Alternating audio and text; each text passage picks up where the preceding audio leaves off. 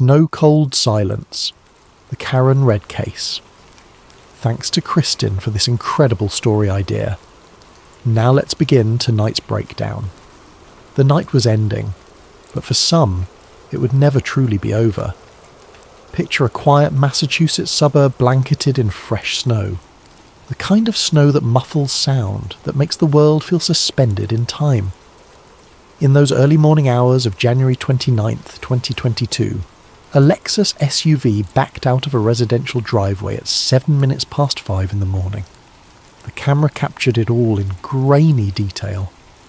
Inside that vehicle sat Karen Reed, a financial analyst whose life was about to become a national obsession. What she didn't know as those tyres crunched over ice was that her boyfriend, Boston police officer John O'Keefe, lay dying in the snow just miles away. And what none of them knew was that this death would unravel into one of the most controversial criminal cases in modern Massachusetts history, splitting a community down the middle and raising questions that still echo through courtrooms and living rooms across America. This is not just a story about a death in the snow. This is a story about what happens when the people sworn to find the truth might be the ones hiding it. The night everything changed. January 28th, 2022 started like many winter weekends in the Boston area. Karen Red and John O'Keefe had been dating for over 2 years. He was a 16-year veteran of the Boston Police Department, a father figure to his niece and nephew after his sister's death, a man known for his dedication to family and his work. Karen was successful in her own right, established in her career, respected by colleagues. They were the kind of couple that seemed solid, the kind neighbours would describe as nice people without a second thought. Around 9 that evening, they arrived at the Waterfall Bar and Grill in Canton, Massachusetts. It was a typical night out, drinks with friends, laughter cutting through the winter chill that had settled over the region. Security cameras captured them entering together. Witnesses later recalled seeing them at the bar, nothing unusual, nothing that suggested the tragedy waiting in the hours ahead. The evening wore on, drinks were poured, conversations flowed, and eventually, as it always does, the night began winding down. After midnight, they left the bar. This is where the story everyone thought they knew begins to fracture into competing narratives, each one claiming truth, each one pointing fingers in different directions.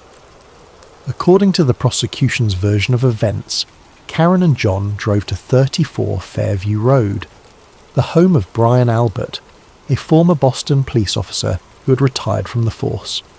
It was supposed to be an after-party, a chance to continue the night's festivities in a more private setting.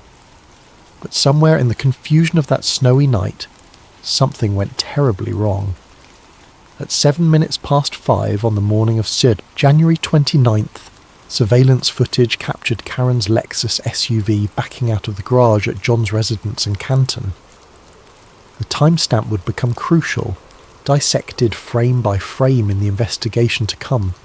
Shortly after that footage was recorded, John O'Keefe was found lying in the snow outside 34 Fairview Road. He was unresponsive, his body already succumbing to the brutal Massachusetts winter. Emergency responders arrived to find a man face down in the snow, his clothing soaked through, his body temperature dangerously low. They rushed him to the hospital, but the damage was done. At 59 minutes past 7 that morning, John O'Keefe was pronounced dead. The cause, according to the initial medical examination, was blunt force trauma to the head combined with hypothermia. A police officer, a father figure, a boyfriend, gone in the span of a few frozen hours. The question everyone immediately asked was simple. What happened? The answer, it turned out, was anything but simple. The investigation begins. When a police officer dies under mysterious circumstances, the investigation typically moves with precision and urgency. Fellow officers rally to find answers, to bring closure to the family, to ensure that justice is served. This case would follow that pattern, but with twists that no one could have predicted. Within days, investigators had begun piecing together what they believed was a clear narrative. They focused on Karen Reed. Her vehicle had a cracked tail light. Fragments of red and clear plastic consistent with automotive taillight material were found at the scene where John's body was discovered. Karen had been drinking that night, and her blood alcohol level, recorded later that morning, was elevated. To the initial investigators, it seemed straightforward. A tragic accident caused by impaired driving. Karen had struck John with her vehicle, either while dropping him off or during some kind of altercation, and then fled the scene in panic or confusion. On February 2nd, just 4 days after John's death, Karen Reed was arrested. The charges were severe: manslaughter, motor vehicle homicide, and leaving the scene of an accident resulting in death. Each charge carried significant prison time. The district attorney's office presented their case to the public with confidence. They had physical evidence, they had motive in the form of relationship troubles, and they had witnesses who would testify to seeing the aftermath. But even as the prosecution built their case, cracks were beginning to show. Questions emerged that didn't have easy answers. Witnesses offered contradictory statements. Evidence that should have been clear-cut became murky under scrutiny. And Karen Reed, through her attorneys, began to tell a very different story. The defence didn't just argue that Karen was innocent of accidentally striking John with her vehicle. They argued something far more explosive, that John O'Keefe never died, outside 34 Fairview Road. They claimed he died inside the house, the victim of an assault by people who were supposed to be his friends, his colleagues in law enforcement. And they argued that those same people, desperate to cover up their involvement, had framed Karen Reed for a crime she didn't commit. It was a conspiracy theory in the truest sense. And like all conspiracy theories that gain traction, it was built on a foundation of suspicious coincidences, unanswered questions, and a deep distrust of the official narrative. The theory that changed everything. In April 2023, more than a year after John's death, Karen Reed's defence team went public with their alternative theory in a dramatic fashion. They released affidavits, held press conferences, and launched what they called the Canton Coverup campaign. The name itself was designed to provoke, to suggest that this wasn't just a case of mistaken identity or faulty investigation, but an active conspiracy involving multiple law enforcement officers working together to frame an innocent woman. The defence's theory was elaborate but internally consistent. They argued that on that night in January 2022, John O'Keefe did go to 34 Fairview Road, but he went inside the house. Once there, according to this theory, he was involved in some kind of altercation. Perhaps it was an argument that escalated. Perhaps it was a physical confrontation that went too far. The specifics were unclear, but the result, the defence claimed, was that John was severely injured inside that home. Faced with a dying or dead police officer in their house, the occupants panicked. These weren't random civilians. They were current and former law enforcement, people who understood exactly how serious the situation was, people who knew how investigations worked, people who had the connections and knowledge to potentially manipulate the system. So instead of calling for help, instead of telling the truth, they made a different choice. They carried John's body outside, placed him in the snow, and began constructing an alternative narrative that would shift blame onto Karen Reed. It sounds almost too calculated to be believable. But the defence had evidence to support their claims, and some of it was genuinely disturbing. The most striking piece of evidence was a Google search conducted on a phone associated with the Albert household. At 27 minutes past 2 in the morning on January 29th, hours before John's body was officially discovered, someone searched for the phrase, "How long to die in cold." The timestamp was crucial. If John was already outside at that time, dying in the snow, why would someone inside the house be searching for information about how long hypothermia takes to kill? The defence argued this search was made by someone who knew John was outside, someone who was watching the clock, someone who needed to know how long to wait before discovering the body. Then there was the tail light. The prosecution's case relied heavily on the cracked tail light of Karen's Lexus as proof that she had struck John with her vehicle.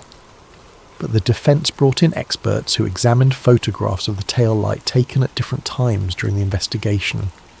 These experts testified that the damage pattern didn't match what would be expected from striking a person.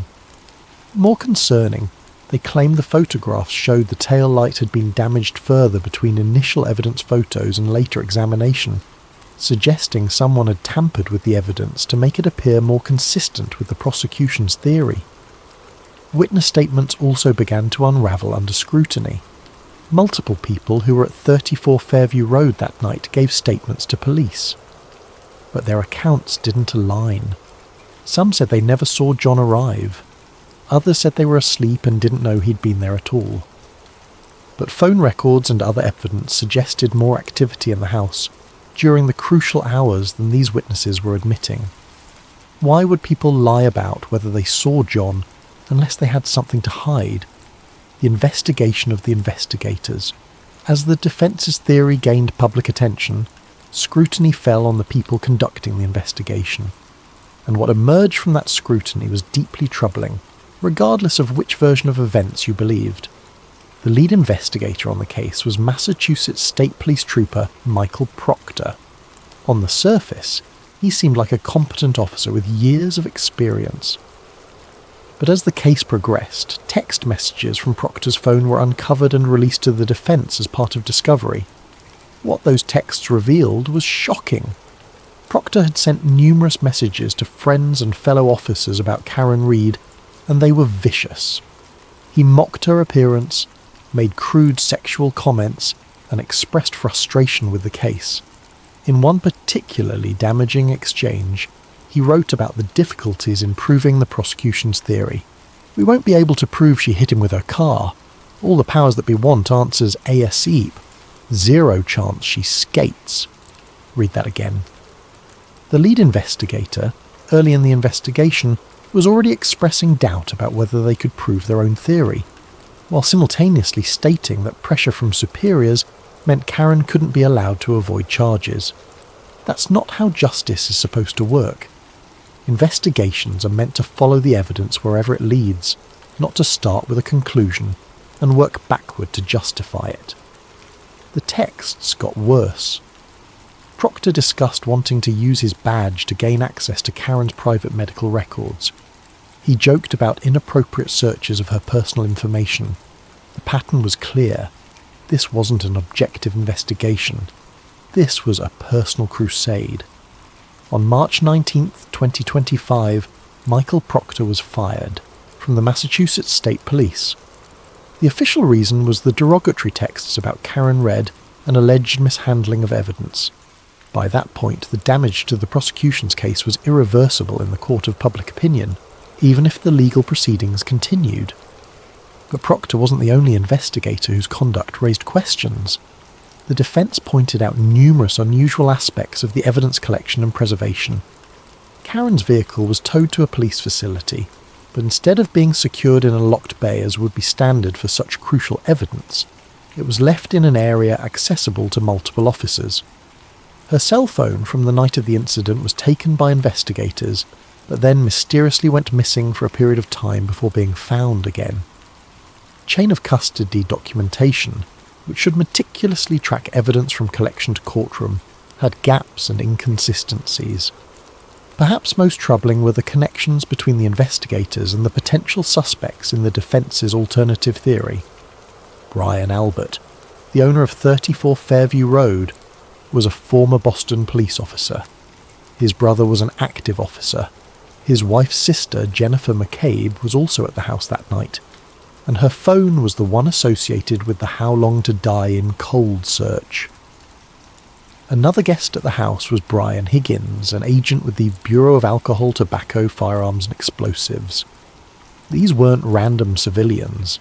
These were people embedded in the law enforcement community, people with relationships and connections to the very officers investigating the case.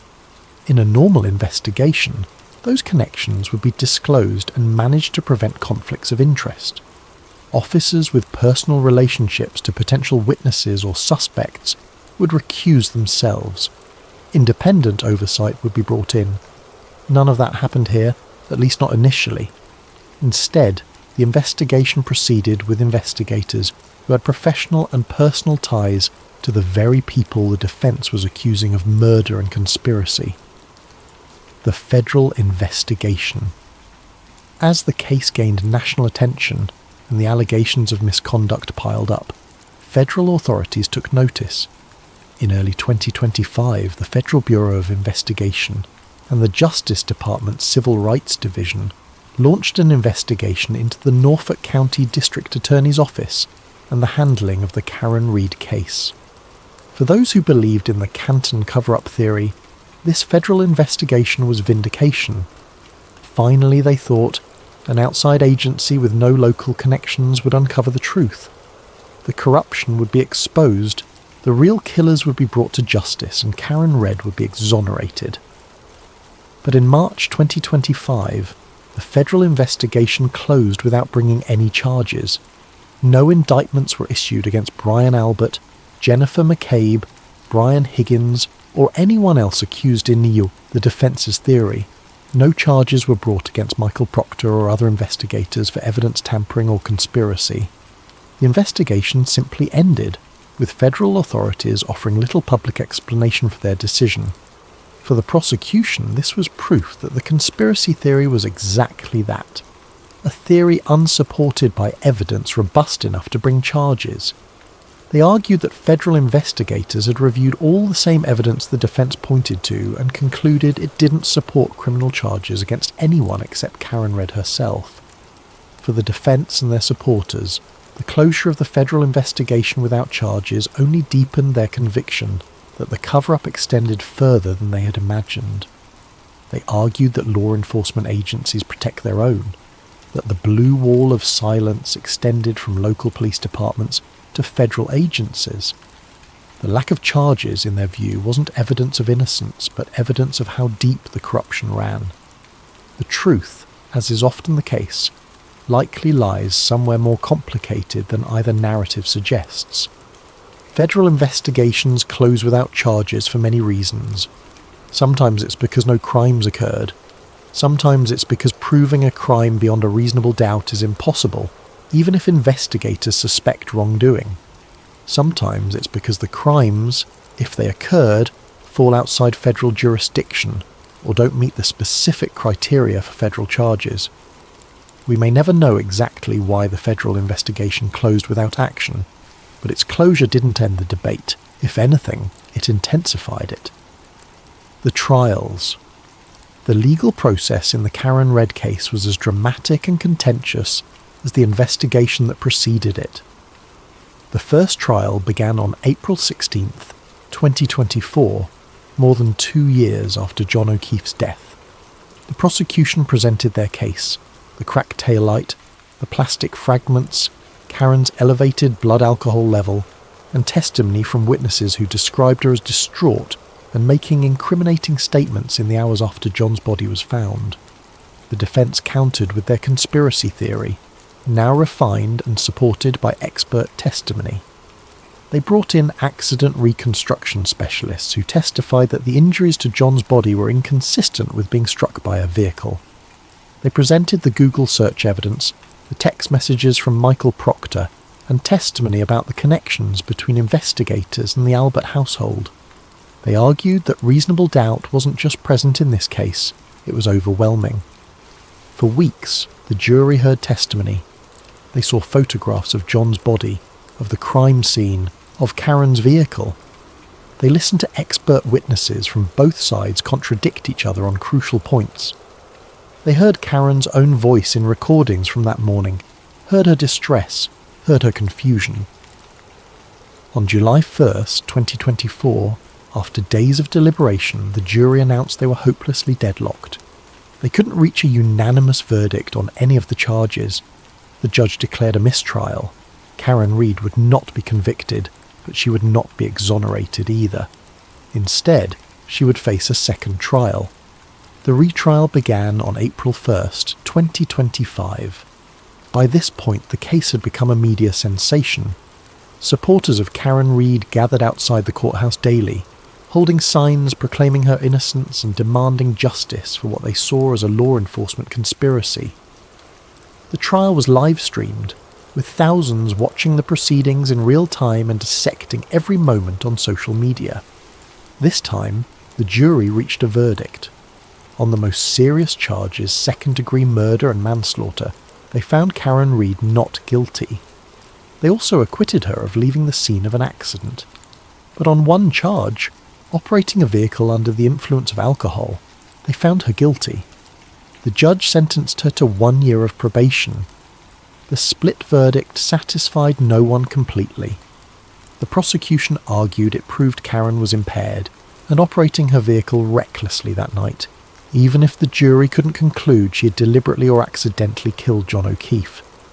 The defence and Karen's supporters argued the not guilty verdicts on the most serious charges vindicated their theory that she had been framed, and the single guilty verdict was a compromise by jurors who felt pressure to convict on something after such a lengthy and expensive trial. Karen Read walked out of the courthouse on probation, legally neither fully guilty nor fully innocent in the death of the man she loved. The unanswered questions. Even after 2 trials, after thousands of hours of investigation, after millions of words written and spoken about this case, fundamental questions remain unanswered. Did John O'Keefe ever go inside 34 Fairview Road that night? There is no surveillance footage from inside the house showing his arrival. Every person who was in that house that night claims they did not personally see him enter. Yet the defence argues he must have been inside based on his injuries and the circumstances of his death. Without video evidence or a witness willing to break ranks and tell a different story, this question remains open. What caused John's injuries? The medical examiner who performed the autopsy concluded his injuries were consistent with being struck by a vehicle and exposure to the cold. But defence experts examined the same body, the same photographs, the same medical data, and concluded his injuries were consistent with a beating, including wounds they argued came from a dog attack based on the pattern of marks on his arm. 2 sets of experts, 2 completely different conclusions. Both can't be right, but how is a jury, or the public, supposed to determine which experts to believe? When exactly did John die? The timeline is crucial to both theories. The prosecution needs him to have been struck by Karen's vehicle and left outside to die in the early morning hours. The defence needs him to have been alive inside the house long enough for the conspiracy to unfold and for that Google search about hypothermia timing to make sense. Phone records show John's phone locked and stopped recording activity at a specific time, but does that mean he died then? Or just that his phone died or was damaged? Who made that Google search? The search for how long to die in cold came from a phone associated with Jennifer McCabe, who was at the Albert House that night. When questioned about it, she denied making the search and suggested it must have been a mistake or an artifact of some technical glitch. Forensic analysts confirmed the search was real and occurred at the timestamp indicated. So who made it and why? Was evidence tampered with? The defence presented testimony suggesting Karen's taillight was damaged further during the investigation to make it more consistent with the prosecution's theory. They pointed to inconsistencies in photographs taken at different times.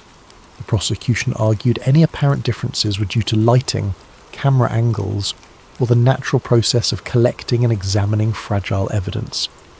Without a video recording of every moment the vehicle was in custody, proving tampering definitively is nearly impossible, but the suggestion alone cast doubt on the evidence's reliability. Why did Michael Proctor send those texts? Even people who believe in Karen's guilt struggle to defend Proctor's conduct. His messages were inappropriate by any standard, and his admission that they struggled to prove their own theory, while feeling pressure to secure a conviction, is deeply troubling. Was he just a crude, unprofessional investigator who nonetheless pursued a legitimate case, or were his texts evidence of a predetermined conclusion he was trying to justify after the fact? The broader context. The Karen Read case didn't happen in a vacuum. As the case gained national attention, investigative journalists began examining the broader context of law enforcement in Norfolk County and the Canton area. What they found added fuel to the fire of conspiracy theories. In 2021, a woman named Sandra Birchmore died in Canton. The official ruling was suicide, but her family and advocates raised questions about that conclusion. Sandra had been involved with police officers from the Stoughton Police Department, and there were allegations of inappropriate relationships and potential abuse. When her death was initially investigated, some of the same networks of law enforcement officers that would later be connected to the Karen Read case were involved in that investigation as well. The parallels were impossible to ignore for those inclined to see a pattern. Here was another suspicious death in the same county, another investigation involving interconnected law enforcement, personnel, another family left with unanswered questions and suspicions of a cover-up. The Birchmore case eventually led to federal charges against one of the officers involved, Matthew Farwell, but only after years of advocacy by Sandra's family and outside journalists. The fact that it took so long for action to be taken, and that local investigators had initially closed the case, seemed to validate concerns about how law enforcement handled investigations of their own. These connections matter because they shape how people view the Karen Read case. If this were an isolated incident, if there were no other examples of questionable investigations or suspicious deaths in the area, it would be easier to dismiss the conspiracy theory as paranoid fantasy. But when you can point to other cases, other examples of investigations that seem flawed or compromised, the conspiracy theory becomes more plausible. Pattern recognition is a powerful cognitive tool, even when the patterns might be coincidental. The public divide. Perhaps no aspect of the Karen Read case is more striking than how it has split public opinion. This isn't a case where most people believe one narrative with a small minority dissenting. Instead, it's a case where large numbers of passionate, informed people have reached completely opposite conclusions about what happened. On one side are those who believe Karen Read is a victim of a massive law enforcement conspiracy. They attend her court hearings, they organise rallies and fundraisers, they maintain social media accounts dedicated to exposing what they call the Canton Coverup. They see the suspicious Google search, the biased investigator, the connections between officers and witnesses, and they conclude that the only logical explanation is that John O'Keefe was killed inside 34 Fairview Road, and Karen was framed. For them, her conviction on the impaired driving charge is a miscarriage of justice, a compromise verdict by a jury that couldn't bring itself to fully acquit her, despite the overwhelming evidence of reasonable doubt. On the other side are those who believe the prosecution's core theory. They see a tragic case of drunk driving, a woman who made a terrible mistake and then compounded it by refusing to take responsibility. They look at the physical evidence, the cracked tail light, the plastic fragments at the scene, and they see a straightforward explanation. For them, the conspiracy theory is a desperate defense strategy, a Hail Mary attempt to create reasonable doubt by throwing out wild accusations. They point to the federal investigation's closure without charges as proof that outside investigators found no merit to the cover-up claims. They argue that Karen's acquittal on murder charges doesn't prove she's innocent, just that the prosecution couldn't prove guilt beyond a reasonable doubt, which is a high bar in any case. Between these two camps are people who genuinely aren't sure what to believe. They see troubling elements on both sides. They think Karen might have been involved in John's death, while also believing the investigation was compromised and potentially corrupt. They can imagine scenarios where John went inside the house, but then came back outside where Karen accidentally struck him. They wonder if the truth is some combination of both narratives that neither side is willing to acknowledge. This divide isn't just about the facts of the case, it's about deeper questions of trust. Do you trust law enforcement to investigate itself? Do you believe officers will tell the truth even when it implicates their colleagues and friends? Do you think the justice system works? Or do you think it's rigged in favour of those with power and connections? For many people, the Karen Read case became a referendum on those questions, rather than just a determination of what happened on one snowy night in January. If you already distrusted police, if you already believed the system was corrupt, then the Canton cover-up theory made perfect sense. If you believed in the integrity of law enforcement and the justice system, then Karen's conviction, even the limited one, seemed appropriate. The aftermath. As of now, the legal proceedings continue in different forms. A civil wrongful death lawsuit was filed on August 23, 2024, by John O'Keefe's family against Karen Reed and 2 Canton bars that served alcohol that night. The lawsuit is currently stayed pending appeals, but it represents another legal front in a case that seems to have no end point. Karen Reed herself remains a controversial figure. To her supporters, she's a folk hero, a whistleblower who exposed corruption at the highest levels of Massachusetts law enforcement. They've raised hundreds of thousands of dollars for her defense, attended every court hearing, and vowed to continue fighting for what they call justice. To her critics, she's a killer who got away with murder through a clever legal strategy and public manipulation. They see her supporters as gullible, taken in by conspiracy theories and anti-police sentiment. The people at 34 Fairview Road that night have largely retreated from public view. Brian Albert sold the house and moved away. Jennifer McCabe has faced harassment and death threats from Karen Reed supporters who believe she's part of the conspiracy. Brian Higgins has maintained his silence throughout. These are people who, regardless of what happened that night, have had their lives completely upended by their connection to this case. John O'Keefe's family remains caught in the middle. They lost a beloved son, brother and uncle in a tragic death. They want answers, they want justice, but the competing narratives have made it nearly impossible to get either. Some family members have publicly supported the prosecution's case and expressed anger at what they see as Karen's efforts to defame John and deflect blame. Others have remained quiet, perhaps unsure what to believe or simply exhausted by the years of legal battles. The truth in the snow, so what really happened on that night in January 2022? After all the trials, all the evidence, all the testimony, can we say with certainty? The honest answer is no, not with complete certainty. That's the frustrating reality of many criminal cases. The truth exists somewhere in the past, but our ability to reconstruct it is imperfect. We have fragments, security footage, phone records, text messages, physical evidence, witness statements. We try to assemble those fragments into a coherent picture, but the fragments don't always fit together neatly, and different people can arrange them into very different pictures.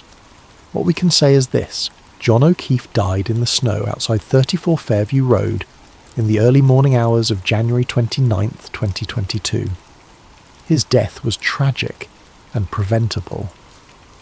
Whether Karen Reed caused his death through impaired driving, whether people inside that house caused his death through violence, or whether the truth involves some combination of factors we haven't fully understood, John deserved better than to die alone in the cold. We can also say that the investigation into his death was deeply flawed. Even if you believe the prosecution's theory, even if you think Karen Reed is guilty, the conduct of lead investigator Michael Proctor was inexcusable. His biased texts, his expression of doubt about the case combined with determination to secure a conviction, his admitted mishandling of evidence, all of that compromised the investigation. A case this serious deserved better. John's family deserved better. Karen Reed, whether guilty or innocent, deserved an investigation conducted with integrity. We can say that the connections between investigators and potential witnesses raised legitimate questions about conflicts of interest and whether the investigation was truly independent. In any case, but especially one involving law enforcement officers and their families, extra care should be taken to ensure investigators have no personal stakes in the outcome. That didn't happen here, and the failure to maintain proper boundaries opened the door for conspiracy theories that might have been easily dismissed if the investigation had been handled properly from the start. We can say that the justice system, for all its flaws, worked to some degree. Karen Reed had her day in court, actually multiple days across 2 trials. She had competent legal representation, evidence was examined, witnesses were cross-examined, and juries made their determinations. The fact that the verdicts didn't fully satisfy anyone doesn't mean the system failed. Sometimes justice is messy and incomplete, because the truth itself is messy and incomplete. What we can't say is exactly what happened in those crucial hours. We can't say with certainty whether Karen struck John with her vehicle, or whether he was assaulted inside the house. We can't prove who made that Google search or why. We can't definitively state whether evidence was tampered with, or whether apparent inconsistencies have innocent explanations. These uncertainties will likely never be fully resolved, and people will continue to debate them for years to come. The Watchman. Question. The closing question posed in the outline is perhaps the most important one. When law enforcement investigates itself, who watches the watchman? This is not a new question. It's been asked throughout history whenever those in power are accused of misconduct. The answer has always been complicated and unsatisfying. We want to believe in oversight mechanisms, in internal affairs divisions, in civilian review boards, in federal investigations. We want to believe that bad actors will be caught and punished, that the system will self-correct. But the Karen Read case exposes the weaknesses in those mechanisms. Michael Proctor conducted a biased investigation for more than a year before his texts were discovered. The connections between investigators and the Albert household weren't flagged early and addressed. The federal investigation closed without charges despite what many saw as clear evidence of at least misconduct, if not criminal conspiracy. At every level, the oversight that should have caught problems either failed or never materialized. This doesn't necessarily mean there was a massive conspiracy. Oversight mechanisms fail for many reasons. Sometimes it's incompetence rather than corruption. Sometimes it's institutional culture that discourages questioning fellow officers. Sometimes it's just the difficulty of investigating complex cases with limited resources and imperfect information. But the failure of oversight, whatever its cause, has consequences.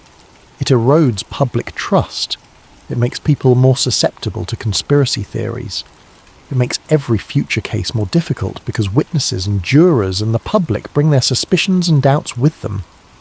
The Karen Read case should prompt serious conversations about how law enforcement investigations are conducted, especially when the investigators have personal or professional connections to the people involved.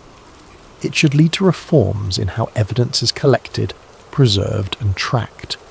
It should result in clearer protocols for identifying and managing conflicts of interest. It should spark discussions about independent oversight and accountability. Whether those conversations will happen, whether those reforms will be implemented, remains to be seen. History suggests that real change is difficult and rare. But if John O'Keefe's death can lead to improvements that prevent future miscarriages of justice, whether those future cases involve wrongful convictions or failures to convict the guilty, then something meaningful will have come from this tragedy. The snow remembers. Snow has a quality of preservation. It covers, it conceals, but it also freezes moments in time. When spring comes and the snow melts, what was hidden is revealed. The Karen Read case is like that snow. It covered over questions and contradictions, at least initially. The first narrative, the simple story of a drunk driving accident, seemed to wrap everything up neatly, to freeze the story in a comprehensible form. But as time passed, as the snow metaphorically melted under scrutiny, what was revealed was far more complex and troubling. The simple story gave way to competing narratives, to unanswered questions, to suggestions of conspiracy and corruption. Some of what was revealed might be truth, some might be paranoia, and some might be something in between. What we're left with is not closure but continued uncertainty. Karen Read is not in prison for murder, but she is not fully exonerated either. John O'Keefe's death is officially resolved in the legal system, but the questions about what really happened remain open in the court of public opinion. The people accused in the conspiracy theory have not been charged, but their names are permanently associated with these allegations. Perhaps that uncertainty is the most honest outcome. Perhaps it reflects the reality that in some cases, We simply cannot know the complete truth with certainty. We can have suspicions, we can have beliefs, we can even have legal verdicts, but absolute certainty eludes us. What we can do is learn from the failures exposed by this case. We can demand better investigations, better oversight, better accountability. We can ask harder questions when law enforcement investigates its own. We can be sceptical of both official narratives and conspiracy theories, recognizing that the truth is often more complicated than either extreme suggests. And we can remember John O'Keefe not just as a figure in a controversial case, but as a person. A 16-year veteran officer who dedicated his life to public service. An uncle who stepped up to raise his sister's children when she could no longer care for them. A man who, whatever the circumstances of his death, deserved better than to die alone in the snow, while those who might have helped him either couldn't or wouldn't. The snow that fell on January 29th, 2022 has long since melted. The seasons have changed, the years have passed, but the questions raised that night remain, frozen in the public consciousness, waiting for answers that may never fully come. That's the real tragedy of the Karen Red case. Not just that a man died, though that is tragic enough, but that we may never know with certainty why he died, who is responsible, or whether justice was truly served. When the next snow falls in Canton, Massachusetts, some people will think of that night. They'll think of John O'Keefe, of Karen Reed, of 34 Fairview Road. They'll think of the questions that still hang in the air like snowflakes that never quite settle to the ground. And they'll wonder, as we all wonder, whether the truth is buried somewhere beneath the surface, waiting to be discovered, or whether it melted away that morning and can never be recovered.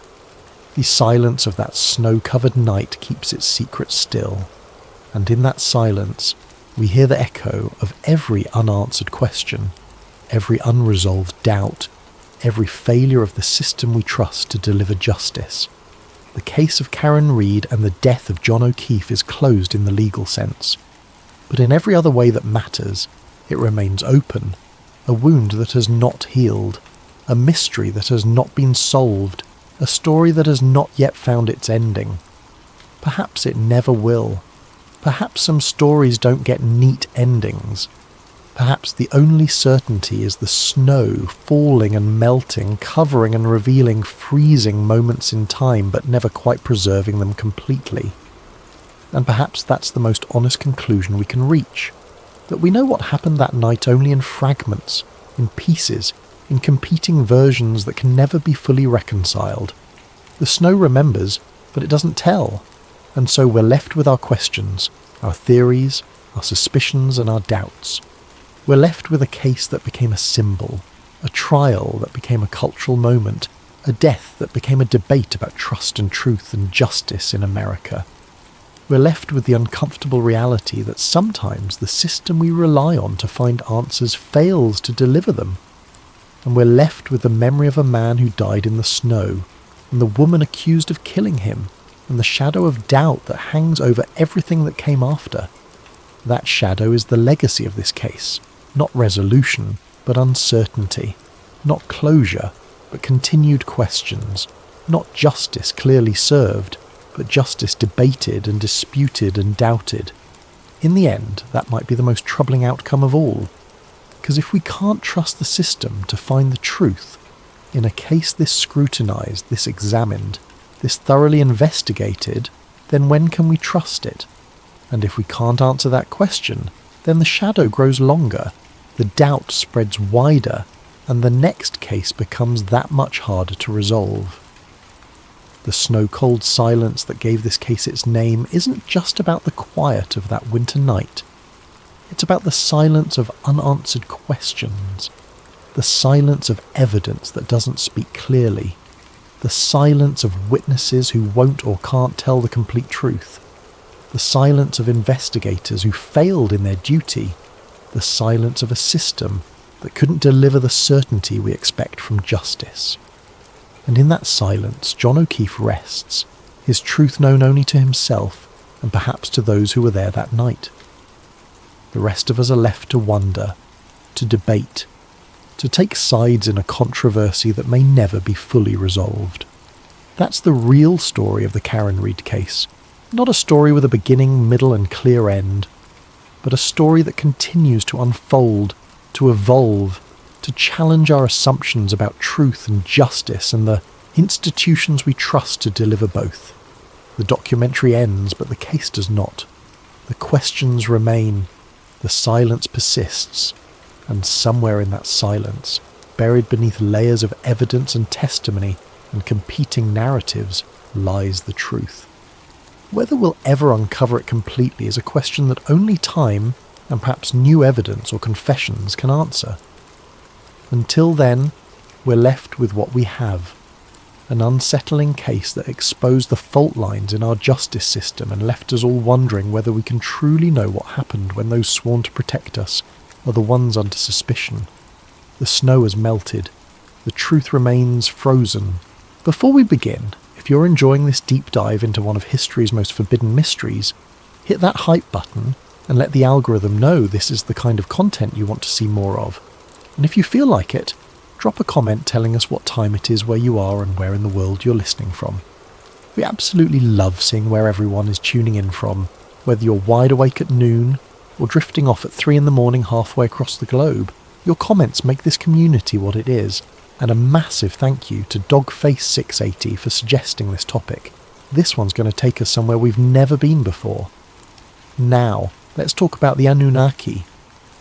The discovery. Every civilization tells the same story. Gods came from the sky, created mankind, and vanished.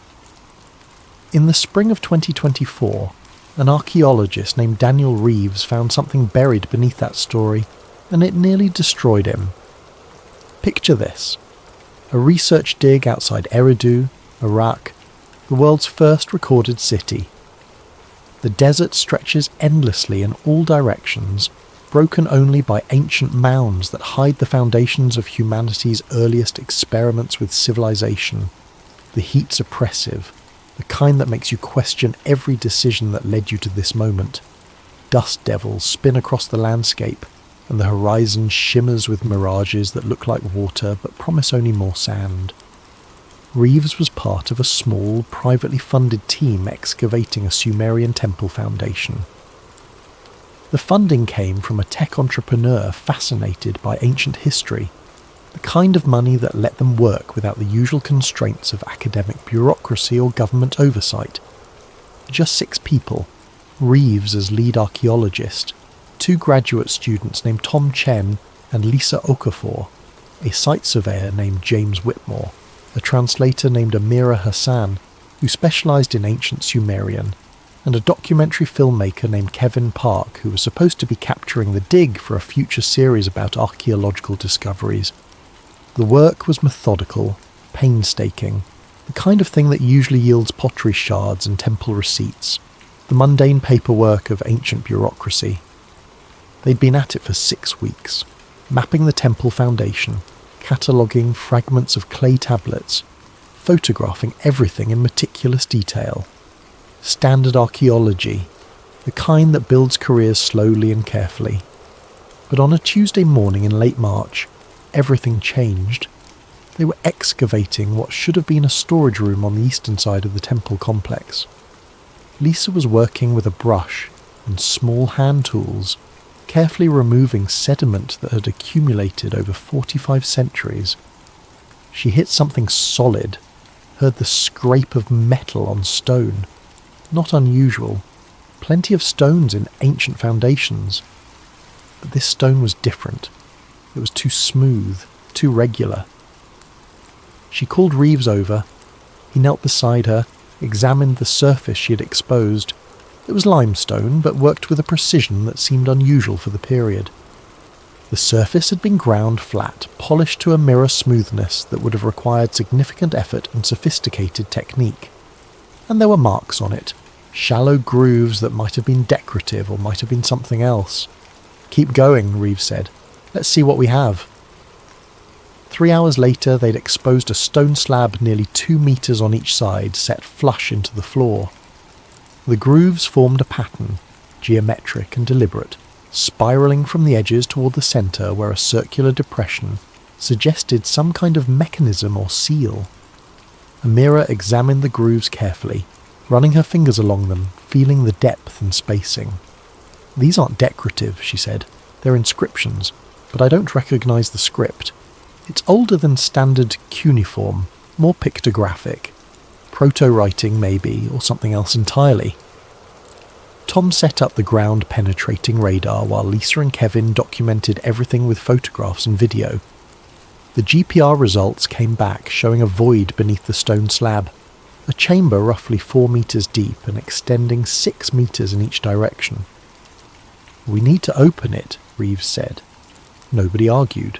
They worked for 2 days, carefully prying up the stone slab with jacks and leverage, afraid of damaging whatever was beneath. When it finally lifted free, the smell hit them first. Not decay or rot, but something else, something metallic and sharp that made their eyes water.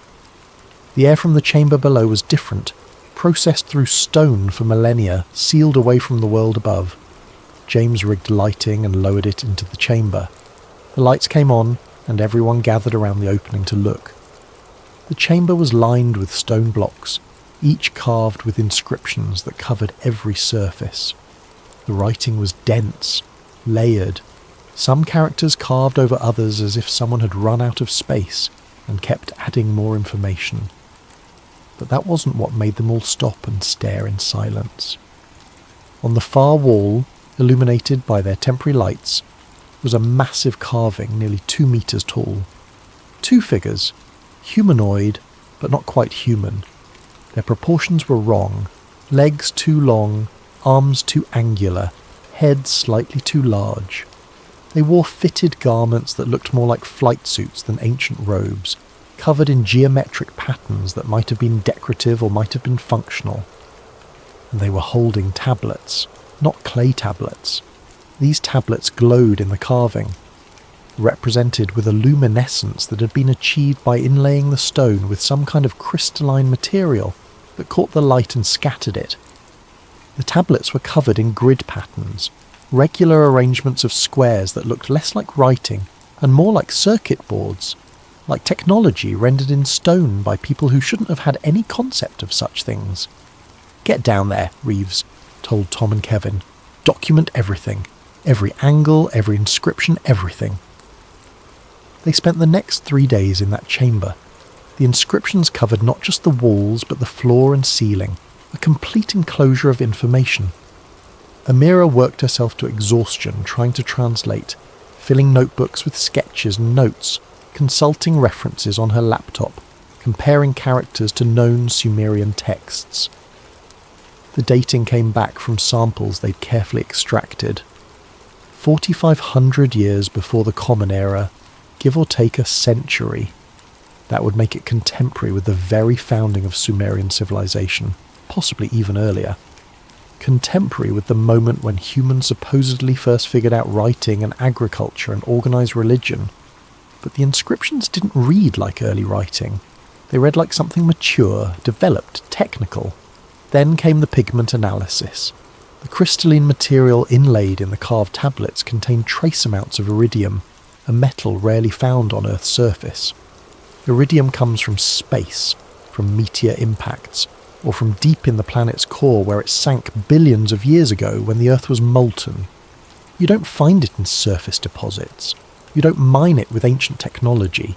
You don't accidentally incorporate it into artwork, unless someone brought it from somewhere else. Reeves documented everything methodically. He took hundreds of photographs from every angle, collected samples of the stone and the inlay material, filled 3 hard drives with video footage and data files. His field notes, later leaked through a series of encrypted emails to contacts at the British Museum, contained observations that read less like archaeology and more like science fiction. One entry, dated March 28th, 2024. The inscriptions refer to the design of life, not as a gift, but as a project. They mention something called the model of the clay, which reads like an instruction manual for genetic creation. The figures aren't gods receiving worship. They're scientists documenting an experiment. Another entry, March 30th. Translation of chamber wall, section 4. The pattern was set into the clay, ratio 7:3, aligned with the breath sequence. 23 pairs achieved stability. The creation walked and spoke and remembered instruction.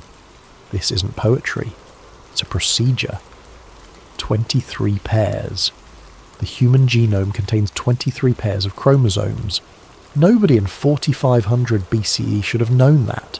Nobody should have even understood what chromosomes were, let alone how to count them. The breath sequence. DNA requires specific base pair sequences to function, patterns that repeat in rhythms, instructions written in chemical notation that wouldn't be discovered for another 5,000 years. The creation walked and spoke and remembered. Higher cognitive function, language capability, memory formation, the defining characteristics of human consciousness, described in clinical terms by people who shouldn't have had the framework to think in those terms. Kevin captured all of it on video. Hours of footage, wide shots and close-ups. Amira translating in real time. Reeves examining the inscriptions with increasingly frantic energy as he realised what they might be looking at. That was the last official transmission from the dig site. On April 2nd, 2024, Reeves uploaded his field notes to an encrypted cloud server and sent copies to 3 colleagues he trusted. On April 3rd, he tried to contact the British Museum to arrange a consultation with their Sumerian experts. On April 4th, the dig site was shut down. After that, just static. Act 1. The official story. To understand what happened next, we need to understand what the Anunnaki actually are, at least according to the accepted historical record. The Anunnaki appear throughout Sumerian, Akkadian, Assyrian, and Babylonian mythology as the pantheon of major gods who shape the world and humanity's place in it. The word itself breaks down in Sumerian. Anu, referring to the sky or heaven, and Kai, meaning earth, with the connecting Na, suggesting descent or origin. They are literally those who from heaven to earth came. There's Anu, the Sky Father, the ultimate authority among the gods, remote and powerful, sitting in judgment over both divine and human affairs. There's Enki, god of wisdom, water and creation, portrayed as the craftsman who shaped humanity, who gave us intelligence and knowledge, who often intervened on behalf of his creations against harsher gods. And there's Enlil, god of air and command, who saw humans as a necessary workforce but little more, who advocated for humanity's destruction when we became too numerous and noisy. These aren't obscure figures mentioned in a single text. Thousands of clay tablets recovered from sites across ancient Mesopotamia mention them, describe their actions, catalogue their relationships and conflicts. The Epic of Gilgamesh references them. The Atrahasis epic describes them in detail. The Enuma Elish, the Babylonian creation myth, places them at the centre of cosmic order. Museums around the world house these artefacts. The British Museum, the Louvre, the University of Pennsylvania Museum of Archaeology, the National Museum of Iraq. Translations exist, peer-reviewed and documented by Assyriologists who've spent entire careers studying these texts. This is established historical fact, at least as much as anything from 5,000 years ago can be called fact. The standard interpretation treats them as mythology, as primitive humans attempt to explain the world through storytelling and supernatural agency. Ancient people didn't understand natural phenomena, didn't know about weather patterns or geological processes or biological evolution, so they invented gods to explain what they saw. The Anunnaki were powerful beings who controlled things humans couldn't control, who provided order and meaning to an otherwise chaotic existence. Standard mythology, right? The kind of creation story every ancient culture has. Gods make humans, humans worship gods, everyone knows their place. The Sumerians weren't special in this regard. Every civilization from the Greeks to the Maya to the Norse had pantheons of powerful beings who created the world and shaped human destiny. Except the Sumerian texts are remarkably specific about certain details. They describe the Anunnaki coming to Earth with specific purposes, mining operations in southern Africa according to some texts, agricultural development in Mesopotamia according to others. They needed workers for their projects, labour that could perform complex tasks but remain under control, so they created humans. The Sumerian term is Adamu, the first man, created to serve, but the creation process is described with unusual precision. Enki, the god of wisdom and creation, took the clay of the earth and mixed it with the essence of the gods, combining earthly matter with divine substance in specific ratios to create something new. One text describes it this way: "In the clay, God and man shall be bound to a unity brought together, so that to the end of days the flesh and the soul, which in a god have ripened, that soul in a blood kinship be bound." Clay and blood, earth and essence, physical matter and genetic information, instructions for creating life by combining existing biological material with new patterns, new code.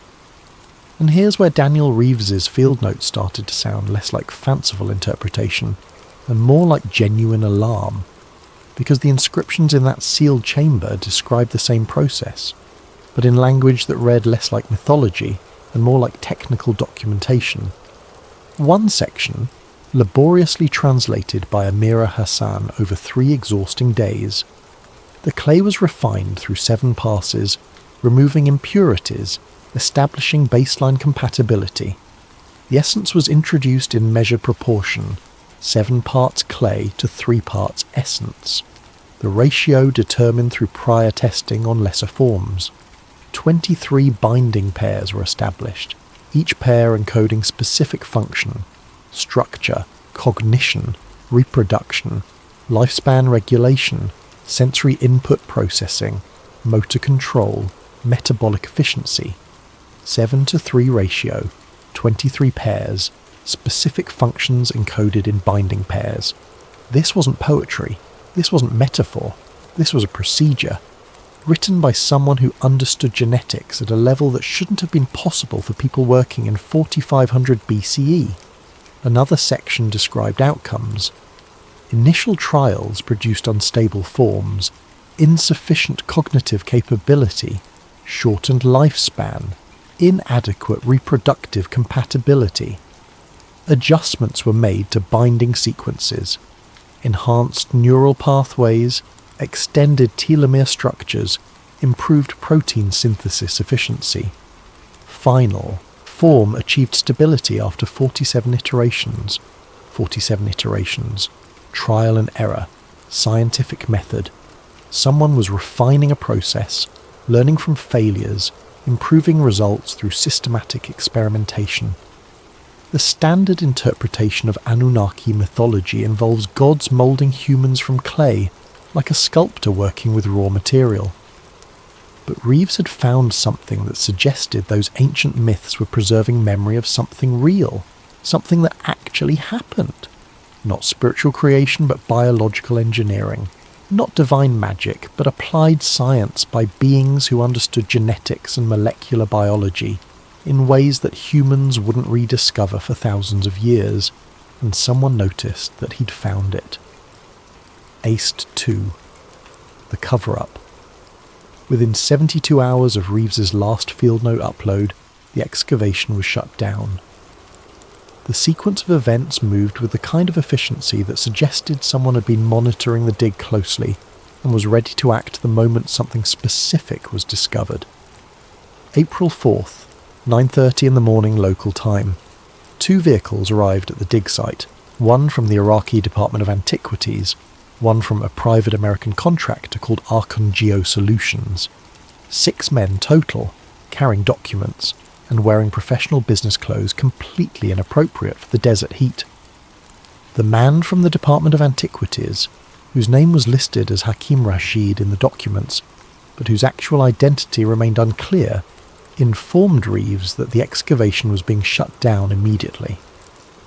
The stated reasons: site contamination from improper handling of artifacts, excavation beyond permitted boundaries, failure to properly document chain of custody for samples removed from the site, and concerns about damage to culturally significant materials. Reeves tried to argue. He showed them the documentation, the photographs, the meticulous records they'd kept. He explained that they'd followed every protocol, exceeded every standard for archaeological preservation, done everything by the book and then some. Rashid was unmoved. The decision had been made at higher levels, he explained. There was nothing he could do. The site would be sealed pending further investigation. The men from Archon Geosolutions said nothing. They just stood there in their business, casual clothes and reflective sunglasses, watching, waiting for the conversation to end so they could begin their work. "What's Archon's involvement?" Reeves asked. "This is an archaeological site under Iraqi jurisdiction. Why is a private American contractor here?" Rashid's face tightened slightly. "Archon has a contract with the ministry to provide technical assessment and remediation services for sites that may present environmental or safety concerns. Their involvement is routine and appropriate." It wasn't routine, it wasn't appropriate. American contractors don't show up within hours of a discovery unless they were already close, already watching, already prepared to intervene. Within 6 hours, Archon had cordoned off the entire excavation area with security fencing and warning signs.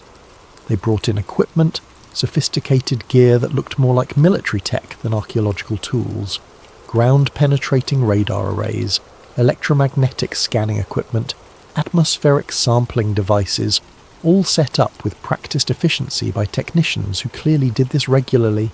The team wasn't allowed back to the site. They watched from a distance as the chamber they'd discovered was accessed by Archon personnel wearing full environmental suits, the kind you'd use for hazardous materials or biological containment. Everything they'd found, samples, hard drives, notebooks, equipment, was confiscated as evidence in the ongoing investigation. Reeves managed to keep his laptop and one backup drive that he'd hidden in his tent. Everything else was gone. By April 7th, the entire team was in Baghdad being processed for departure. Their visas were suddenly found to have administrative irregularities. Their permits were under review pending investigation into the violations at the site. They needed to return to their countries of origin immediately and await further instructions. Tom Chen, Lisa Okafor and James Whitmore took the hint. They flew home, understanding that arguing would only make things worse for their careers. Kevin Park went back to South Korea, his footage and equipment confiscated, his documentary dead before it started. Amira Hassan, being Iraqi, stayed in Baghdad but was told in no uncertain terms that discussing the excavation publicly would result in consequences for both her and her family. She went quiet. Only Daniel Reeves refused to let it go. Back in London, he tried to make sense of what had happened. He had his backup drive with copies of most of the photographs and his field notes, enough to remember what they'd found, even if he couldn't prove it anymore. He reached out to colleagues, tried to piece together who had the power to shut down an excavation that quickly and thoroughly. Most people told him to let it go. He'd screwed up the politics somehow, probably by not properly coordinating with Iraqi authorities before going too deep. Or maybe the funding source was problematic. Maybe the tech entrepreneur who'd backed them had enemies who wanted to cause trouble. Or maybe, most likely, he'd simply gotten unlucky and stumbled into some bureaucratic turf war between Iraqi agencies. Just drop it, they said. Take the loss, learn from it, move on to the next project. Academia was full of dead ends and political complications. This wasn't unusual. This was just how things went sometimes. But one person listened. Rachel Monroe was an investigative journalist who specialised in the shadowy spaces where government secrecy, military operations and private contractors overlapped. She'd covered the looting of the Iraqi National Museum after the 2003 invasion, had traced stolen artefacts through black markets from Baghdad to London to New York. She'd exposed private military companies running protection rackets at archaeological sites, documented the systematic destruction of cultural heritage under the cover of conflict. When Reeves contacted her through an encrypted messaging app, she was sceptical. Another archaeologist angry about losing funding, probably. Another academic with a conspiracy theory about governments hiding history. She'd heard it all before, the stories about suppressed evidence and secret knowledge. Almost always nonsense. Then Reeves showed her the iridium analysis. He showed her the photographs of inscriptions that describe genetics in a way that shouldn't have been possible in 4500 BCE. He showed her the carbon dating results, and the pigment composition reports, and the translation notes that read like laboratory procedures. Monroe's skepticism turned into curiosity. She started asking questions, making calls, digging through databases and public records, looking for information about Archon Geosolutions. What she found was a maze of shell companies and classification barriers, but the outline was clear enough to be troubling. Archon Geosolutions was, on paper, a geological surveying and environmental consulting firm based in McLean, Virginia. They had contracts throughout the Middle East, concentrated heavily in Iraq, doing site assessments for construction projects and infrastructure development. Their website showed smiling engineers in hard hats, satellite imagery of terrain analysis, corporate language about safety and efficiency and cutting-edge technology. Standard corporate work, nothing suspicious on the surface. But Monroe had her sources in the intelligence community, people who leaked when they felt the public deserved to know what was happening in their name. She started asking about Archon specifically, about their work in Iraq, about what they were really doing under the cover of geological surveys. One source, a former contractor who'd worked in Baghdad and gotten disillusioned with the whole operation, gave her enough to start tracing the money. Archon's primary funding didn't come from construction companies or infrastructure projects.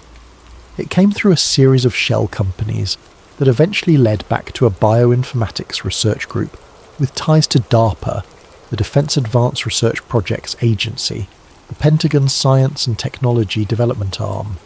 The research group had been active in Baghdad since 2003, right after the invasion, operating under various cover identities and corporate fronts.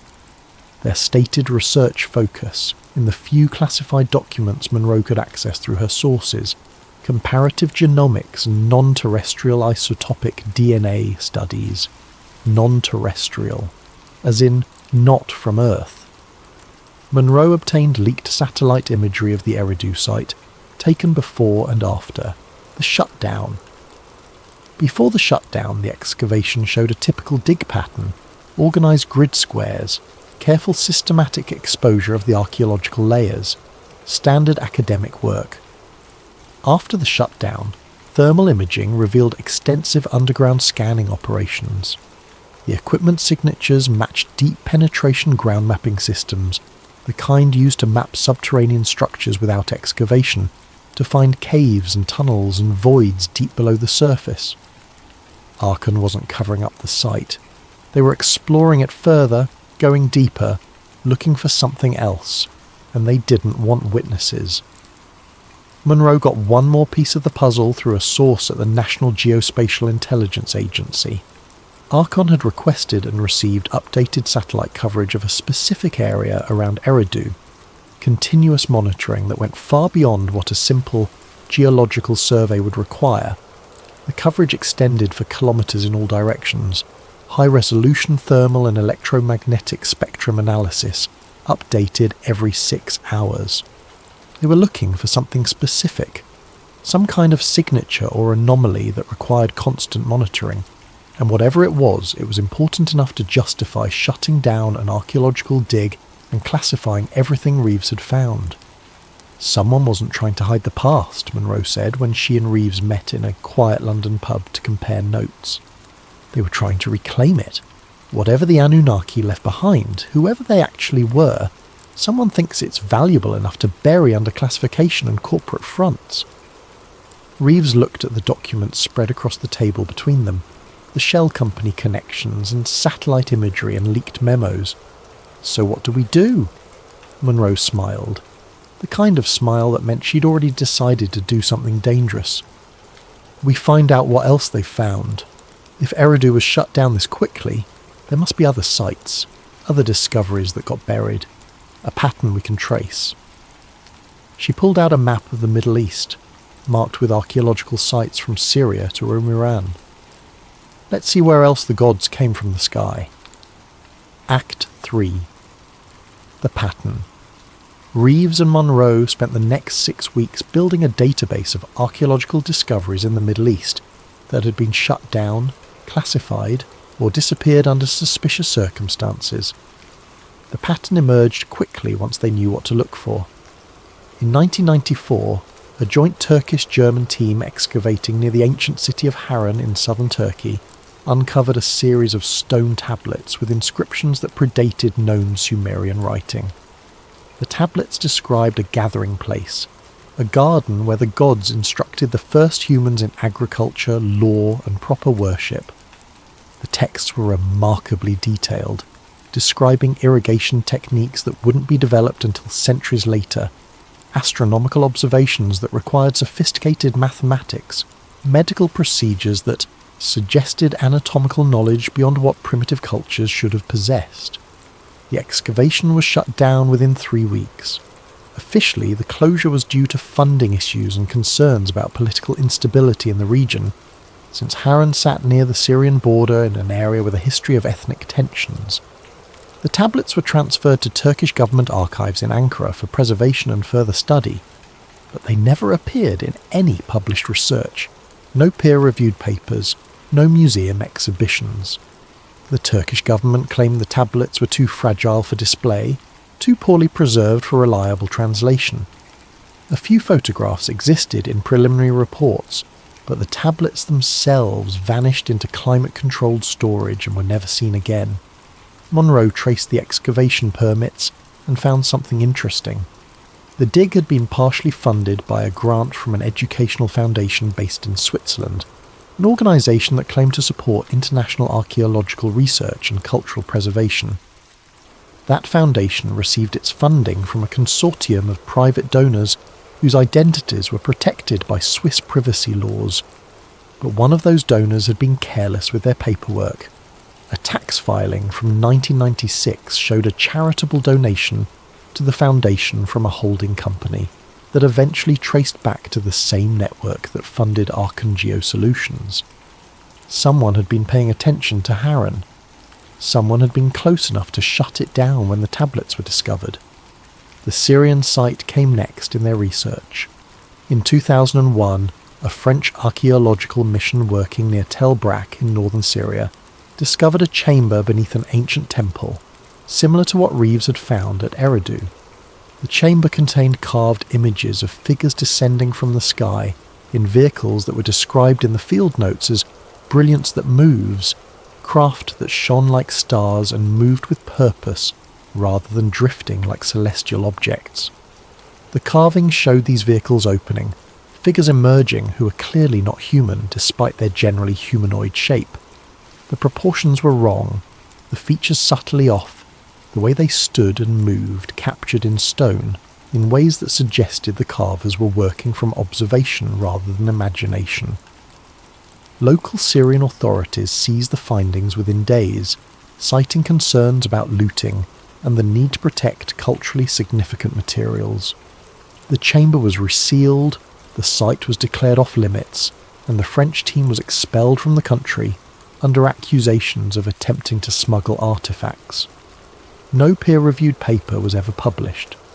The French team members who worked on the dig had to sign non-disclosure agreements with their own government before they could leave Syria, a highly unusual requirement that suggested pressure from higher levels than just academic archaeology. Monroe found one of those team members, a retired archaeologist named Claude Mercier living in a small village in Brittany. He was willing to talk carefully about what they'd actually found.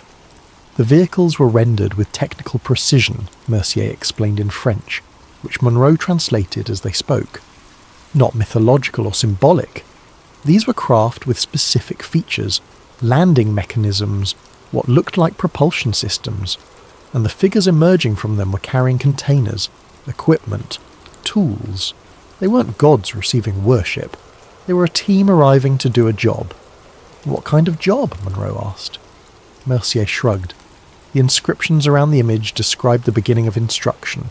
The gods, or whatever they were, teaching humans about agriculture, about building, about organising society. But the language was strange, very clinical. Not the gods blessed humanity with knowledge, but the subjects were educated in necessary procedures. Like a mission report, you understand? Like colonisers documenting their process. Did you take photographs? Of course. Hours of documentation, all confiscated when we were expelled. Mercier paused, looked around his small living room as if checking for listeners, then continued more quietly. But I kept some notes, personal observations that weren't in the official documentation. I can show you those, if you promise to be careful with what you do with them. The notes described in detail what Mercier had seen, observations that hadn't made it into the confiscated official reports. The figures in the carvings wore fitted garments with what looked like functional features, pockets or pouches or equipment attachment points. Their heads were covered with something that looked like protective gear, angular and smooth, with areas that might have been viewing ports or sensors. These weren't gods, Mercier's notes read. These were technicians, specialists, people in equipment designed for a specific environment. Everything about them suggested function over form, purpose over decoration. And the vehicles were even more interesting, with what looked like attitude control thrusters, landing struts, modular components. Whoever carved these images knew what they were looking at because they'd seen it. The Iranian site completed the pattern Monroe and Reeves were building. In 2008, an Iranian team working near Susa, the ancient capital of Elam in southwestern Iran, found clay cylinders sealed in a foundation deposit beneath the temple complex. The cylinders contained cuneiform text that, when translated, described the Anunnaki not as spiritual beings, but as physical entities who came from a place beyond the sky, whose home was a wandering star that brought them close to Earth in cycles measured in thousands of years. The text described their arrival as a necessity, not a choice. Their home world was dying, or moving away, or becoming uninhabitable. Earth was identified as suitable for their purposes, rich in resources they needed, compatible enough with their biology to allow colonization with appropriate precautions, and humanity. Humanity was described as a solution to a labour shortage. The Anunnaki needed workers for their projects, mining operations or construction or agriculture, tasks that required intelligence and dexterity but not full consciousness or equality. So they created humans by modifying existing primates native to Earth, uplifting them through genetic manipulation to serve specific purposes. The Iranian government classified the findings immediately, invoking cultural heritage protection laws that made the cylinder state secrets. No translation was published. No photographs were released. The team members were told their work had national security implications and that discussing it publicly would result in serious consequences. But one team member, a linguist specialising in ancient Elamite and Akkadian, had fled Iran 3 years later during the political turmoil of the Green Movement. Now, living in Germany under a different name, she was willing to talk to Monroe about what she'd translated, though she wouldn't allow her identity to be revealed. The cylinders were very specific about timescales, she explained in careful English. They described the arrival as happening 43 cycles ago, each cycle being the time it took for their homeworld to complete one orbit and return to the inner region where Earth was located. They calculated each cycle as approximately 3,600 Earth years.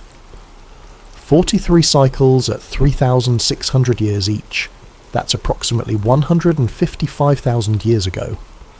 Right around the time modern humans began exhibiting behavioural modernity, when Homo sapiens suddenly started creating art, using symbolic communication, developing complex tools and social structures. The evolutionary leap that anthropologists call the Great Leap Forward, when anatomically modern humans who'd existed for 200,000 years suddenly started acting human, suddenly develop the cognitive capabilities that would lead to civilization, Monroe and Reeves looked at the map they'd been building, marked with excavation sites across ancient Mesopotamia, Syria and Turkey. Every site with a suppressed discovery, every location where unusual findings had been classified or confiscated, fell along a specific geographic arc. The arc matched the old Persian descriptions of a place called Din, a land of rivers and fertile plains where the gods first created their garden and began their work with humanity.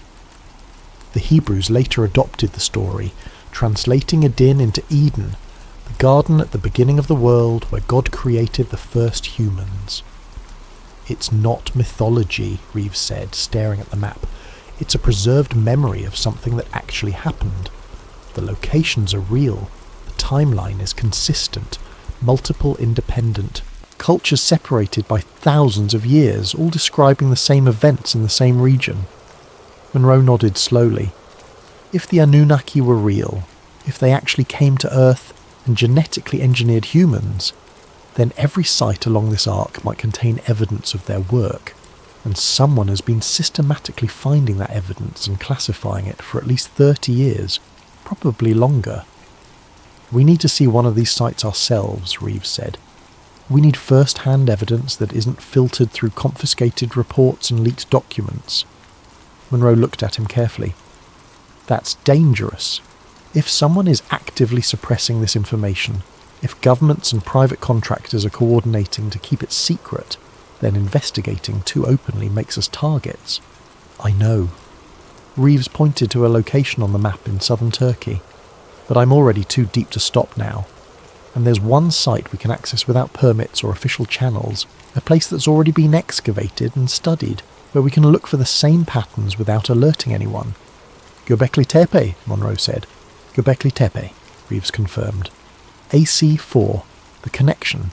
They flew into Gaziantep, Turkey, in late May of 2024, travelling separately to avoid attention. Monroe used her journalist credentials to arrange interviews with local tourism officials, establishing a cover story about writing an article on archaeological tourism in southeastern Turkey. Reeves came as a tourist, just another visitor interested in ancient history. Göbekli Tepe is extraordinary even by mainstream archaeological standards. It's a massive stone temple complex dating back nearly 12,000 years, built by people who supposedly hadn't invented agriculture yet, hadn't developed writing, hadn't created permanent settlements or centralised authority. Yet somehow, these primitive hunter-gatherers organised the labour and expertise to quarry, carve, transport and erect stone pillars weighing up to 20 tons each, arranged in perfect circles with astronomical alignments and sophisticated artistic imagery. The site rewrites everything archaeologists thought they knew about the development of human civilization. The standard narrative says agriculture comes first, then permanent settlements, then social complexity, then monumental architecture, then religion and art. Göbekli Tepe reverses that sequence completely. It suggests that religion and communal gathering came first, that the desire to build sacred spaces drove human development rather than practical concerns like food production and shelter. It's a reasonable theory, supported by evidence, accepted by mainstream archaeology as a revolutionary but legitimate discovery. But Reeves and Monroe weren't interested in the official narrative. They were looking for something else, for patterns that might connect Göbekli Tepe to the other suppressed sites they'd researched. They spent 3 days at the site, photographing everything, taking measurements, examining the carvings on the massive T-shaped pillars. The artistic imagery was sophisticated, depicting animals with anatomical accuracy that suggested close observation, geometric patterns that implied mathematical understanding, and strange symbols that might have been early writing or might have been something else entirely. On the 4th day, they met with Aydin Yilmaz, a retired geologist who had done core sampling work at Göbekli Tepe in the early 2000s. He'd agreed to meet them at a small cafe in Şanlıurfa, near a city, after Monroe contacted him through academic channels and mentioned that they were investigating unusual findings at ancient sites. Yilmaz was in his early 70s, lean and weathered, with the careful manner of someone who'd spent decades working with data that didn't fit comfortable explanations. He ordered tea for all of them, then got straight to the point. "You're asking about the metal traces," he said in English with a thick accent. "The anomalies I found in the core samples." "Yes," Monroe said. "We've seen similar patterns at other sites. Iridium traces, unusual isotopic ratios, material that doesn't match natural geological processes." Yilmaz nodded slowly. "I've kept my samples and data. Never published because the patterns didn't make sense, and I didn't want to risk my reputation on speculation without more evidence. But I've wondered for 20 years what those traces meant, where they came from." He had brought a box of materials with him. Core samples stored in plastic tubes with handwritten labels, printouts of spectroscopic analysis from various labs, notebooks filled with calculations and observations. He spread it all on the table between them like evidence at a trial. "Every core sample taken from the temple area shows metallic micro-residues," Yilmaz explained.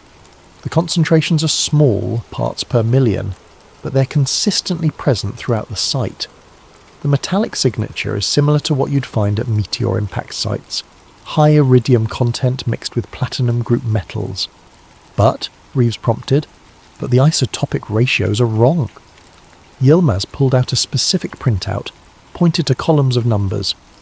"Natural meteors have characteristic isotopic signatures, specific ratios of different elements that match what we find in asteroid belt samples and other space debris. These samples don't match. The ratios are off by enough that it can't be explained by natural variation or contamination." "Meaning?" Monroe asked, though she already suspected the answer.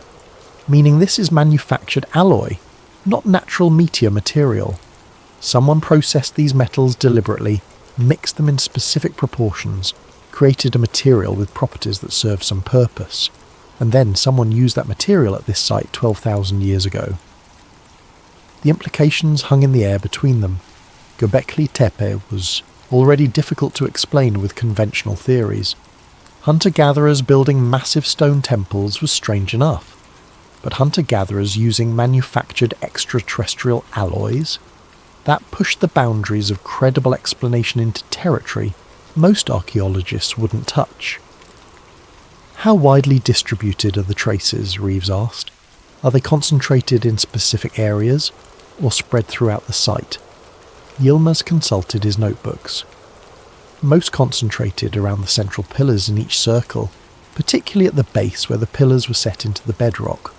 Also present in the soil layers associated with the construction period, less so in earlier or later layers." "So whatever this material was, it was being used during the building phase," Monroe said. "Maybe as some kind of tool or equipment that left residue." "Or maybe," Reeves said quietly, "it was incorporated intentionally, some kind of marker or signature, something that would identify this location as important to whoever put it there." Yilmaz looked between them carefully. "You're suggesting something beyond conventional archaeology." "We're following evidence," Monroe said. "Sometimes evidence leads to uncomfortable places." They spent another 2 hours going through Yilmaz's data, documenting everything with photographs and detailed notes. The metallic traces were undeniably present. The isotopic analysis was rigorous and properly conducted, and the conclusion that the material was manufactured rather than natural was solidly supported by the data. As they were preparing to leave, Yilmaz added one more observation. "There's something else I never understood. The astronomical alignments at Göbekli Tepe are very precise, tracking the positions of specific stars as they would have appeared 12,000 years ago. But there's one alignment that doesn't match any known celestial object, pointing to a region of space where nothing significant is visible." "Where?" Reeves asked. Yilmaz pulled out a star chart marked with calculations. The ecliptic south pole below the plane of the solar system. The pillars aligned to point towards something that would have been in that direction 12,000 years ago. Something important enough to memorialize in stone, but nothing we can identify today. Monroe and Reeves exchanged glances. The ecliptic south pole. the direction from which something might approach if it was coming from outside the solar system, or from a highly inclined orbit that took it far above or below the plane where the planets travel. That means someone brought it here, Monroe said after they'd left the cafe and were walking through Shanlufa's bustling streets. The Anunnaki, or whoever they actually were, they used manufactured materials. They had technology sophisticated enough to leave traces that last 12,000 years, and they built monuments aligned to point toward where they came from. Reeves was quiet for a moment, thinking through the implications. The tablets weren't offerings to gods. They were logs, records, an archive of what they did here, who they were, where they came from, and someone is finding those records and classifying them because the information is still relevant today. But relevant how? Monroe asked.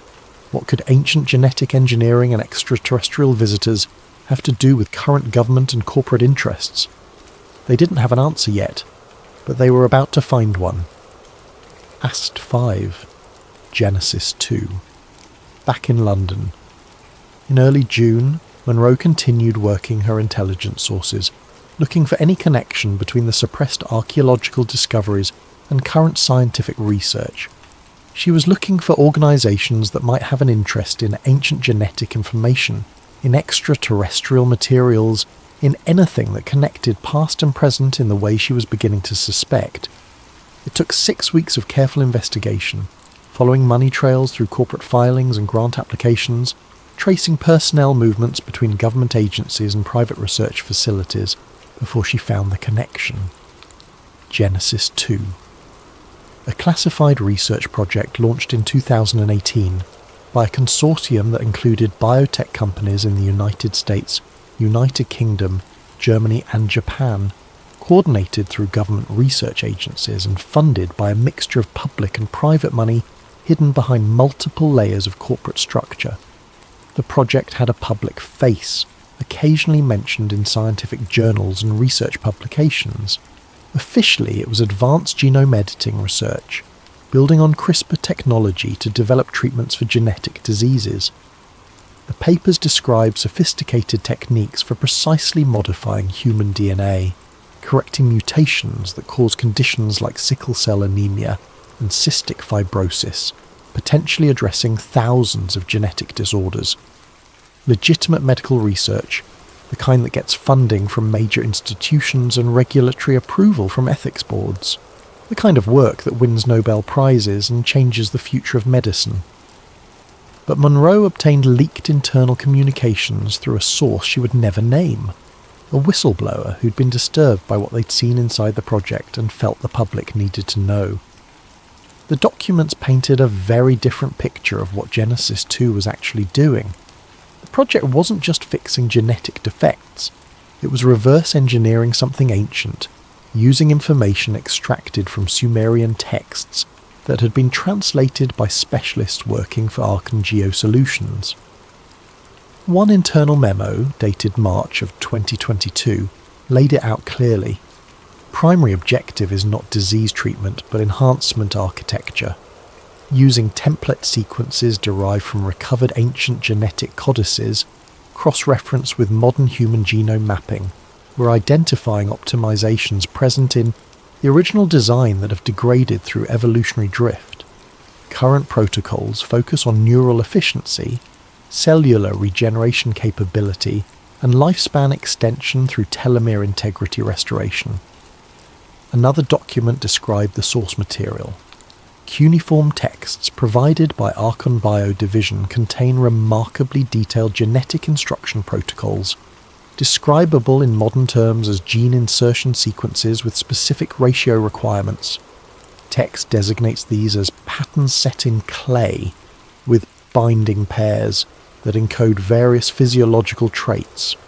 Direct correlation to chromosomal pair structure suggests source material authors possess sophisticated understanding of genetics. They weren't following mythology. They were following a recipe, instructions left behind by whoever created humans in the first place, now being decoded by scientists with the technology to understand what they were looking at. One file labelled Enki Protocol Primary Implementation outlined specific gene sequences being tested. The sequences were based on ratios described in ancient texts. 7 parts existing human genome to 3 parts modified sequence, introducing changes that enhance cognitive function, improve cellular repair mechanisms, extended natural lifespan, increased disease resistance. The scientific language was dense, full of technical terminology about protein synthesis and gene expression and cellular signaling pathways. But the core concept was clear. Someone was attempting to recreate the Anunnaki's original work, to engineer humans according to an ancient template that had been preserved in cuneiform text for 45 centuries. One document contained a section that made Monroe's hands shake as she read it. Phase 1 trials completed successfully on 23 subjects. All binding pair modifications achieved stable integration. Subjects demonstrate enhanced cognitive processing, improved pattern recognition, extended concentration capability, physical health markers within acceptable ranges, no significant adverse effects observed. Proceeding to Phase 2 expansion to larger subject pool. 23 subjects, the same number of binding pairs mentioned in the ancient texts, the same number of chromosome pairs in the human genome, not coincidence, a deliberate correspondence, following the original design specifications. Another memo discussed the broader implications. If template sequences prove universally applicable across human populations, potential applications extend beyond medical treatment into augmentation territory. Military applications obvious, enhance soldiers with superior cognitive and physical capabilities. Economic applications significant, optimized workforce with reduced health costs and extended productive lifespan. Social engineering potential requires careful ethical consideration, but represents revolutionary capability for shaping human future. They weren't curing diseases, they were redesigning humanity according to ancient specifications left by whoever created us in the first place. And they were doing it under the cover of medical research, hidden behind classifications and corporate privacy, without public knowledge or democratic oversight. Monroe showed the documents to Reeves in late July. They met at a small flat she'd rented in East London under a false name, both of them increasingly paranoid about surveillance, after weeks of investigating organisations with significant resources and motivation to keep secrets. Reeves read through everything twice, his face growing paler as the implications sank in. They're not just studying ancient history, they're using it. They found instruction manuals for creating humans and they're following them. The Anunnaki weren't gods, Monroe said. They were genetic engineers. They came to Earth with specific purposes, modified existing primates to create a workforce suited to their needs, documented everything in records that survived as mythology. And now we've reached the point where we can understand those records and recreate their work. But why? Reeves asked. What's the purpose? If someone has the resources to do this, why hide it? Why not announce a breakthrough in genetic medicine and accept the accolades? Because it's not medicine, Monroe said. Or not just medicine. Look at the applications they're discussing. Military enhancement, workforce optimization, social engineering. They're talking about creating a new type of human, designed for specific purposes, just like the Anunnaki created us. Which makes us the gods this time, Reeves said slowly. We're doing to ourselves what was done to us, following the same pattern, repeating the cycle. Monroe pulled up one more document, the one that had disturbed her most. A progress report from April of 2024, just weeks after Reeves's dig at Eridu had been shut down. Eridu recovery operation successful. Additional genetic codices retrieved from sealed chamber, expanding template library significantly. New sequences under analysis, with particular focus on behavioural modification protocols and reproductive compatibility specifications. Integration into Phase 3 planning underway. They'd gone back to Eridu after shutting down Reeves's excavation. They'd taken everything from the sealed chamber, all the information carved into those walls, and they were using it to advance their human redesign project. We have to expose this, Reeves said. We have to get this information public before they go too far. Monroe looked at him carefully.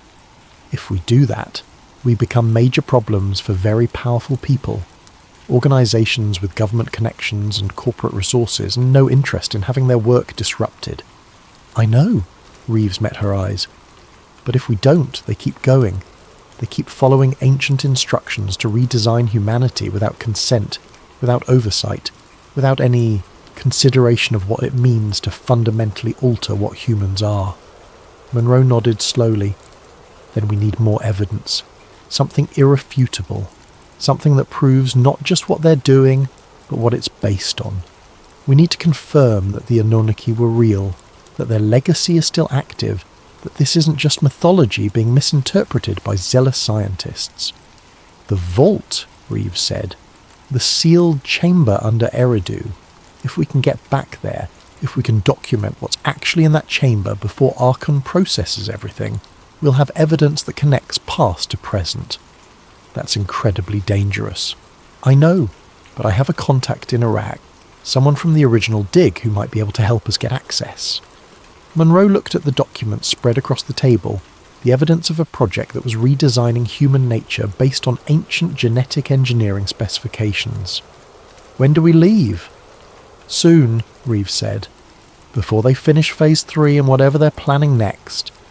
They started planning their return to Iraq. They arranged for encrypted backups of all their evidence, distributed to multiple trusted sources, with instructions to release everything if they didn't check in regularly.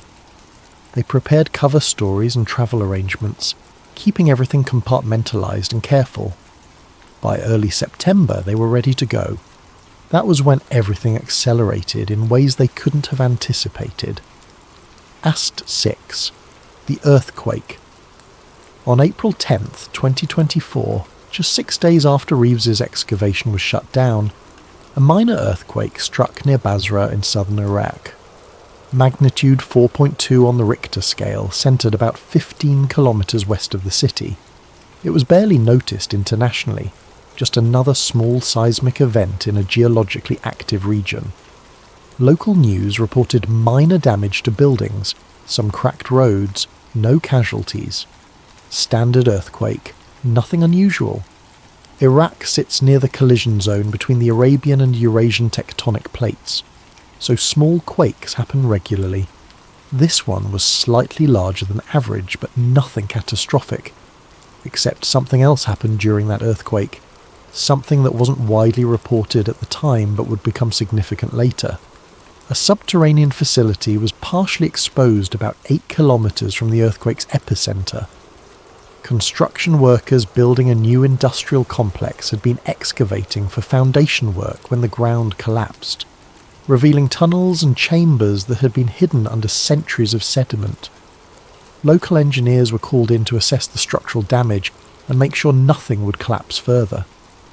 The industrial site was near oil infrastructure, so any ground instability was a serious concern. The engineers rappelled down into the newly opened void to map its extent and determine whether the surrounding area was safe. What they found didn't match their expectations at all. The tunnels were old, clearly ancient, carved into bedrock with precision that seemed impossible for primitive technology. But they weren't rough or irregular like natural caves. They were engineered, with smooth walls that showed tooling marks, regular dimensions that suggested deliberate design, and a layout that implied purpose rather than random formation. The engineers followed the main tunnel for about 30 metres before it opened into a larger chamber. That's where they found something that made them stop their survey and immediately contact Baghdad. In the centre of the chamber sat a sphere roughly 3 metres in diameter, partially unearthed by the earthquake's disruption of the surrounding soil. It was made of a dark stone-like material, smooth and slightly reflective, covered in inscriptions similar to ancient cuneiform but more complex, more dense with information, carved in layers that suggested multiple rounds of inscription over time. And it was active. The engineers' radio equipment started malfunctioning as soon as they entered the chamber, producing static and interference that made communication difficult. Their measuring instruments showed erratic readings, electromagnetic fields that shouldn't exist around inert stone. One engineer had brought a handheld thermal camera, and when he pointed it at the sphere, it registered a clear thermal signature. Heat generation that had no apparent source. They retreated quickly and made their report. The Iraqi government responded within hours, sending specialists from multiple agencies, cordoning off the area and issuing immediate classification orders that made the discovery state secret. But some of the engineers had made recordings on their personal phones. Some of them had downloaded the instrument data before it was confiscated, and some of them were disturbed enough by what they'd found that they leaked information to friends and family, who shared it on social media, who sent it to researchers and journalists who might know what it meant. Monroe had sources monitoring Middle Eastern social media and obscure forums where leakers sometimes posted information. In late April, one of those sources flagged a series of posts from Iraqi accounts describing the discovery, including grainy cell phone videos that showed the sphere in its chamber. The government's official statement came quickly. Natural mineral formations exposed by the earthquake, unusual geological phenomena caused by groundwater interactions, nothing of concern, the site sealed for safety reasons. Standard bureaucratic language designed to dismiss curiosity and discourage investigation. But the cell phone footage showed something else. The sphere's surface was clearly covered in intentional inscriptions, not natural formations. The electromagnetic readings were documented in photos of instrument displays, and one video, shot from just a few meters away before the engineers retreated, showed something extraordinary. The inscriptions on the sphere were glowing very faintly, a barely visible blue luminescence that pulsed in slow rhythm.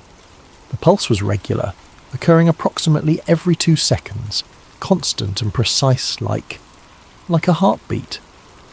Monroe obtained more data through her sources, including copies of the official technical survey that had been classified but leaked by someone inside the Iraqi government. The survey was thorough and professional, conducted by competent engineers who knew their work. The electromagnetic readings were consistent and measurable, showing field strengths that varied from approximately 0.3 to 0.8 milligauss, pulsing in the same 2-second cycle visible in the glowing inscriptions. The thermal signature measured roughly 3 degrees Celsius above ambient temperature, again pulsing with the same rhythm. Most importantly, the spectroscopic analysis of the sphere's material showed it wasn't any kind of natural stone. It was a composite, layers of different materials fused together with precision that required sophisticated manufacturing. The outer layer contained high concentrations of iridium and platinum group metals in manufactured alloy ratios identical to what Yilmaz had found at Göbekli Tepe. Someone had built this thing using extraterrestrial materials, buried it kilometers underground in southern Iraq, and left it in a state where it could remain functional for thousands of years. If they built man in their image, Monroe's voice recorded in a memo she prepared in May, what if they left themselves a way to come back? What if this isn't a monument or a record? What if it's a beacon still transmitting after all this time, sending a signal to whoever put it here that Earth is still here, still occupied, still relevant?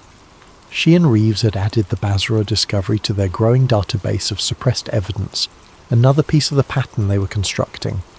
The timing was suspicious, occurring just days after the Eridu excavation was shut down, in the same region, exposing technology that matched the evidence Reeves had found. And the fact that it was still active, still generating electromagnetic fields and thermal signatures after thousands of years, suggested engineering far beyond anything ancient humans should have been capable of creating. By the time Monroe and Reeves were planning their return to Iraq in early September, they'd accumulated evidence of multiple sites along the arc of ancient Mesopotamia where advanced technology had been found and classified, where genetic information had been preserved in texts that modern scientists were now decoding and using. They'd connected past to present, shown that the Anunnaki weren't mythology but preserved memory of something real, demonstrated that modern organisations with significant resources were following ancient instructions to redesign human genetics. But they still needed something that would convince skeptics, something that would break through the natural resistance to believing something so extraordinary. They needed direct evidence from the source, from the sealed chamber under Eridu where it all began. That's where they went in mid-September of 2024, using contacts and careful planning to slip past the security that Archon had established around the site, and that's where they vanished. Act 7. The Global Link. While Monroe and Reeves were investigating suppressed archaeological sites and classified genetic research, other patterns were emerging on a global scale that seemed unrelated at first, but fit disturbingly well into the larger picture they had been assembling. In July of 2024, NASA quietly censored portions of deep space infrared data collected by the James Webb Space Telescope. The data had been made available to researchers through standard channels, then was suddenly reissued with sections marked as corrupted or containing instrumentation errors that rendered them unreliable. This wasn't entirely unusual. Space telescope data sometimes contains artifacts from cosmic ray impacts or sensor glitches, and corrections are routine. But the scope of the censoring was significant, affecting multiple observation periods focused on the outer solar system, particularly data collected while the telescope was imaging regions near Jupiter and beyond. Several astronomers who had already downloaded the original uncorrected data noticed something interesting in the sections that were later marked as corrupted. The infrared reading showed gravitational anomalies, subtle perturbations in the orbital paths of trans-Neptunian objects that suggested gravitational influence from something massive in the outer solar system. Not Neptune, not Pluto, not any of the known dwarf planets or large Kuiper Belt objects. Something else, something big enough to affect multiple orbits in measurable ways. The astronomers started comparing notes in private communications, trying to determine whether the anomalies were real or actually instrumental errors. The data was ambiguous enough that reasonable people could disagree, but there was enough signal there to be intriguing. One researcher, an astrophysicist at MIT named Jennifer Kowalski, ran simulations based on the anomaly data to estimate what kind of object could produce the observed effects. Her preliminary results suggested a large planet-sized body, possibly several times Earth's mass, in a highly elliptical orbit that took it far beyond Pluto for most of its cycle, but brought it into the inner solar system periodically. The orbital parameters she calculated matched, with uncomfortable precision, predictions that had been made decades earlier by Zecharia Sitchin, a controversial author who had written extensively about ancient Sumerian texts and their descriptions of the Anunnaki. Sitchin's work had been largely dismissed by mainstream academics as pseudoscience, misinterpretations of ancient texts combined with faulty astronomy and wishful thinking. He claimed that Sumerian texts described a planet called Nibiru, massive and distant, whose highly elliptical orbit brought it close to Earth approximately every 3,600 years. When Nibiru approached, according to Sitchin's interpretation of the texts, the Anunnaki would return to Earth, checking on their creation, harvesting resources, maintaining their ancient installations. The texts supposedly described multiple return visits throughout history, corresponding to major transitions in human civilization, like the rise of Sumerian culture and the Bronze Age collapse. Mainstream science had rejected all of this.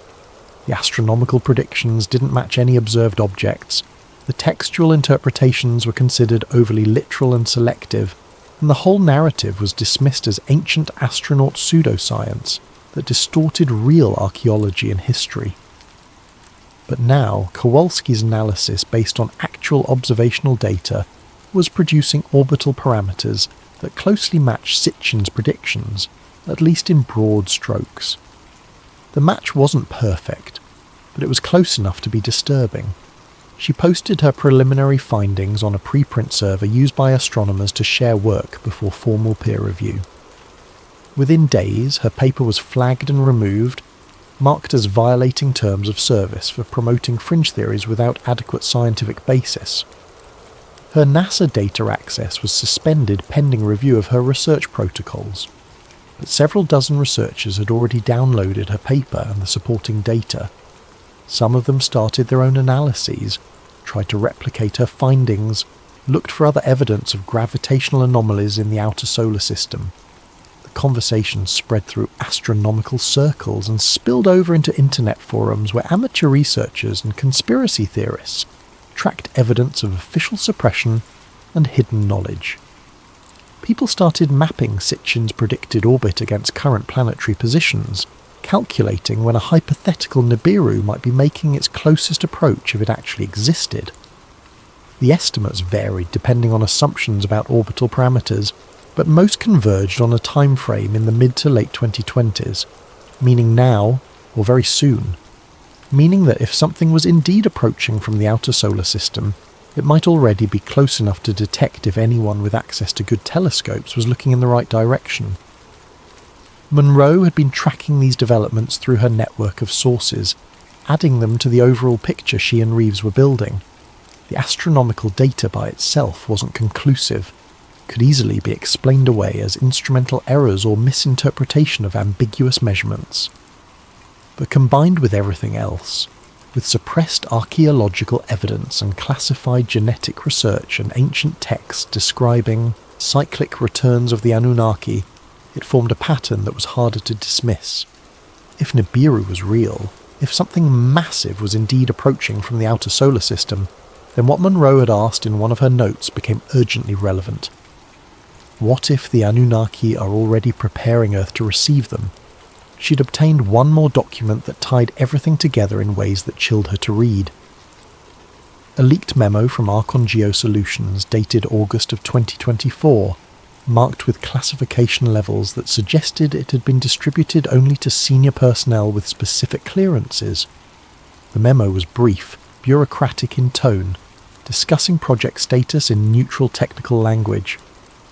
Phase 3 genomic synchronization complete. Population markers within acceptable variance across target demographics. Template stability confirmed through 6-month monitoring of Phase 2 cohort.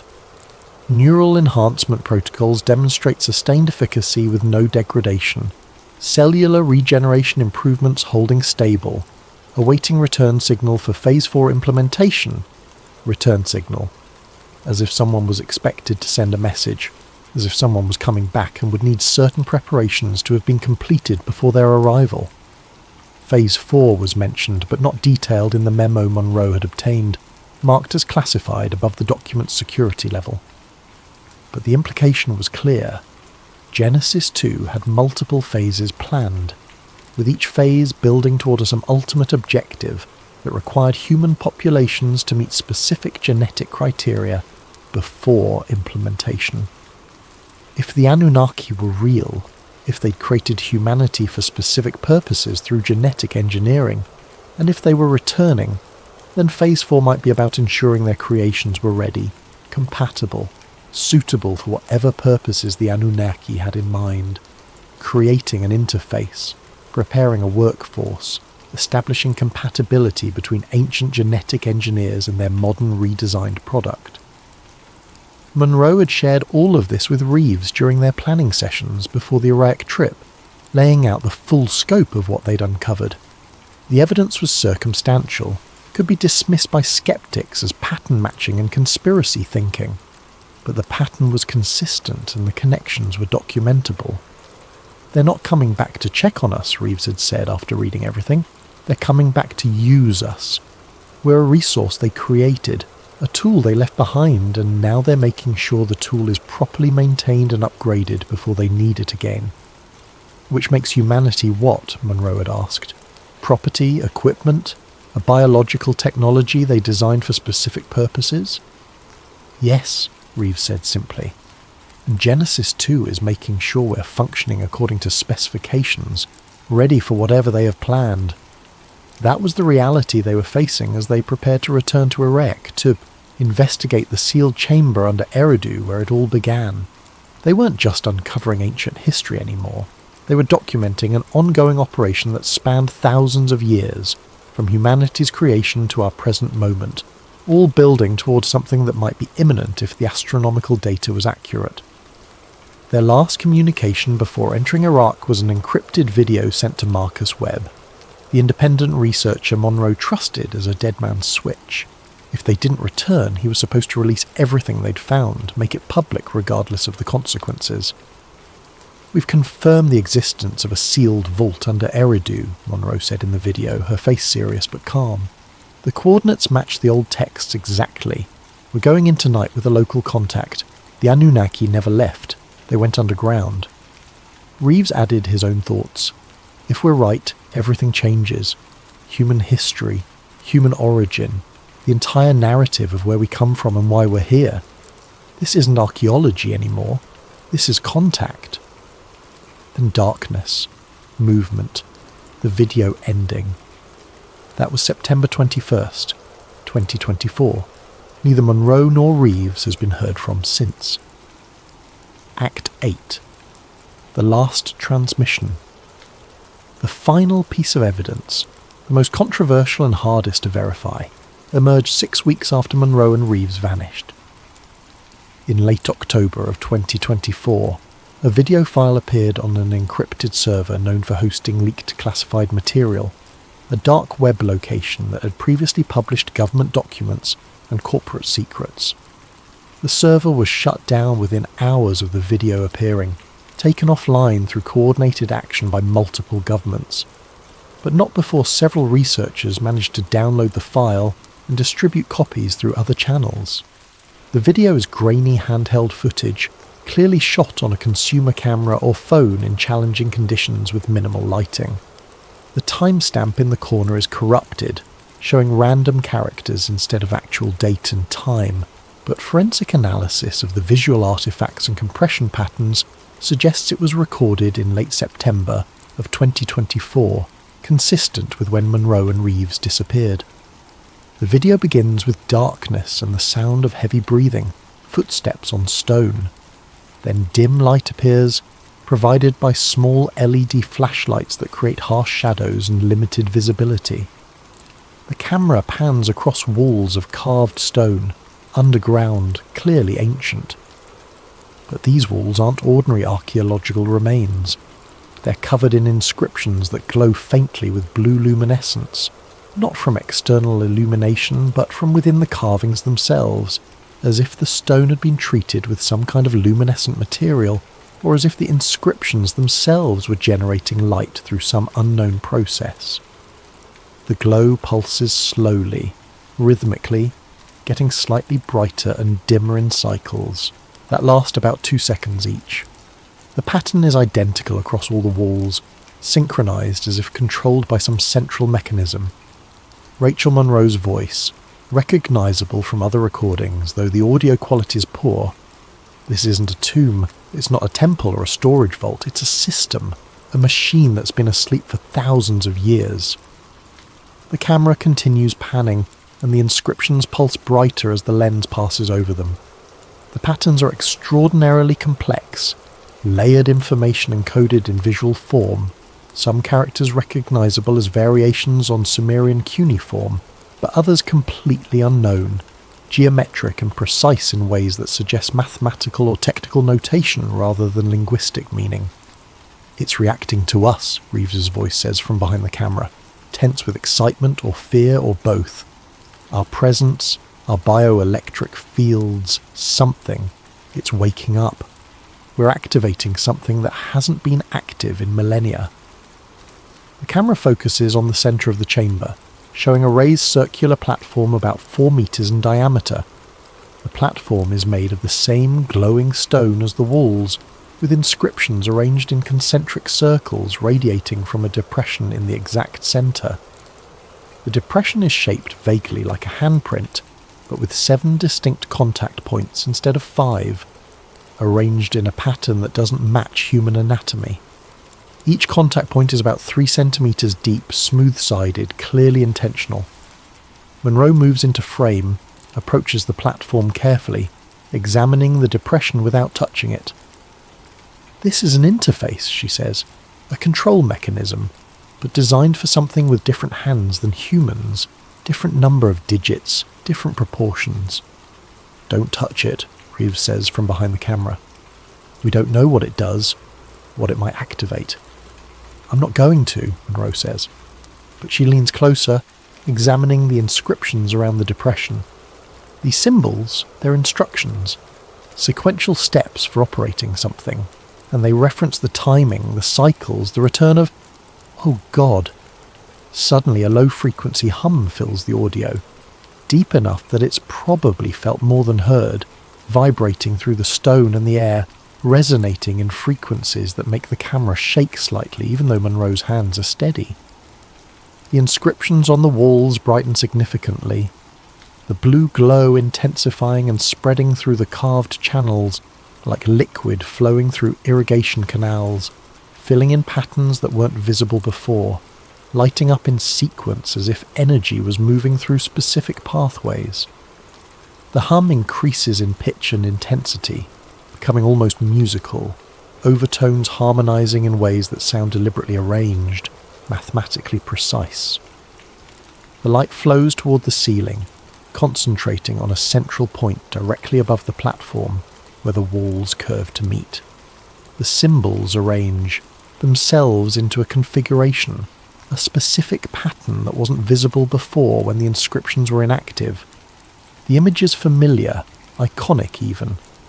The winged disc, the symbol seen on countless Sumerian tablets and Babylonian monuments, the representation of the Anunnaki's divine authority. But here it's not carved or painted. It's formed by light, by active energy, by a system that's functioning after being dormant for an incomprehensible length of time. The wings spread across the ceiling, geometric and regular, the central disc glowing brighter than the surrounding symbols, pulsing faster now, 4 or 5 times per second. "Oh God," Monroe's voice says, backing away from the platform. "We activated it. Marcus, if you're seeing this, we activated the beacon. We found the interface, and just being here, just entering this chamber, was enough to wake it up. They know we're here, they know we've found it. The system is transmitting." The light continues intensifying, the hum growing louder and more complex, layers of frequency stacking on each other in patterns that suggest information encoding, data transmission, a signal being sent through some medium that isn't apparent. The camera jerks as Reeves starts moving, backing toward what must be the entrance to the chamber. "We need to leave. We need to document this and get out before someone notices. If Arkan is monitoring this area, they'll know the beacon activated." But Monroe doesn't move immediately. She's staring at the ceiling, at the glowing winged disc, transfixed by what she's seeing. "It's not a warning," she says quietly, almost to herself. "It's an invitation. The beacon isn't saying stay away, it's saying we're ready. We're ready for you to come back." The video cuts to black abruptly, leaving only audio, sound of rapid breathing, footsteps on stone echoing an enclosed space, the hum still audible, but starting to fade as they move away from the chamber. Monroe's voice one more time, distant and echoing. The inscriptions describe the timing. 43 cycles since the beginning, each cycle 3,600 years. That's roughly 155,000 years since they first came. But the beacon triggers when humans reach sufficient development to find it and activate it. We just told them we're ready for the next phase. Then nothing. Static hiss of dead audio. The file ends. Conclusion. The pattern complete. So what does all of it mean? What are we supposed to do with this information? Let's lay out what we know, what can be documented, what's supported by leaked evidence and suppressed research that can be traced and verified by anyone willing to do the work. Multiple archaeological sites across the Middle East have yielded discoveries suggesting advanced knowledge that predates known human civilization. These discoveries have been systematically classified or suppressed by government agencies and private contractors acting in coordination. The pattern is consistent. Discovery, documentation, shutdown, silence. Eridu, Harran, Telbrak, Susa, and others all following the same sequence. Ancient texts from Sumerian, Akkadian, and related cultures describe the Anunnaki not as spiritual beings, but as physical entities with technical knowledge, who created humans through processes that read like genetic engineering when translated carefully and literally. The texts specify ratios, binding pairs, sequential procedures that correlate with modern genetic science in ways that shouldn't be possible for ancient writers working with primitive understanding. Modern genetic research programs, classified and operating under cover of medical research, are using information extracted from these ancient texts to modify human genetics according to ancient template specifications. The Genesis 2 project exists, its documentation is real, and its objectives include human enhancement based on ancient genetic codices recovered from archaeological sites. Astronomical observations suggest possible gravitational anomalies in the outer solar system, consistent with a large planetary body in a highly elliptical orbit, though the data is ambiguous enough that reasonable skepticism is warranted. The orbital parameters loosely match ancient predictions about a wandering planet that returns periodically. Underground installations have been discovered in Iraq containing technology that shouldn't exist, devices made from manufactured extraterrestrial alloys that remain functional after thousands of years of burial, transmitting signals or maintaining readiness for purposes unknown. That's the documented reality, the evidence that exists regardless of how we interpret it. The skeptical explanation remains available: coincidence, misinterpretation, pattern matching by investigators who wanted to find connections and therefore found them. The ancient texts are mythology being overinterpreted. The genetic research is legitimate medical science, with connections to archaeology being exaggerated. The astronomical data is instrumental error. The underground technology is misidentified natural formations or modern installations mistaken for ancient ones. Everything could be explained away if you're committed to conventional narratives and uncomfortable with extraordinary possibilities. But what if it's not? What if every piece of evidence is genuine? What if the Anunnaki were real, physical beings who came to Earth from somewhere else, who understood genetics and engineering in ways that seemed like magic to primitive humans who witnessed their work, who created humanity for specific purposes through deliberate modification of existing species? Then the implications reshape everything we think we know about ourselves. Human history isn't what we've been taught. We're not the product of purely natural evolution, or at least not entirely. We're designed, engineered, created by beings with capabilities far beyond what our ancestors could comprehend. Those beings documented their work in texts that survived as mythology, preserved through countless retellings and translations because the information was too important to lose completely. They left installations, buried technology, monitoring systems that could remain dormant for thousands of years and reactivate when the right conditions were met. The conditions being humans developed enough to find the installations, understand what they were looking at, and trigger the systems that would signal our creators that we'd reached sufficient sophistication. We call them myths because it's easier than calling them memories. Because accepting them as memories means accepting that everything we think we know about human origin and human nature might be incomplete at best, deliberately obscured at worst. It means accepting that we might not be alone in the universe, and that we never have been. That we're part of something larger, an operation that spans thousands of years from humanity's creation to our present moment, all building toward purposes we're only beginning to comprehend. And the scariest part? We might have just activated the signal that tells them to come back. The sealed chamber under Eridu exists. The inscriptions are real, carved by people with knowledge that predates any known civilization. The beacon, if that's what it is, was dormant until human investigators entered that space and triggered systems that had been waiting for exactly that moment. Monroe and Reeves found it. They activated it. They documented what happened and sent one final message before vanishing.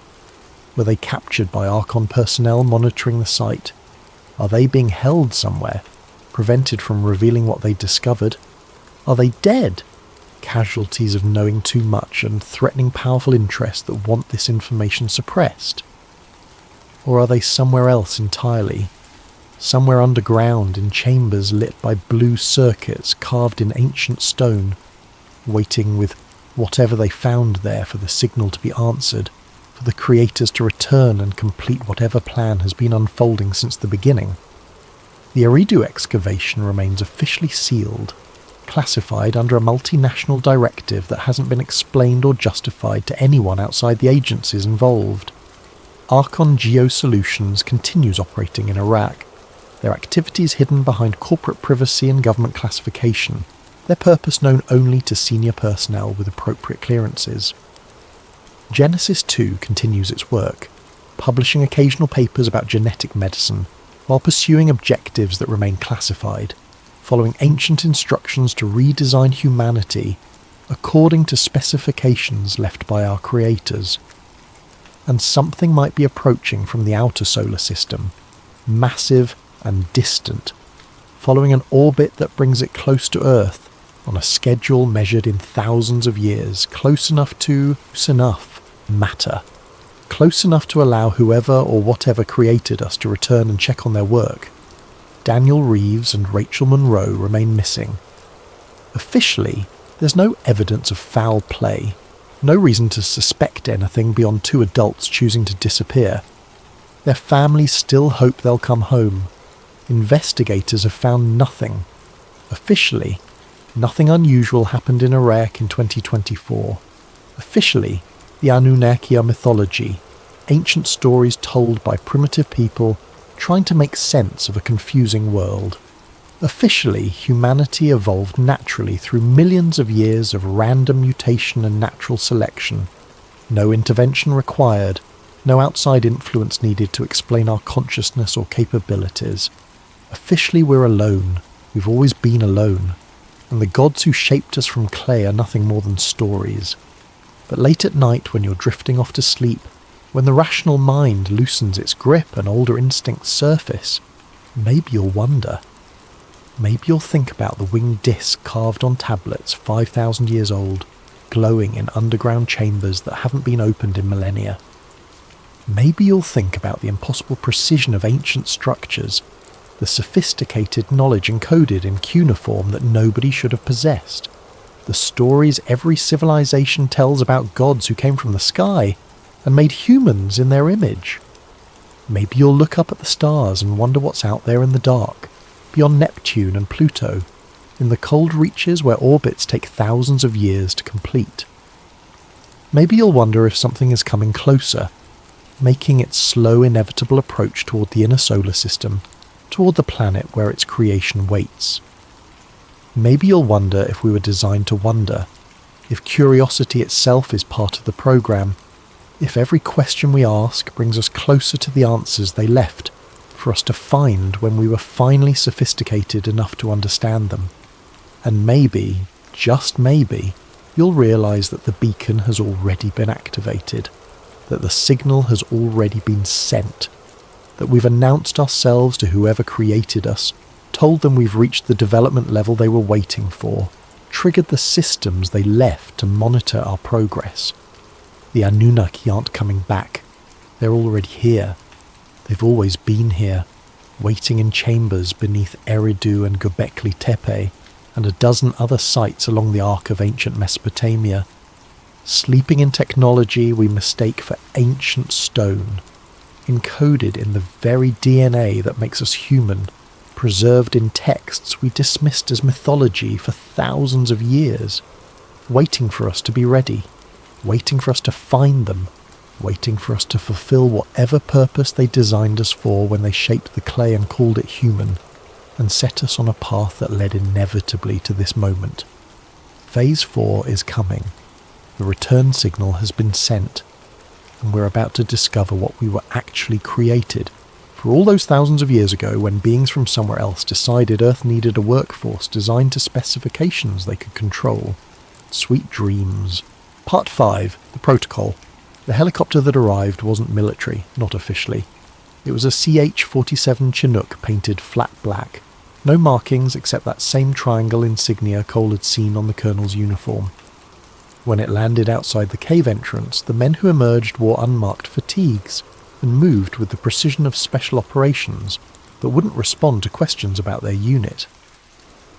Their commander was a woman in her 40s, grey-streaked hair pulled back tight, eyes hidden behind dark sunglasses even though they were underground. She looked at the creature's body the way a jeweller might examine a diamond, professional, clinical, already calculating value. "Captain Cole," she said, not offering her hand. "I'm taking custody of this site. Your team will return to Bagram immediately." "Like hell," Cole said. "2 of my men died here. I want answers, and you'll get them, after you sign the appropriate documentation." She gestured, and one of her men produced a tablet with a digital form already loaded. Title 50 authorization. Means everything you saw here falls under Covert Operation Statute. Violation carries 20 years minimum. Cole read the form. It was comprehensive, threatening, and entirely legal. He signed. "What is it?" he asked, as the woman's team began setting up equipment around the creature. Sensors, cameras, and what looked like a portable biohazard containment unit. "Classified," she said, then perhaps taking pity on his expression. "What you need to know is that it's not the first one we've found, and it probably won't be the last. Others have found these. Others have found many things in these mountains, Captain. Things that predate Islam, Christianity, even Bronze Age civilization. Things that suggest human history is more complicated than anyone wants to admit." She nodded toward the creature. "We call this one Biological Entity 147, BE-147 for short." "It's human?" Reese asked, unable to help herself. The woman's smile was thin. "It's humanoid. The tissue analysis will tell us more." She looked at Cole. "Your helicopter is waiting." As they loaded the creature into a metal container the size of a shipping crate, it took 8 men and a portable crane. Cole noticed something that made his skin crawl. The creature's chest, where Webb's .50 caliber rounds had punched through, was already showing signs of something.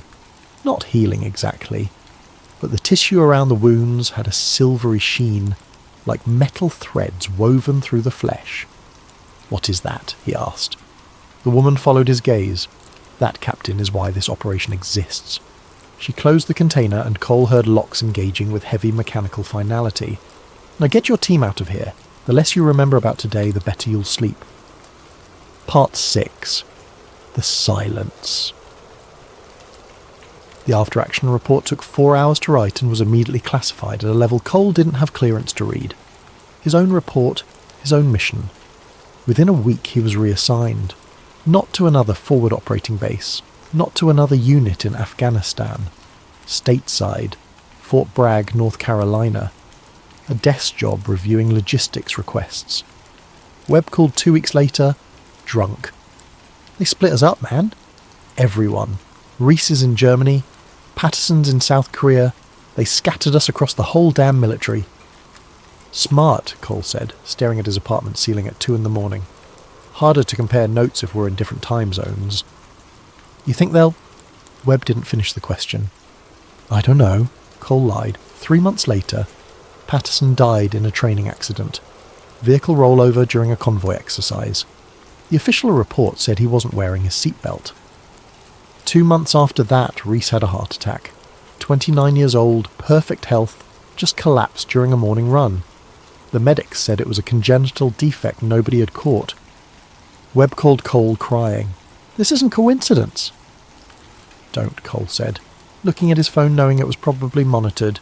"Don't say anything else." But a week later, Webb was dead too. Single car accident on a mountain road near his home in Colorado. No witnesses, no skid marks, just Webb's truck at the bottom of a ravine, burned to the frame. Cole put in his retirement papers that day. Part 7. The Signal. Montana was quiet. That's why Cole chose it. A cabin outside of Whitefish, no neighbours within 5 miles. Satellite internet that he could turn off whenever he wanted. He grew a beard, stopped checking the news, learned to forget what he'd seen in those caves. Almost. The email came on a Tuesday 3 years after Afghanistan. The sender was an automated system with a .mil domain that probably didn't exist anymore. No subject line, just coordinates. 36.191 north, 42.233 east. Cole didn't need to look them up. He'd spent enough time reading maps to know that was northern Iraq, ancient Mesopotamia, the region where the old texts spoke of giants and Nephilim and things that walked the earth before the flood. The email had one line of text. They found another one. He should have deleted it. Should have thrown his laptop in the river and never looked back. Instead, he spent the next 6 hours researching those coordinates. Found news reports about an archaeological dig near ancient Nineveh. Found references to unusual findings that were immediately classified by the Iraqi government under pressure from American military advisors. Found a grainy photo on a fringe website showing what looked like a cave entrance, 20 feet wide, surrounded by armed soldiers. That night his power went out. Cole had lived off-grid before, knew the difference between a normal outage and something else. He grabbed his rifle, old habits, and moved to the window. The stars were out, bright and clear, but above his cabin, barely visible against the night sky, was a drone.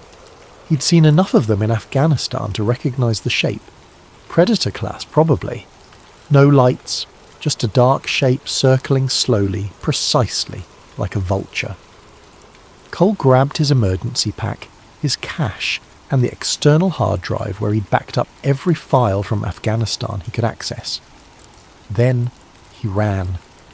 He made it 2 miles into the woods before he heard the sound. Not an explosion, more like thunder, but wrong. Artificial, focused.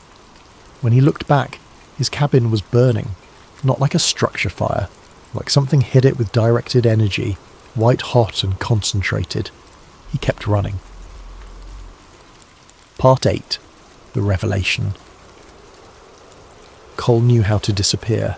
Spent 2 years moving between small towns using cash, avoiding cameras. He'd seen enough action movies to know how cliché it was, but the clichés existed for a reason. Eventually he ended up in northern Canada working at a fishing lodge under a name that wasn't his. The hard drive haunted him. He'd plugged it in once in an internet cafe in Montana before he fled, and found files he didn't remember downloading. Classified documents, memos, email chains between Pentagon officials and private contractors. One memo made his hands shake. Subject: BE-147 Status Report. Classification: Omega. Specimen retrieved from Kandahar site remains in containment at Site 19. Tissue analysis confirms non-terrestrial metal compounds integrated at cellular level. Subject displays accelerated regeneration. Wounds sustained during capture have completely healed within 96 hours. Neural activity scans suggest consciousness levels consistent with human cognition. Subject has made attempts to communicate, though language is unknown. Linguistic analysis ongoing. Recommendation: continue sedation protocols, increase containment measures. Project continuation approved under Black Eagle expansion. Note: DNA analysis reveals 94% genetic similarity to Homo sapiens. The remaining 6% contains sequences not found in any terrestrial genome database. The implications are clear. BE-147 represents either an unknown branch of human evolution or evidence of genetic modification far beyond current technological capability. Cole closed the laptop, sat in the cafe's bathroom stall and tried not to vomit. They hadn't killed it. The creature was alive, and worse, it was smart enough to try to communicate. Part 9. The Leak. The video appeared on a military forum 3 years later. Cole found it by accident, searching for news about former members of his unit, a habit he couldn't break despite knowing it was dangerous. The footage was grainy, shot from a distance with a handheld camera.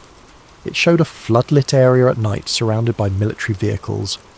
In the centre, being loaded into a CH-47 Chinook by a portable crane, was a shipping container identical to the one they'd used for BE-147. But that wasn't the disturbing part. The container was shaking, not vibrating from the crane, shaking. Something inside was moving, and whatever it was had enough strength to make 5 tons of reinforced metal rock on its chains. The video quality was poor, but Cole could hear voices over the helicopter noise. Sedation isn't holding.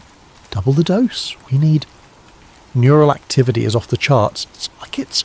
The video cut off. Cole watched it 17 times before the post was deleted. 20 minutes later, the entire thread disappeared. By morning, the forum itself was offline, replaced by a government seizure notice. He knew he should stop digging, knew that whoever was monitoring for leaks about BE-147 had just gotten a fresh list of IP addresses to investigate. But he couldn't stop thinking about that shaking container, about the thing inside, sedated but not unconscious, aware but trapped. He thought about the carvings in the cave, those humanoid figures standing over prostrate humans. What if it wasn't conquest they were depicting? What if it was something else? What if it was history? Part 10. The Awakening. The final document Cole found was dated 6 months ago, leaked on an encrypted message board by someone claiming to be a whistleblower from the Defense Intelligence Agency. Urgent. B-147 containment breach alert. At 0347 hours, subject BE-147 achieved full consciousness despite maximum sedation protocols.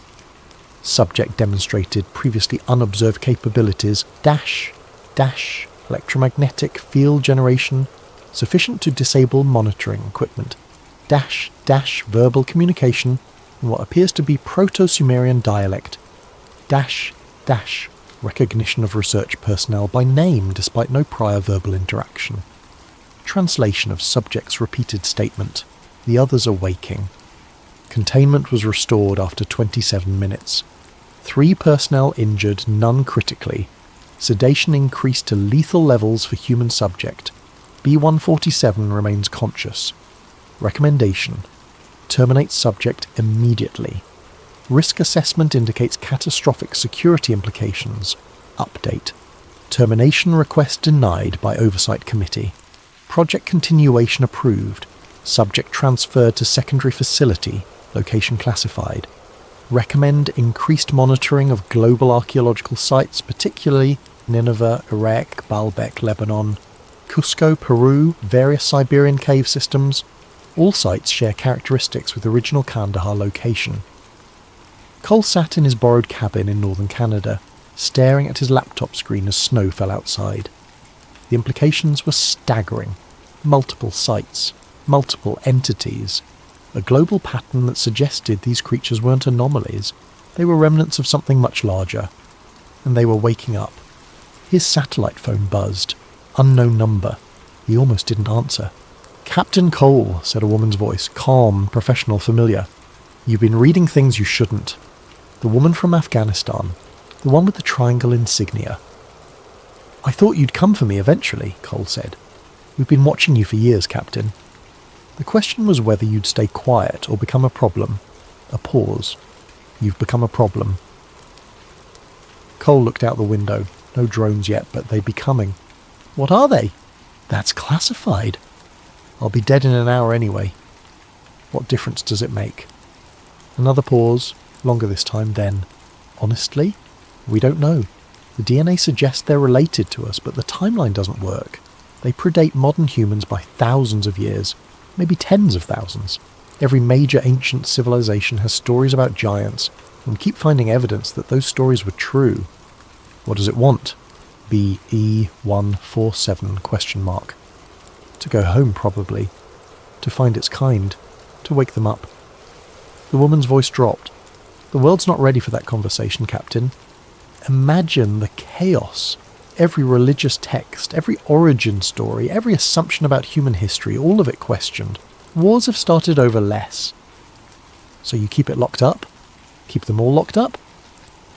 "We keep humanity safe," she said, and there was steel in her voice now. "These things are strong enough to tear through reinforced steel. Fast enough to dodge bullets. Smart enough to speak languages dead for millennia. And there might be dozens of them, Captain. Maybe hundreds, buried in caves around the world, waiting." "Waiting for what?" "That's what terrifies us," she said. "We don't know." There was a long silence, then the woman said something unexpected. "Captain Cole, I'm not calling to threaten you. I'm calling because we need your help." Cole's hand tightened on the phone. What?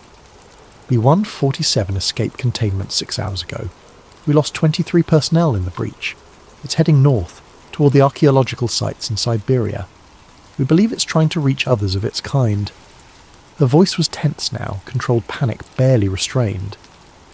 You're the only person who's faced one of these things and survived. We need you to help us find it before it reaches those caves. You want me to help you cage something that might be more human than we are? I want you to help prevent a catastrophe, she snapped. Whatever these things are, they're not peaceful. You saw what it did to your team. Now imagine a dozen of them, coordinating, using weapons we don't understand. This isn't about covering up secrets anymore, Captain. It's about survival.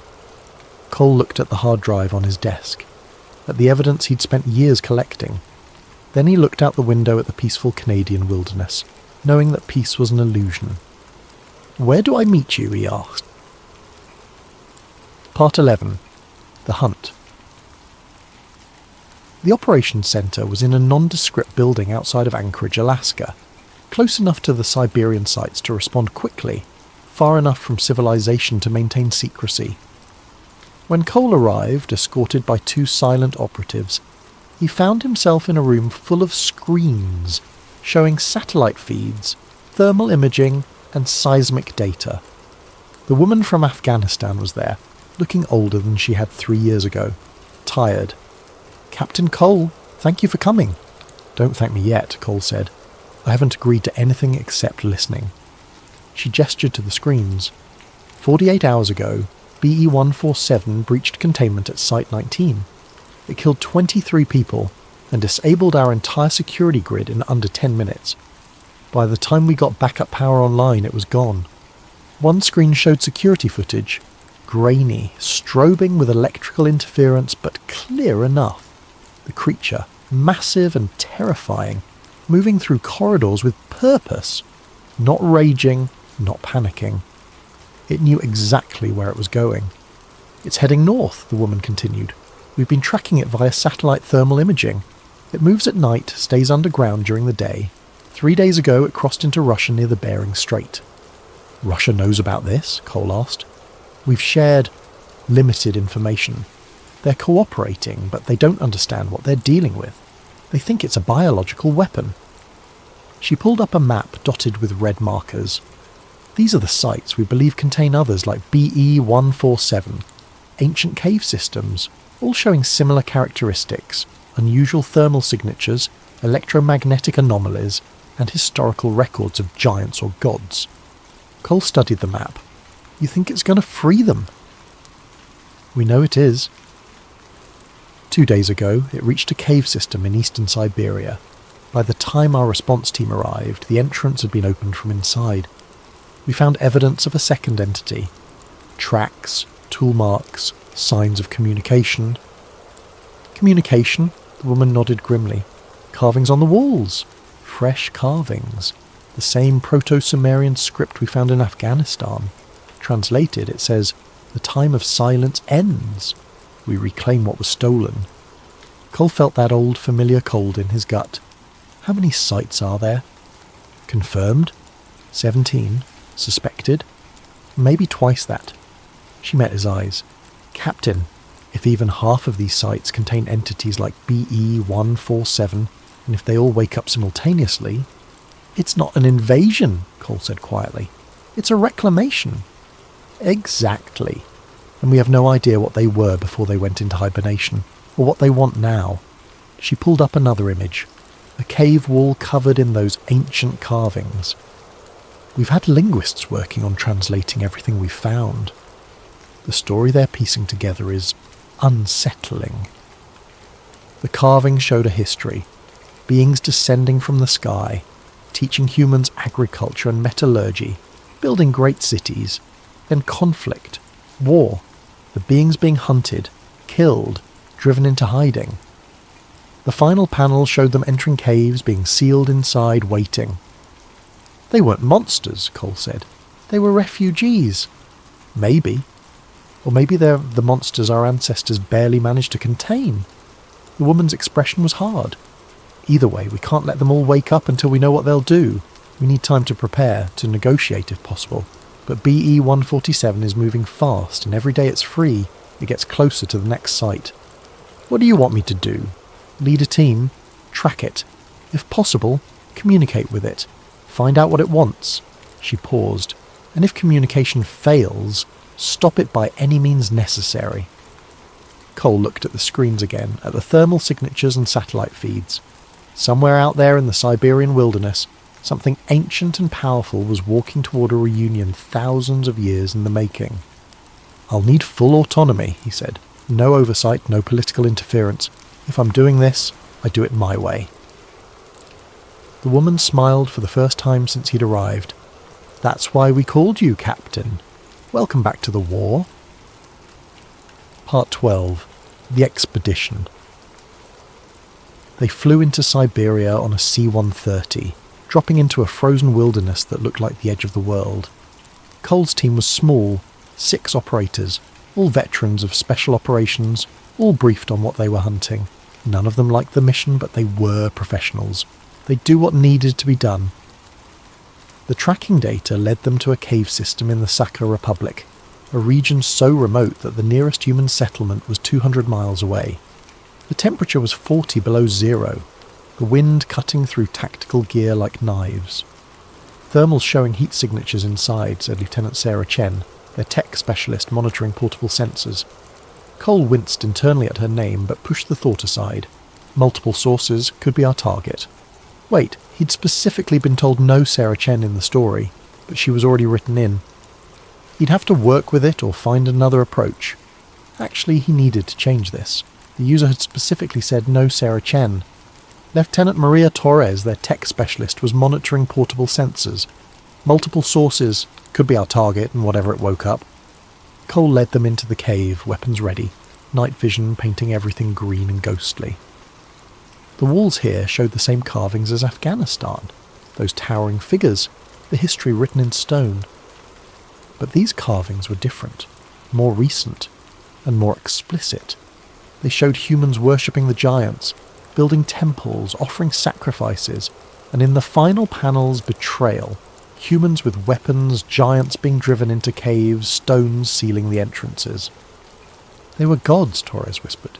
"To ancient people, they were literally gods." "Or they let people think they were gods," Cole said. "Makes ruling easier." They found BE-147 in the deepest chamber, and Cole's breath stopped. It wasn't alone. 4 other entities stood in the chamber, all similar in size and build to BE-147, all awake and aware. They stood in a circle around something on the ground. More carvings. But these looked like a map of the world, with dozens of points marked. B-147 turned when Cole's team entered, and for a moment there was absolute silence. The creature's amber eyes studied them with an intelligence that was undeniable, assessing threat levels, calculating options. Then it spoke. The language was ancient, guttural but structured. Cole recognised some of the phonemes from the linguistic briefings. Proto-Sumerian mixed with something older, something that predated written language entirely. Torres had a translation device, cobbled together from the linguistic database they'd compiled. It processed the sounds, struggling, then produced a rough translation that appeared on her tablet screen.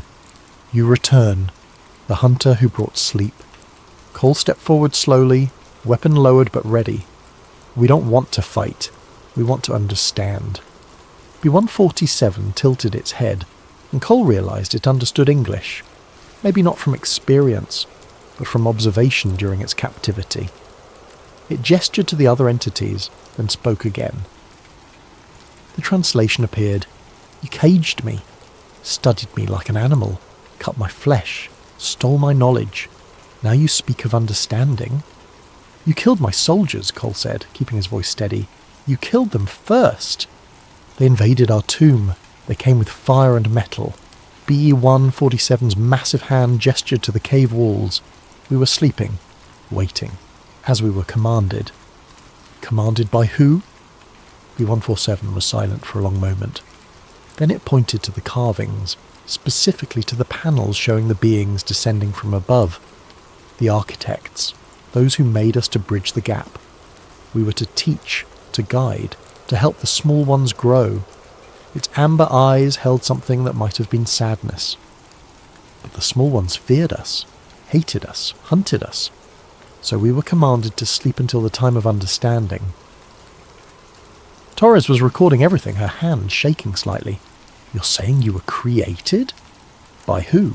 Aliens? Gods? B-147 made a sound that might have been laughter. You use words that mean nothing. The architects were not gods. They were travellers. They came to this world and found potential. They created us to nurture that potential. But they did not understand fear. They did not understand that you small ones would rather destroy than accept what you cannot comprehend. How long have you been asleep? Cole asked. The ice has come and gone 14 times since we entered the sleep. Your people count time differently. You would say 12,000 years. The number hit like a physical blow. 12,000 years before Sumer, before Egypt, before recorded history began. Why wake up now? Cole asked. B-147 gestured to the map carved into the stone. The signal came. After 12,000 years of silence, the architects sent the signal, awaken. The time of understanding has come, or ... quote. It paused and Cole heard something almost like resignation in its voice, or the time of ending. Ending? If you small ones have not learned, if you still choose fear over understanding, then the architects will know this world failed, and they will start again, somewhere else, some other world. Cole felt the weight of those words. You're saying humanity is being tested. We are all being tested, BE-147 corrected. My kind, your kind. The architects left us both here, to succeed together or fail separately. It looked at the other entities, then back at Cole. I have been in your cage. I have heard your people speak. I have seen your wars, your weapons, your hate. I am not certain you have learned. One of the other entities spoke, its voice deeper, more resonant. Torres's device translated, we should follow the old command, eradicate them and start anew. No, BE-147 said firmly, that is the old way. The way that led to 12,000 years of darkness. We will try the architect's path one more time. It turned to Cole. You are here to stop us. To cage us again or destroy us. Yes? Cole looked at his team, at the weapons they carried, at the impossible odds they faced. Then he looked at BE-147, at the intelligence in those amber eyes, and made a decision that would either save the world or doom it. I'm here to listen, he said. Tell me what you want. Part 13. The Negotiation. For 3 hours in a cave that had been sealed for 12 millennia, Cole negotiated the future of two species. BE-147 explained their history. The architects had been a spacefaring civilization that seeded worlds with potential, then moved on. They'd found Earth during the last ice age, populated by early humans struggling to survive. They'd created the giants, using human DNA as a base but enhanced, strengthened, made to withstand harsh conditions, to act as teachers and protectors. For thousands of years it had worked. The giants taught agriculture, metallurgy, astronomy. They built the megaliths that would puzzle archaeologists for millennia. Göbekli Tepe, Baalbek, structures that seemed impossible for primitive humans to construct. But fear grew. The giants were too strong, too different. Religious leaders declared them demons. Kings saw them as threats to power. Wars began. The giants, for all their strength, were vastly outnumbered. They retreated to remote places, to caves and mountains. Then the architects sent a final message. Sleep. Wait. Let humanity grow. Let time pass. If humanity matured, learned to accept differences, learned to reach for the stars themselves, then the giants could wake and the two species could finally work together as intended. But if humanity remained violent, remained fearful, remained trapped by hate and tribalism, then the experiment had failed. The signal came, BE-147 said. We woke, and I found myself in a cage, being cut apart by scientists who looked at me with the same fear I saw 12,000 years ago. He gestured to Cole. But you are different. You fear, but you listen. That is new. Cole was thinking fast, aware that everything he said here could determine the course of human history. If you all wake up, if all 17 sites activate at once, people will panic. Governments will respond with force. It'll be a war nobody can win. Then what do you propose? Slow contact. Controlled revelation. We bring in scientists, linguists, diplomats, people who can explain what you are without causing mass panic. We release information gradually. Archaeological findings, DNA evidence, historical records. We prepare humanity for the truth. One of the other entities spoke. More delays, more lies. We have waited 12,000 years. You've waited this long, Cole counted. What's another year? Another 5 years? If we do this right, you can walk free. Live openly. Share your knowledge. But if we rush it, if we force revelation on a world that's not ready, we'll have another war. And this time we have nuclear weapons. That gave them pause. B-147 spoke with the others in their ancient language, a discussion Cole couldn't follow. Finally it turned back. We will agree to this, but with conditions. We will not return to cages. We will not be experimented on. And we will be part of the process, not subjects of it. Agreed, Cole said. Then, how many of you are there? Total? Across all the sites? Perhaps 200. Some died in their sleep. Some were killed before they could enter hibernation. 200 survivors from a people who once numbered thousands. 200 against 7 billion humans. Cole felt the tragedy of it. An entire subspecies nearly erased, waiting in darkness for a second chance. There's something else, BO-147 said. Something you need to understand. The architect's signal contained information. A warning. Its amber eyes fixed on Cole. This world is changing. Your weapons, your pollution, your climate. The architects are watching. They will return in 100 of your years, and they will judge what they find. Judge? Whether this world succeeded. Whether humanity and my kind learned to coexist. Whether you reached for the stars or destroyed yourselves. B-147's voice was quiet but firm. We are not your enemy's small one, we are your last chance. Torres spoke up, her voice shaking slightly. And if we fail? If we can't coexist? What happens in 100 years when they return? B-147 looked at her, and in its expression Cole saw something ancient and sad. Then they will do what they have done to 13 other worlds that failed. They will cleanse it and start again. A sterile world ready for the next experiment. The weight of that hung in the frozen air. Humanity wasn't just facing first contact with another intelligent species. They were facing Judgment Day, with a century to prove they deserved to survive. Part 14. The Return. The extraction from Siberia was complicated. Cole had to coordinate with Russian authorities who were understandably skeptical about everything he told them. He had to manage his own chain of command, convincing generals and politicians that bullets and bombs wouldn't solve this problem. Most importantly, he had to keep BE-147 and the others safe while they worked out the details of the revelation plan. They established a secure facility in northern Canada, not a prison but a research station. The giants stayed voluntarily, working with linguists and scientists to translate their history, to share their knowledge, to prepare for the day when the world would learn the truth. Cole became the liaison, the bridge between two species that had been enemies for 12,000 years. It wasn't easy. There were hardliners in the military who wanted to neutralize the threat. There were conspiracy theorists who got hold of leaked information and spread panic online. There were religious fundamentalists who declared the giants were demons, proof of the end times. But slowly, carefully, Cole and his team built the foundation for revelation.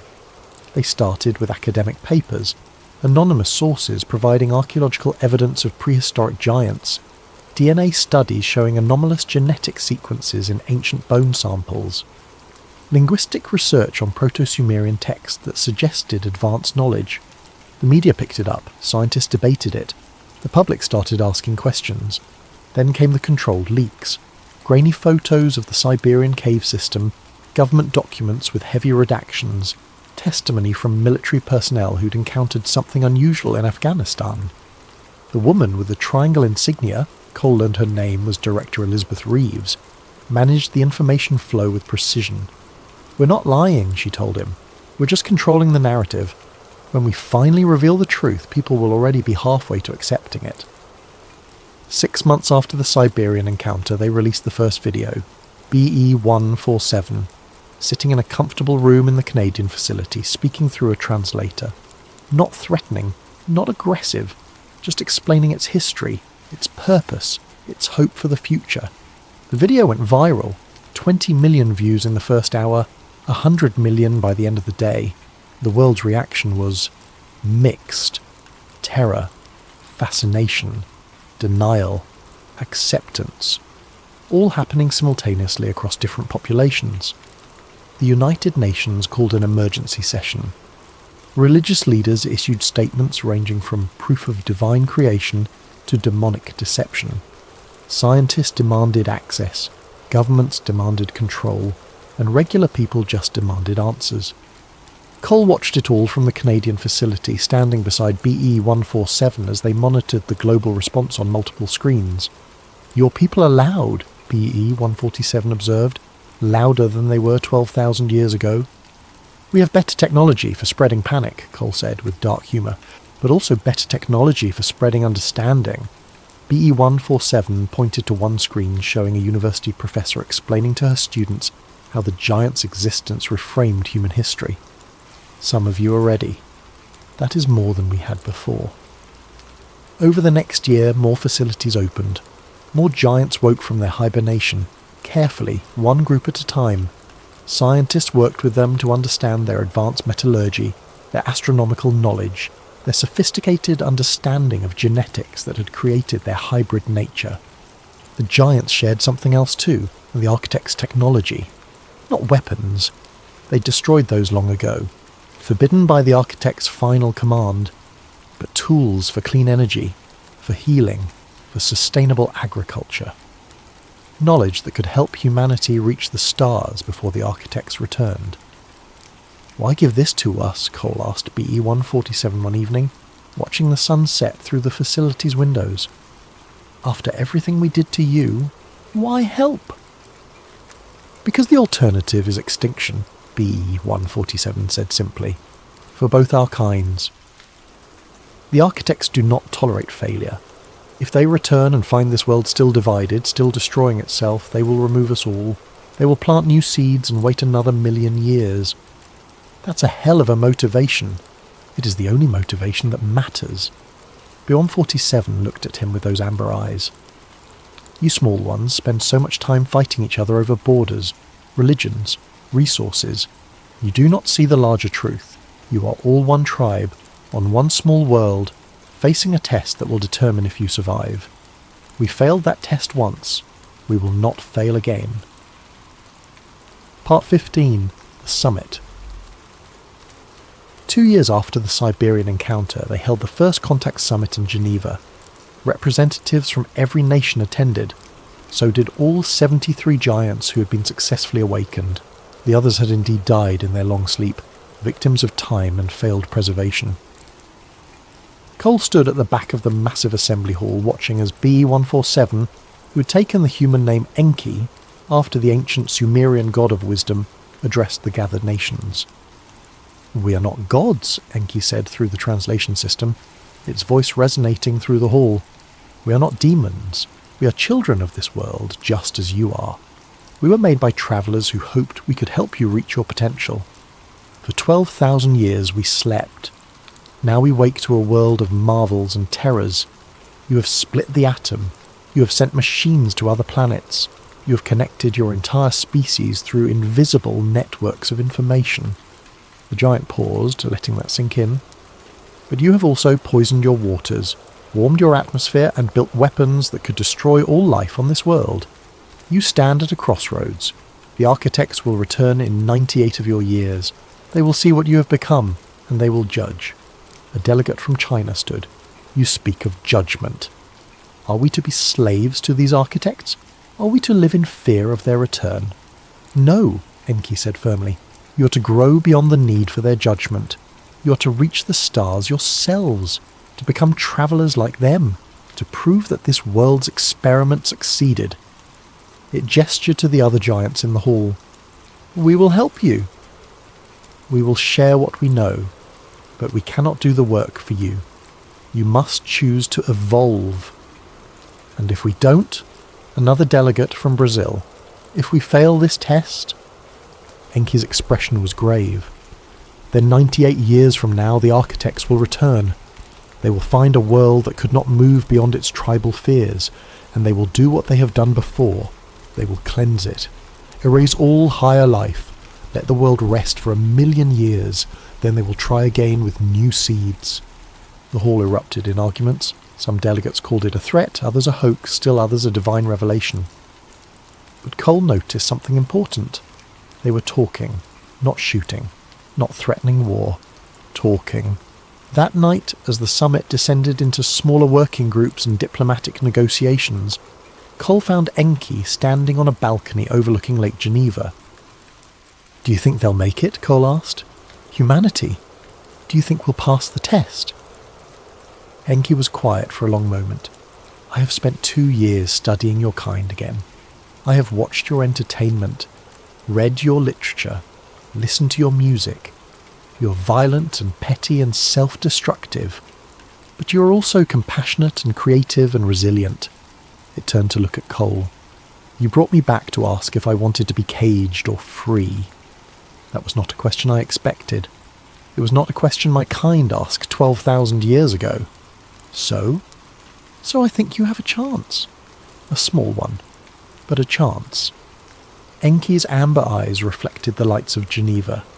We will help you, not because we're your saviours or your servants, but because we are your partners, your lost cousins finally returning home. Cole smiled.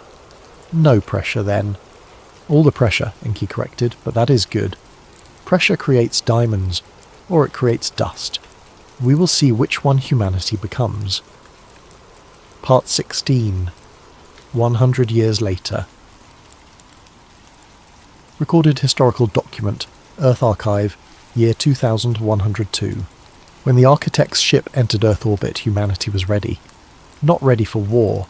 The giants had made it clear that weapons would be useless against beings who could seed worlds and create new species, but ready to show what they'd accomplished in the century since the giants woke. The cleanup of Earth's oceans and atmosphere, achieved through a combination of human innovation and giant technology. The 13 colonies on Mars and the Moon, bustling with humans and giants working side by side. The cure for aging, the elimination of hereditary diseases, the quantum communication network that connected Earth with the outer colonies. But most importantly, the end of major wars. The dissolution of old tribal hatreds. The recognition, slow and painful but undeniable, that humanity was one species on one small world, and they would survive together or not at all.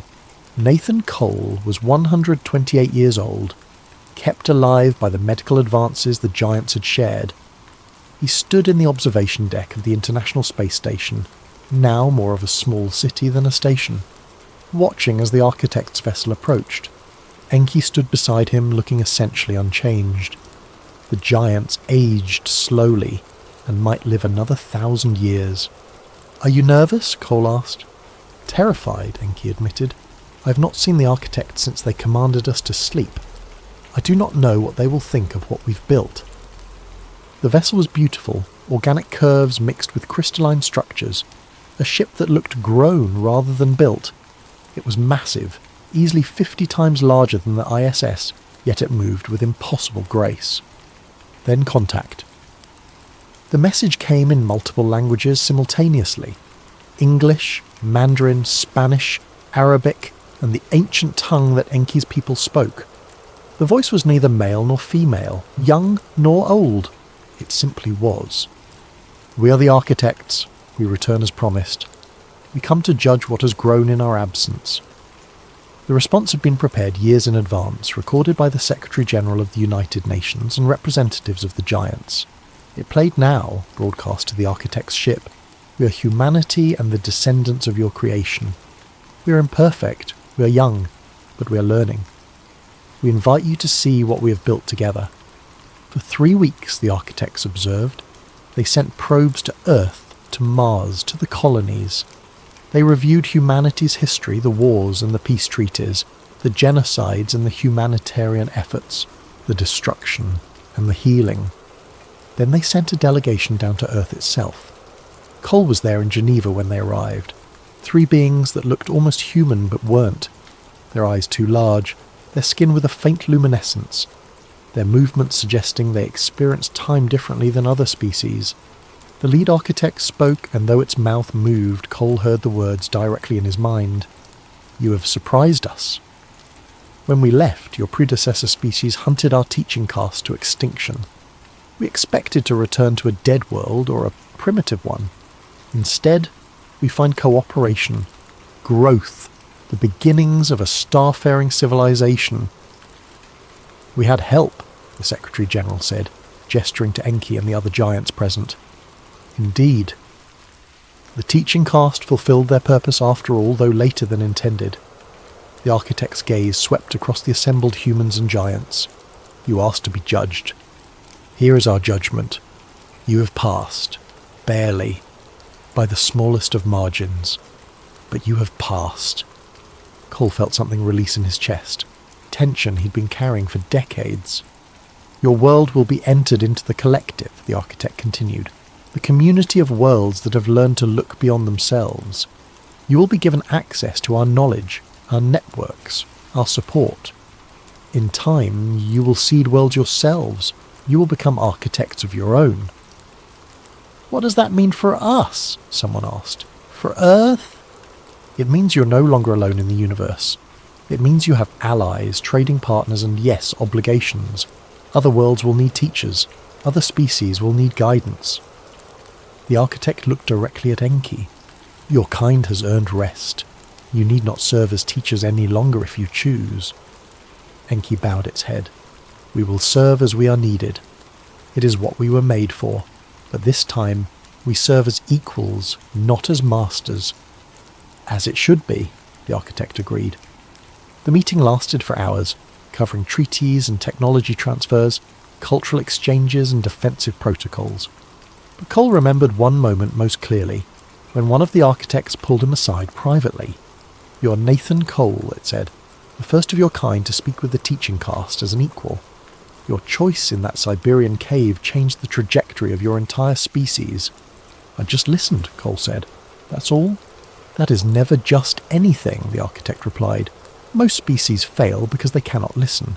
They hear only their fear. You heard possibility. That is why your world survives." Epilogue: The Long Perspective. 50 years after the architect's judgment, Nathan Cole died peacefully in his sleep at the age of 178. He'd lived to see humanity establish colonies in 3 star systems. He'd watched the giants integrate fully into human society, some becoming teachers and scientists, others artists and explorers. He'd seen the fear and hatred that had driven 2 species apart finally, slowly, fade into history. At his funeral, Enki spoke. "This man saved 2 species, not with violence, not with dominance, but by asking a simple question, in a moment when violence would have been easier. He asked, 'What do you want?' And he listened to the answer. May we all learn from his example." The cave in Kandahar where it all began became a memorial site. The walls with their ancient carvings were preserved, and visitors, human and giant alike, walked through the chambers where fear had once driven 2 peoples to violence. In the deepest chamber, where BE 147 had fallen and then risen again, they placed a plaque. It read, "Here, in 2002, humanity discovered they were not alone. Here, in 2025, humanity chose understanding over fear. Here, the age of tribes ended and the age of species began." May we never forget how close we came to failure, or how simple the path to success truly was. The Kandahar anomaly wasn't an anomaly at all. It was a mirror, reflecting back humanity's capacity for both destruction and growth. And unlike so many other worlds that came before, Unlike 13 failed experiments that ended in sterile silence, Earth looked into that mirror and chose to become something better. Not perfect, not peaceful, not without struggle and setback and pain, but better. And in the vast, ancient judgment of the architects who seed worlds and wait to see what grows, better was enough. Good evening, and welcome to Sleep Theories. Before we dive into tonight's story, I'm curious about you, our listeners. How has your day been treating you? Are you winding down after a long day? Or perhaps you're on the other side of the world, just beginning your morning routine. What time is it where you are right now? And what corner of our vast planet are you calling home tonight? Whether you're listening from a bustling city apartment, a quiet countryside home, or somewhere in between, you're part of our global community of truth seekers and story lovers. If you're new to Sleep Theories, welcome aboard. And if you're a returning listener, thank you for coming back. Don't forget to subscribe if you haven't already. We have so many more mysteries to uncover together, and your subscription helps us bring these stories to light. Now, settle in, get comfortable, and prepare yourself for a tale that will make you question everything you thought you knew about one of history's most famous disasters. Tonight, we're going beneath the surface of the North Atlantic, not just to explore the wreckage of a legendary ship, but to uncover a conspiracy so massive, so carefully orchestrated, that it may have shaped the course of world history. This is the story of the Titanic switch, the theory that suggests the ship that sank on that fateful April night in 1912 was never the Titanic at all. April 14th, 1912. Picture this night in your mind. The North Atlantic stretches endlessly in every direction, a black mirror reflecting nothing but stars. There is no moon to illuminate the waters, leaving the ocean in an almost supernatural darkness. The temperature has dropped to just below freezing, and the sea is unusually calm, so still that veterans of these waters would later describe it as eerily unnatural. Cutting through this obsidian expanse is the largest moving object ever created by human hands. The RMS Titanic, all 882 feet of her, pushes through the water at nearly 23 knots. Her 4 massive smokestacks pierce the star-filled sky, sending columns of smoke and sparks into the night. From her decks, the warm glow of electric light spills out onto the water, creating the only source of illumination for miles in any direction. Inside this floating palace, over 2,000 souls are living what many believe to be their final hours, though they don't know it yet. In the first-class dining saloon, passengers in evening wear are finishing their 10-course dinner, completely unaware that they are dining aboard what will become history's most famous maritime disaster. The ship's orchestra plays ragtime melodies that drift through the corridors, mixing with the sound of laughter, conversation, and the ever-present thrumming of the engines deep below. Captain Edward Smith stands on the bridge, a veteran of the seas with 40 years of experience behind him. This is meant to be his final voyage before retirement, a triumphant capstone to a distinguished career. He has commanded ships for the White Star Line for decades, earning the nickname Millionaire's Captain for his skill in handling the luxury vessels that carry the world's elite across the Atlantic. Tonight he commands not just any ship, but the crown jewel of the White Star Line fleet, the unsinkable Titanic. But at 11:39 p.m. ship's time, everything changes in an instant. Frederick Fleet, the lookout stationed in the crow's nest, spots something emerging from the darkness ahead. Without the aid of binoculars, which, mysteriously, are locked away and unavailable to the lookouts that night, he strains his eyes against the blackness. What he sees sends ice through his veins. A massive iceberg, dark and silent, looms directly in the ship's path. "Iceberg right ahead," Fleet shouts into the telephone that connects him to the bridge. First Officer William Murdoch receives the warning and immediately orders hard a starboard and full astern. The helmsman spins the wheel, and the engine room receives the telegraph signal to reverse engines. For 37 seconds, the fate of over 2,000 people hangs in the balance as the massive ship begins to turn. But it's too late.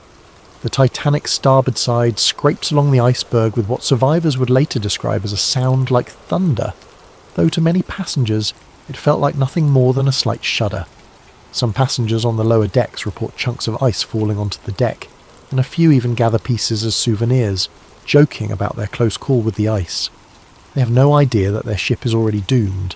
Below the waterline, the iceberg has opened up the first 5 compartments of the ship's hull.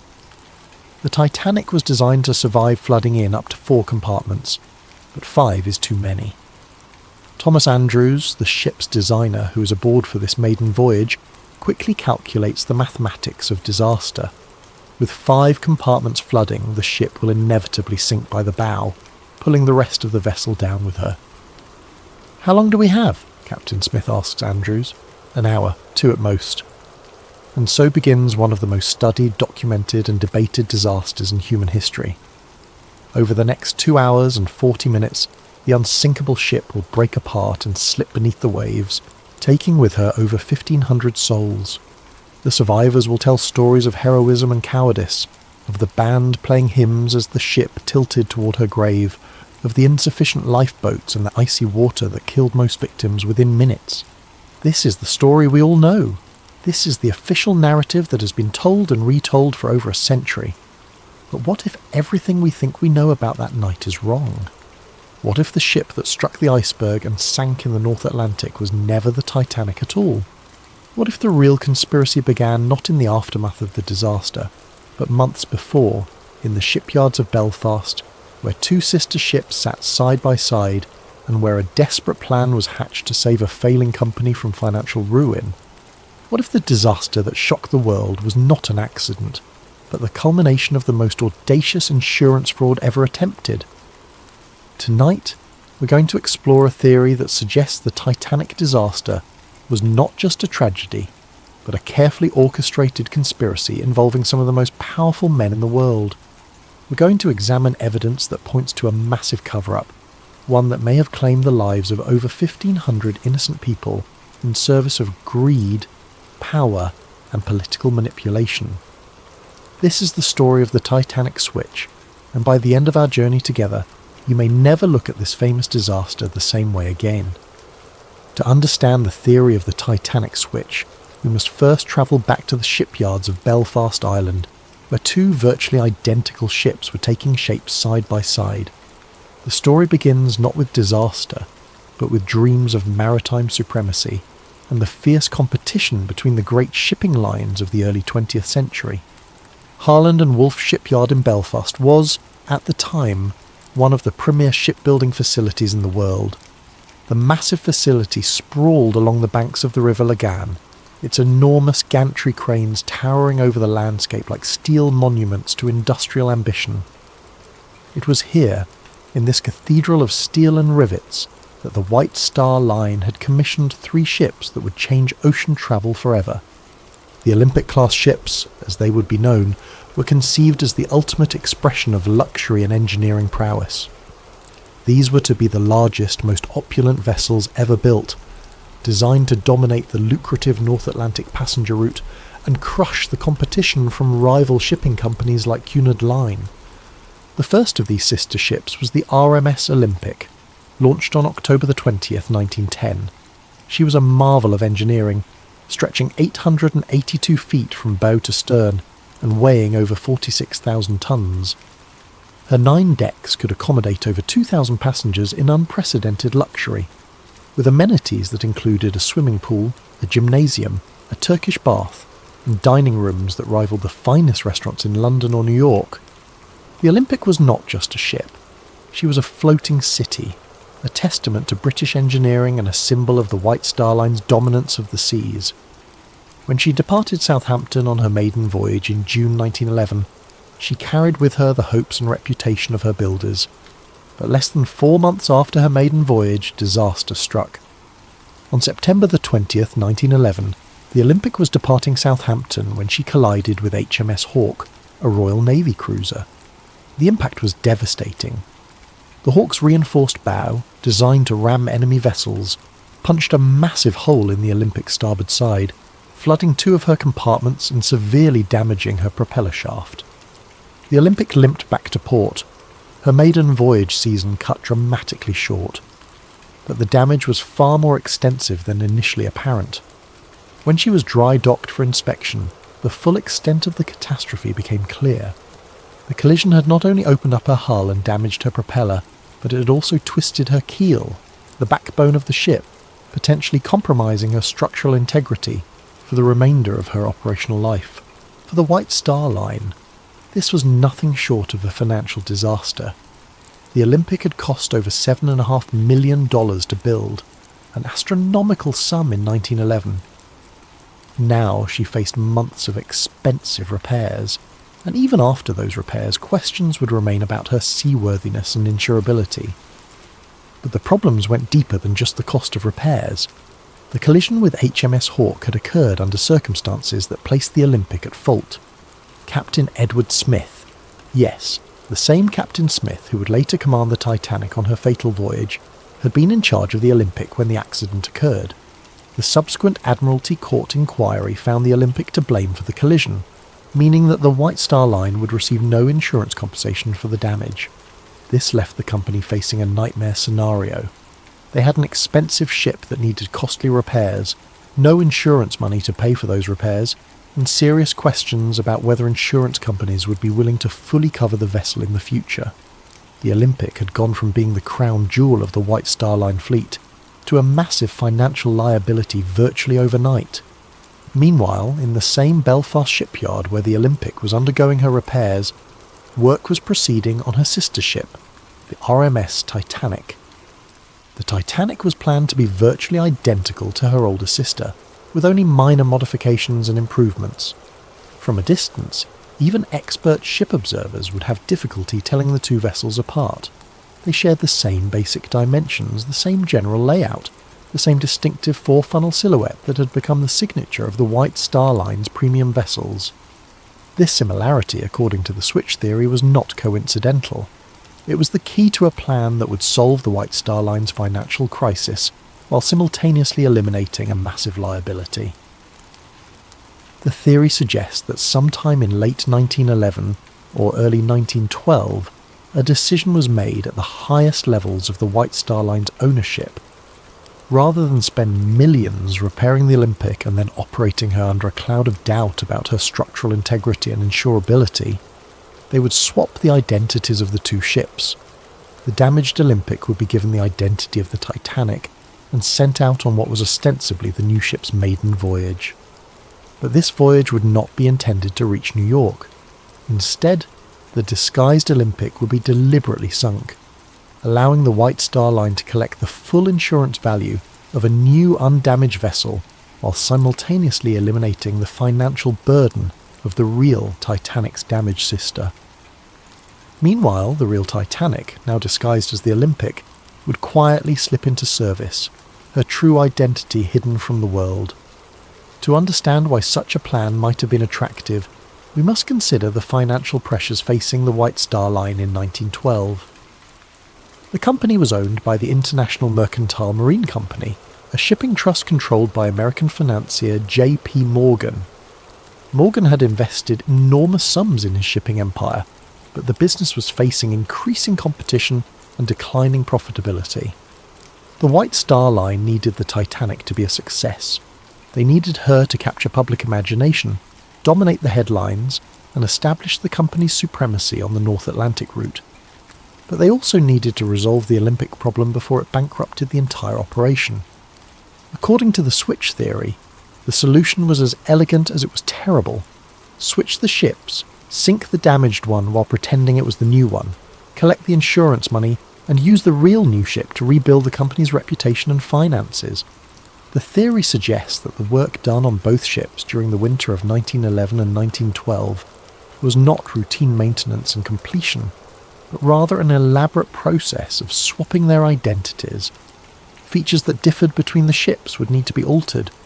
Documentation would need to be changed or destroyed. Most importantly, the workers involved would need to be either brought into the conspiracy or kept unaware of what they were truly doing. Harland and Wolff employed thousands of workers, and the shipyard was a maze of activity with multiple vessels under construction and repair simultaneously. In such an environment, it would be possible to make alterations to both ships without arousing suspicion, especially if the changes were explained as routine modifications or improvements. The workers who might notice discrepancies could be told they were simply upgrading the Olympic to match improvements made to the Titanic design, or vice versa. Only a handful of people at the very top of the hierarchy would need to know the true purpose of the work being done. But for such a plan to succeed, it would require more than just physical alterations to the ships. It would require careful planning of the disaster itself, ensuring that the right people were aboard and the right people were not, and that the sinking would occur in circumstances that would prevent too close an examination of the evidence. The switch theory suggests that every detail of the Titanic's maiden voyage was planned not to showcase a magnificent new ship, but to destroy an old damaged one while making it appear to be an accident. The passenger list, the route, the timing, even the crew assignments, all of these, according to the theory, were carefully orchestrated to serve the conspiracy. As we'll see, the evidence for this incredible claim goes far beyond simple speculation. There are photographs that seem to show differences between the ship that left Belfast and the ship that left Southampton. There are testimony from shipyard workers who noticed unusual modifications being made. There are suspicious cancellations by wealthy passengers who had every reason to want to be aboard the maiden voyage of the most famous ship ever built. Most tellingly, there are the financial motivations of the men who controlled the White Star Line. Men who stood to lose millions if the Olympic problem was not resolved, and who stood to gain millions if a carefully planned disaster could eliminate their problems while simultaneously collecting insurance payments. But before we examine that evidence, we need to understand exactly who these men were and just how much money was at stake in 1912. We need to understand the insurance motive that may have driven over 1,500 people to their deaths in the icy waters of the North Atlantic. Money. In the end, according to the switch theory, that's what the Titanic disaster was really about. Not the romance of the sea, not the hubris of calling a ship unsinkable, not even the class divisions that the disaster seemed to highlight. It was about money, enormous amounts of money that stood to be lost or gained depending on the fate of two ships and the decisions of a few powerful men. To understand the financial pressures that may have driven the conspiracy, we need to understand the business empire of one man, John Pierpont Morgan, the American financier who controlled more wealth and power than perhaps any individual in the history of capitalism. J.P. Morgan was not just wealthy, he was a force of nature in the world of early 20th century finance. His banking house, J.P. Morgan and Company, had financed railroads, steel companies, and industrial empires. He had personally intervened to prevent financial panics, earning him the nickname America's Bank. When the federal government needed money, they came to J.P. Morgan. When major corporations needed capital, they came to J.P. Morgan. By 1912, he controlled assets worth billions in today's currency. But Morgan's empire was not limited to American shores. In 1902, he had founded the International Mercantile Marine Company, a shipping trust designed to dominate transatlantic passenger and cargo traffic. The IM acquired control of numerous shipping lines, including the prestigious White Star Line, Morgan's crown jewel in maritime transportation. The White Star Line was the perfect fit for Morgan's vision. Founded in 1845, it had built its reputation on providing luxury service to affluent passengers crossing between Europe and America. The company's ships were known for their elegance, comfort, and safety record. When Morgan acquired control, he saw an opportunity to create the ultimate expression of luxury travel while generating enormous profits. This vision led directly to the commissioning of the Olympic-class ships. Morgan intended these vessels to be more than just transportation. They would be floating advertisements for the supremacy of his shipping empire.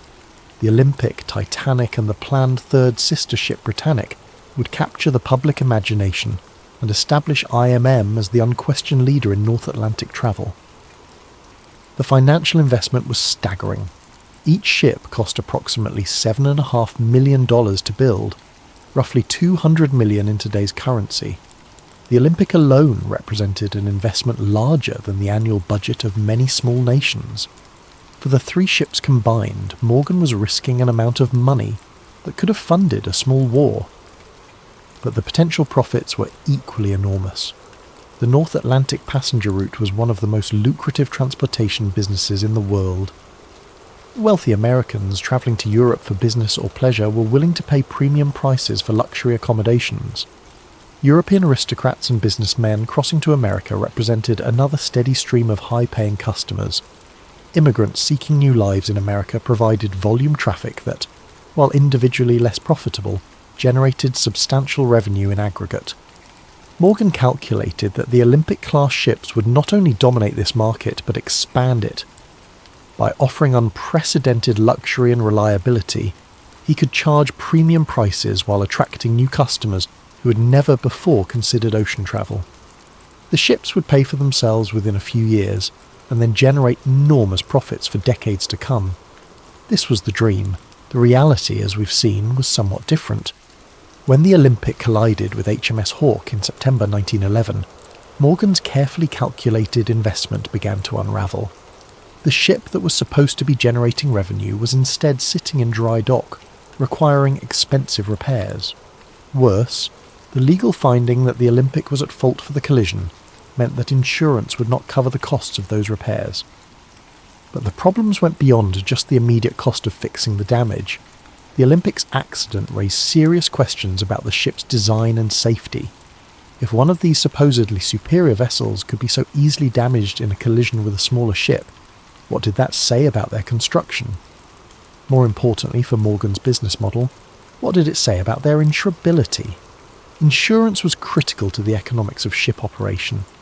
No shipping company could afford to operate vessels worth millions of dollars without comprehensive insurance coverage.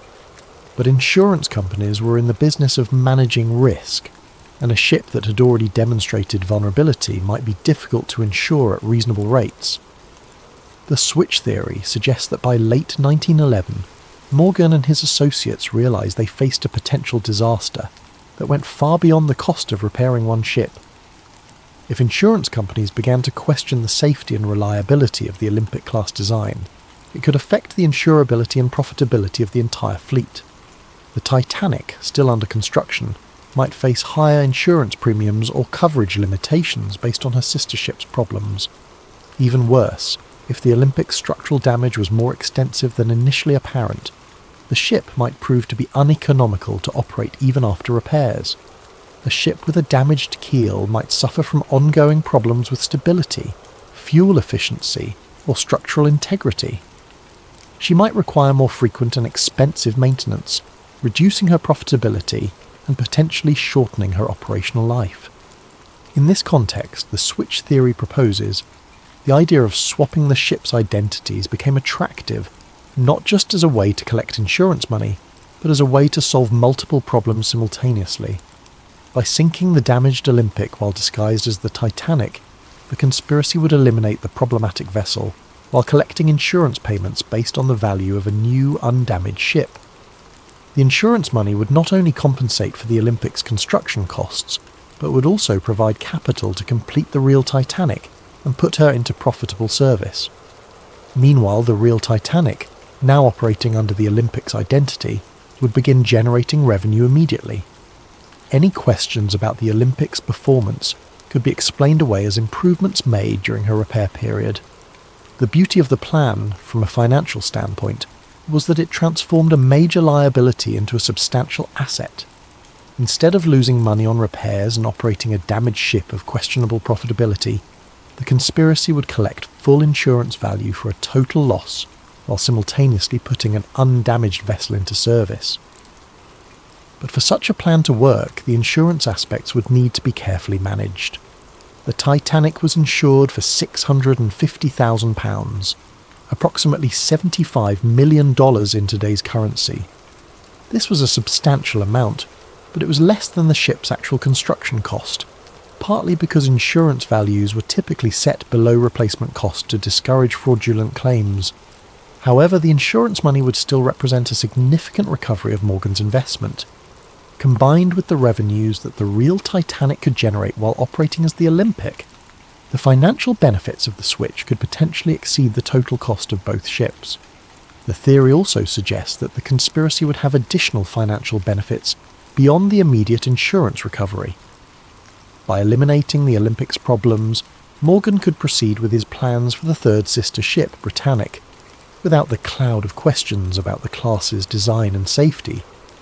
The successful maiden voyage of the Titanic would generate publicity and confidence that would benefit the entire White Star Line fleet. But perhaps most intriguingly, the switch theory proposes that the financial motive may have extended beyond simple insurance fraud.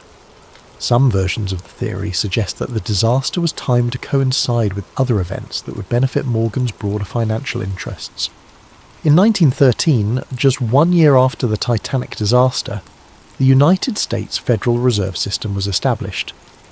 This new central banking system fundamentally changed how American finance operated, and J.P. Morgan was one of its strongest supporters.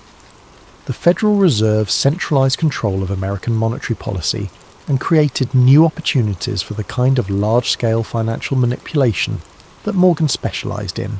However, Morgan faced opposition to the Federal Reserve from some quarters, including wealthy Americans who preferred the existing decentralized system. Some of these opponents happened to be aboard the Titanic when she sank.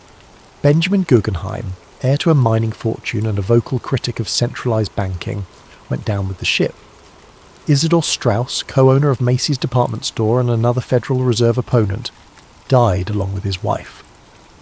John Jacob Astor IV, one of the wealthiest Americans and a skeptic of Morgan's financial schemes, also perished in the disaster. Meanwhile, J.P. Morgan himself, who had booked passage on the Titanic's maiden voyage, cancelled his trip at the last minute citing illness. Several of Morgan's business associates and political allies also cancelled their bookings while his opponents sailed to their deaths. This aspect of the theory suggests that the Titanic disaster may have served multiple purposes for Morgan. Not only did it solve his immediate problem with the Olympic and provide insurance money, but it also eliminated some of his most powerful opponents in the debate over American financial policy. Whether or not this political dimension was part of the original plan, the financial motive alone would have been sufficient to drive such a conspiracy.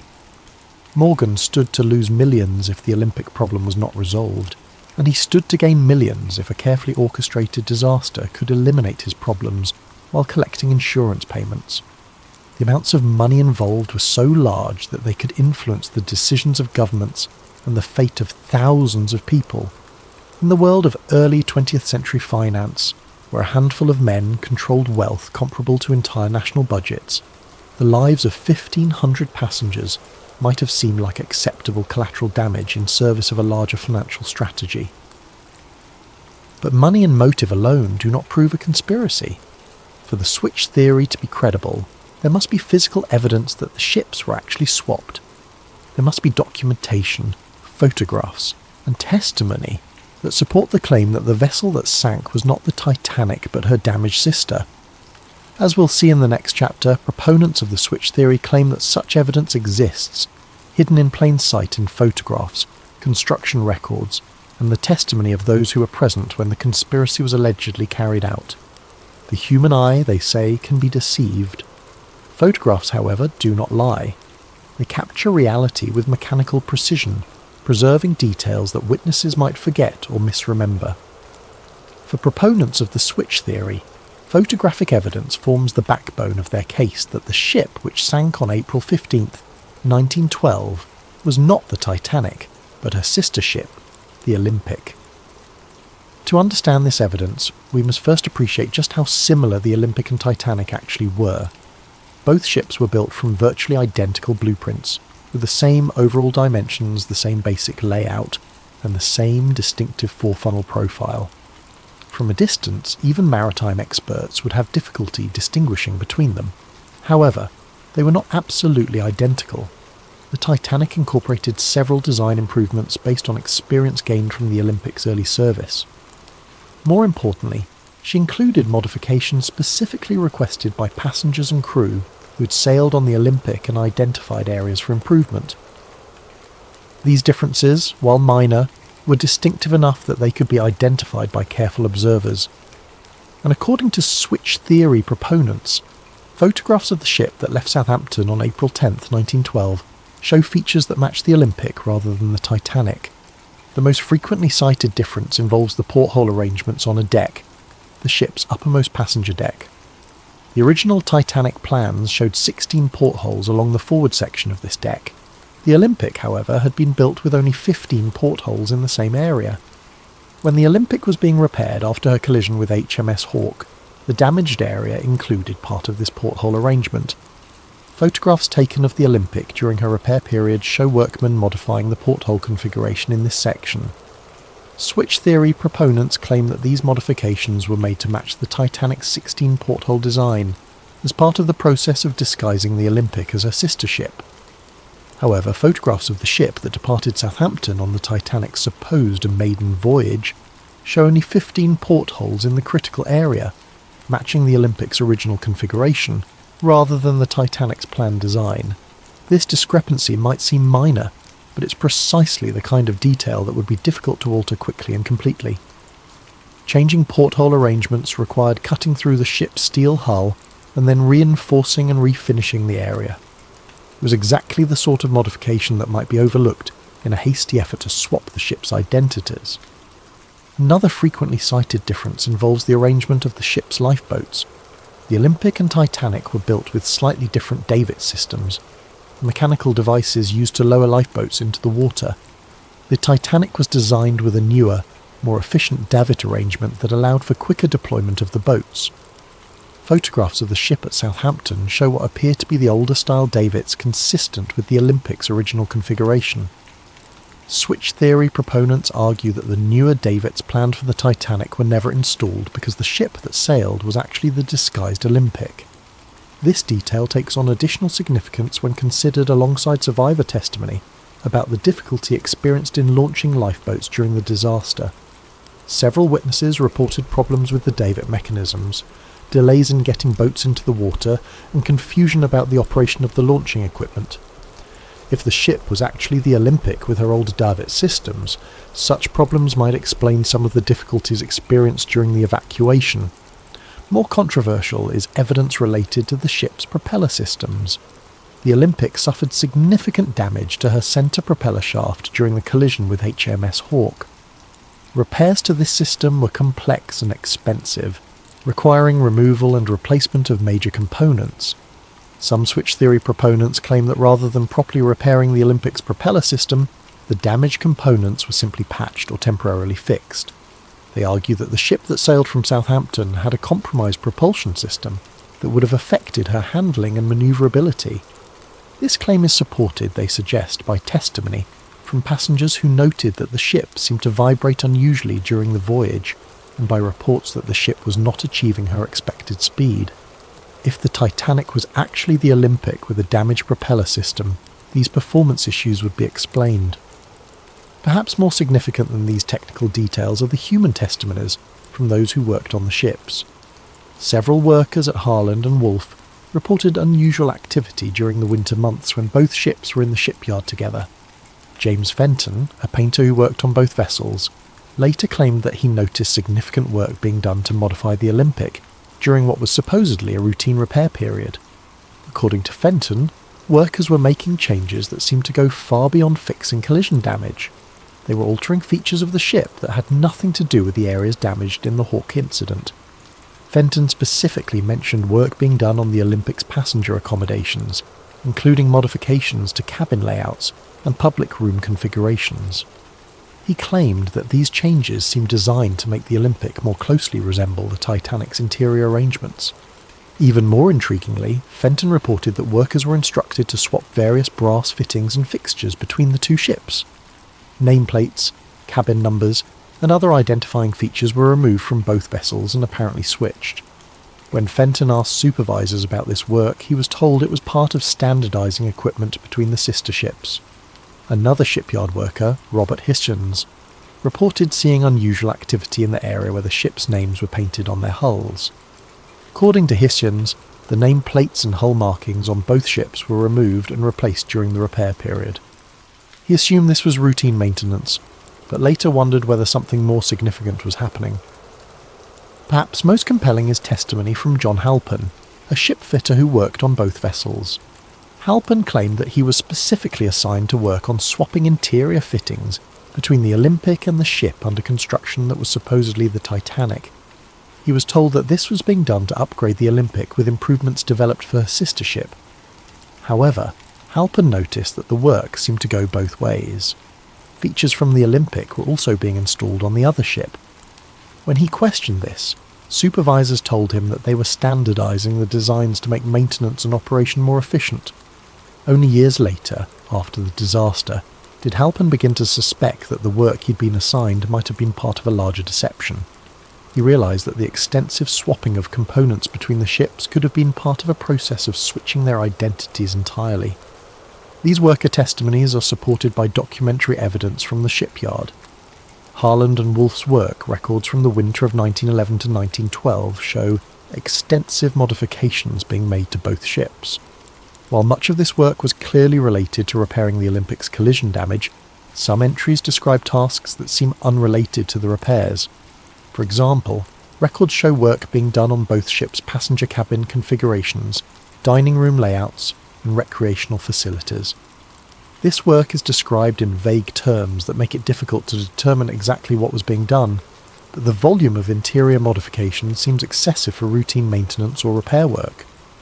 More suspicious are gaps in the documentation. Several weeks' worth of work records are missing from the shipyard files, apparently lost or destroyed. The missing records cover precisely the period when the most extensive work was being done on both ships. Additionally, some surviving records contain unusual notations and corrections that suggest original entries were altered or replaced. Work orders that originally specified tasks for the Olympic appear to have been changed to specify the same work for the Titanic and vice versa. Switch theory proponents also point to photographic evidence from inside the ships. Comparison of interior photographs taken during construction with photographs taken aboard the ship that sailed from Southampton reveals several discrepancies. The most notable differences involve the first-class dining room and the grand staircase. The Olympic's dining room was originally designed with a specific pattern of decorative panels and light fixtures. The Titanic was planned to have an improved version of the same space, with subtle but distinctive differences in the decorative scheme. Photographs taken aboard the ship at Southampton show decorative features that match the Olympic's original design, rather than the improvements planned for the Titanic. Similarly, details of the grand staircase appear to match the Olympic's configuration, rather than the Titanic's planned modifications. These interior discrepancies are particularly significant because they would be difficult to fake or alter after the disaster. Unlike exterior features that might be changed by salvage operations or natural deterioration, interior photographs taken before the voyage provide a permanent record of the ship's actual configuration. However, the most dramatic physical evidence cited by switch theory proponents involves the ship's construction numbers. Every vessel built by Harland and Wolff was assigned a unique yard number that was stamped or engraved on various components throughout the ship. These numbers served as permanent identification that could not be easily altered or forged. The Olympic was assigned yard number 301. The Titanic was assigned yard number 3909. According to the theory, components with the Olympic's number should have been found on the wreck if it was actually the Titanic that sank. When the Titanic wreck was discovered in 1985, some of the recovered artifacts did indeed show construction numbers. However, examining these numbers has proven difficult due to the condition of the wreck and the limited access to recovered materials. Some switch theory proponents claim that construction numbers found on wreck components match the Olympic rather than the Titanic, but this claim is disputed by maritime historians and wreck researchers. The numbers are often partially obscured or damaged, making definitive identification difficult. More recently, some researchers have used advanced imaging techniques to examine construction details on the wreck itself. These studies have identified several features that appear to match the Olympic's configuration rather than the Titanic's planned design. For example, the propeller arrangement on the wreck appears to show evidence of the repair work done to the Olympic's damaged propulsion system. The centre propeller, which should have been a 3-blade design on the Titanic, appears to be a 4-blade configuration that matches repairs made to the Olympic. Similarly, hull plates in areas that should have been newly constructed for the Titanic show evidence of previous damage and repair that would be consistent with the Olympic's collision damage. However, these findings are highly technical and disputed by many experts. The condition of the wreck after more than a century on the ocean floor makes definitive identification of small details extremely difficult. Corrosion, collapse, and damage from the sinking itself have obscured many of the features that might provide conclusive evidence. The physical evidence for the switch theory remains controversial and disputed. While proponents point to numerous discrepancies between the ship that sailed and the ship that was supposed to sail, skeptics argue that these differences can be explained by changes made during construction, errors in documentation, or misinterpretation of photographic evidence. What is not disputed is that significant work was done on both ships during the winter of 1911 to 1912, that modifications were made that went beyond simple repair work, and that there are photographic and documentary discrepancies that have never been fully explained. Whether these discrepancies prove a conspiracy or simply reflect the normal complexities of building and modifying massive ships remains a matter of debate. But for switch theory proponents, the physical evidence forms a compelling case that something was not right about the ship that sailed from Southampton on that April morning in 1912. However, physical evidence is only part of the story. To truly understand the scope of the alleged conspiracy, we must examine not just what was done to the ships, but who was aboard them. The passenger list of the Titanic's final voyage contains names that would reshape the world of finance and politics, and according to the theory, this was no coincidence. Sometimes the most revealing evidence is not what happened, but who was present when it happened. In the case of the Titanic disaster, the passenger manifest reads like a who's who of early 20th century power and influence. But according to the switch theory, this prestigious passenger list was not assembled by chance. Instead, it was carefully curated to serve the purposes of a conspiracy that extended far beyond simple insurance fraud. To understand the significance of the Titanic's passengers, we must first understand the broader context of American politics and finance in 1912. The United States was on the verge of fundamental changes in how its financial system operated. The country had experienced several financial panics in recent decades, and there was growing pressure to create a more stable and centralized banking system. J.P. Morgan and his allies favored the creation of a central bank that would be controlled by major financial institutions. This system, which would eventually become the Federal Reserve, would give unprecedented power to a small group of bankers and financiers. They would control the nation's money supply, interest rates, and credit availability. However, this plan faced significant opposition from wealthy Americans who preferred the existing decentralized system. These opponents feared that a central bank controlled by Morgan and his associates would concentrate too much financial power in too few hands. They argued for maintaining a system where multiple independent banks could compete and where no single institution could dominate the nation's finances. The debate over banking reform was not merely academic. Billions of dollars in wealth and decades of political power hung in the balance. If Morgan's vision prevailed, he and his allies would control the financial destiny of the United States. If his opponents succeeded in blocking the plan, Morgan's influence would be significantly diminished. Into this high-stakes political battle sailed the Titanic, carrying some of the most influential participants in the banking debate. And remarkably, almost all of the Federal Reserve's most powerful opponents happened to be aboard, while Morgan and his supporters were conspicuously absent. The most prominent opponent aboard was Benjamin Guggenheim, heir to one of America's great mining fortunes. The Guggenheim family controlled vast mineral resources and had accumulated enormous wealth through copper, silver and gold mining operations around the world. Benjamin was not just wealthy but politically influential, serving on the boards of multiple corporations and maintaining extensive connections in Washington. Guggenheim had been a vocal critic of Morgan's banking proposals. He argued that a centralized system would stifle competition and innovation in American finance. He favored maintaining the existing system of independent banks and opposed giving any single institution the power to control the nation's money supply. On the night of April 14th, as the Titanic began to sink, Benjamin Guggenheim reportedly dressed in his finest evening clothes and told fellow passengers, "We are prepared to go down like gentlemen." His body was never recovered. Also aboard was Isidor Straus, co-owner of Macy's department store and another influential voice in American business. Strauss had built his retail empire through careful management and conservative financial practices. He distrusted the kind of financial manipulation that Morgan specialised in and opposed the creation of a central bank that would facilitate such practices. Strauss was particularly concerned about the impact of centralised banking on smaller businesses. He argued that a Morgan-controlled central bank would favour large corporations at the expense of independent merchants and entrepreneurs. His opposition to the Federal Reserve Plan was well known in political circles. When the Titanic began to sink, Isidore and his wife Ida were offered places in a lifeboat. According to witnesses, Ada refused to leave her husband, saying, "We have lived together for 40 years. Where you go, I go." They were last seen sitting together on deck chairs as the ship tilted toward her final plunge.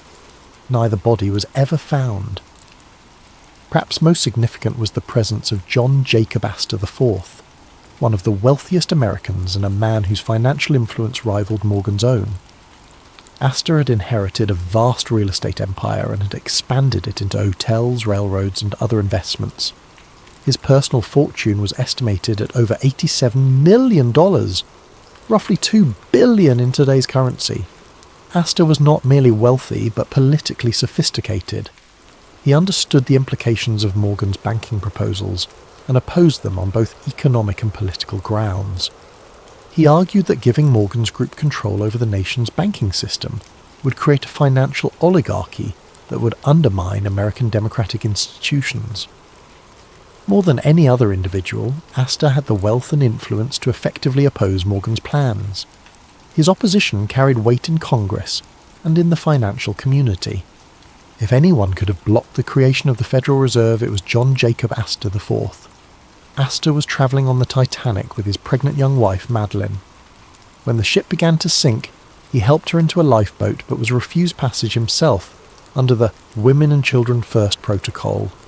His body was recovered days later, reportedly with his gold watch still in his pocket and over $2,000 in cash. His death eliminated one of the most powerful obstacles to Morgan's banking ambitions. These three men, Guggenheim, Strauss and Astor, represented the core of wealthy American opposition to the Federal Reserve Plan. Their combined influence, both financial and political, posed a serious threat to Morgan's vision of centralised banking control. Their deaths removed major obstacles to the passage of Federal Reserve legislation. But the passenger list's significance extends beyond these three prominent figures. Several other Titanic passengers had connections to the banking debate or to Morgan's business interests. Some were allies who might have provided testimony or support that could have been problematic for the conspiracy. Others were neutral parties whose presence might have been seen as providing legitimacy to the voyage. The theory suggests that the passenger list was carefully managed to ensure that the right people were aboard and the wrong people were not. Key figures in the banking debate who opposed Morgan were encouraged or induced to sail, while those who might have interfered with the plan were kept away. This management allegedly extended to the crew assignments as well. Captain Edward Smith, who commanded the ship, was nearing retirement, and may have been chosen partly because his career was ending anyway. If he survived the disaster, he would soon be out of the shipping business and less likely to cause problems. If he didn't survive, his death would be seen as a heroic sacrifice, rather than evidence of conspiracy. Other key crew members were reportedly chosen for their loyalty to the White Star Line or their lack of detailed knowledge about the ship's construction.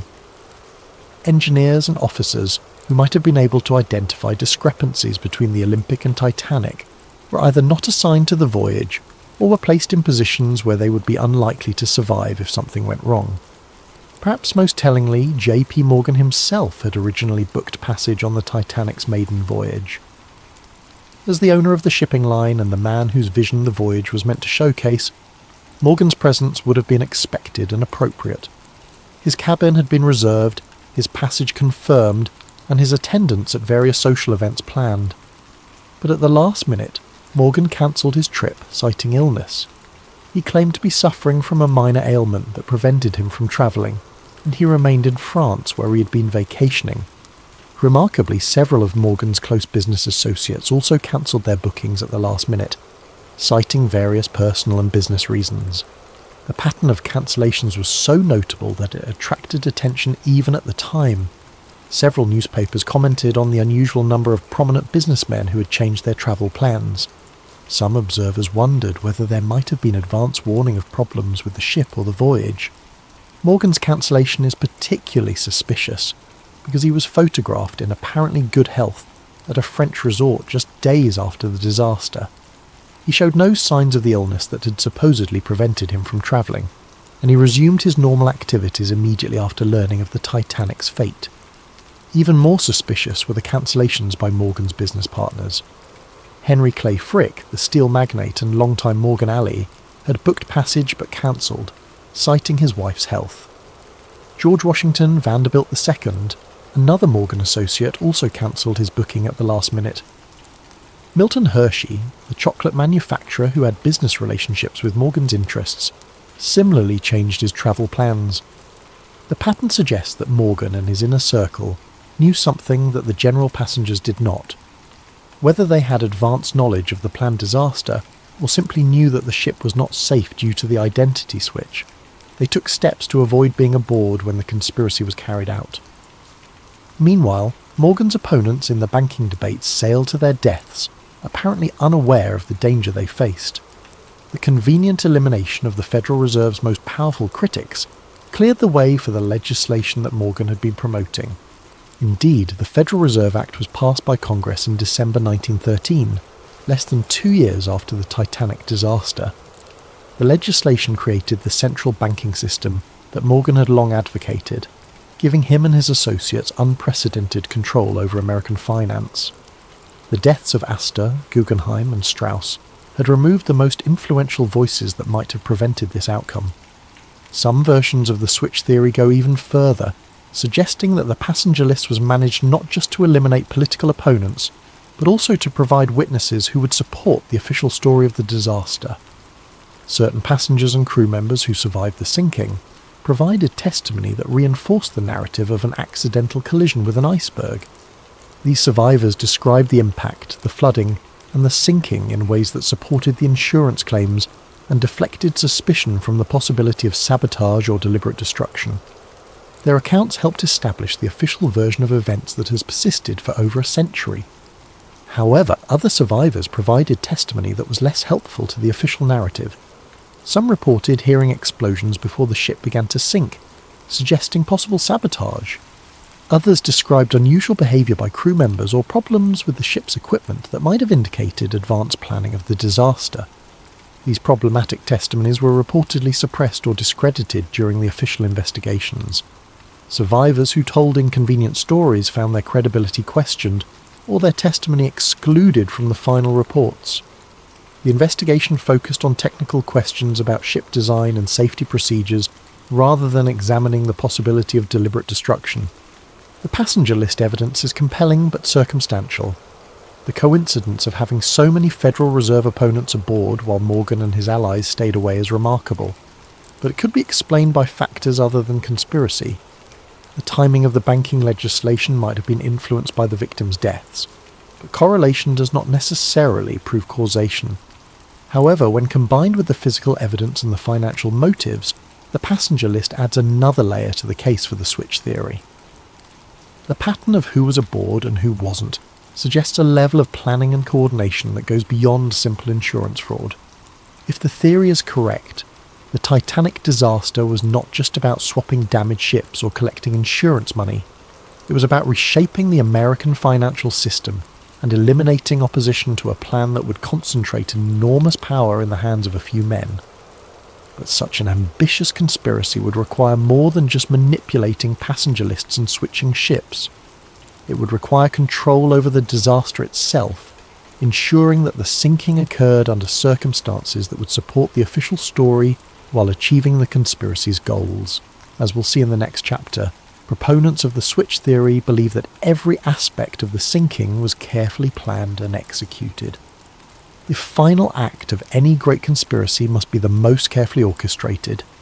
If the switch theory is correct, then the night of April 14th to 15th, 1912 represented not a tragic accident, but the culmination of months of planning designed to create the appearance of disaster while achieving very specific goals.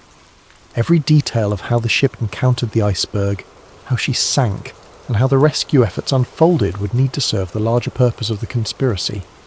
To understand how the sinking might have been deliberately orchestrated, we must first examine the unusual circumstances that made the disaster possible. The night of April 14th was characterised by conditions that maritime experts describe as extraordinarily rare and dangerous. The sea was unusually calm, so still that there were no waves breaking against icebergs to make them visible from a distance.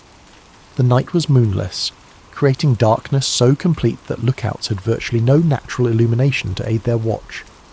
Most unusually, the atmosphere was clear and cold, creating temperature inversion conditions that could cause unusual optical effects, making distant objects appear closer or farther than they actually were.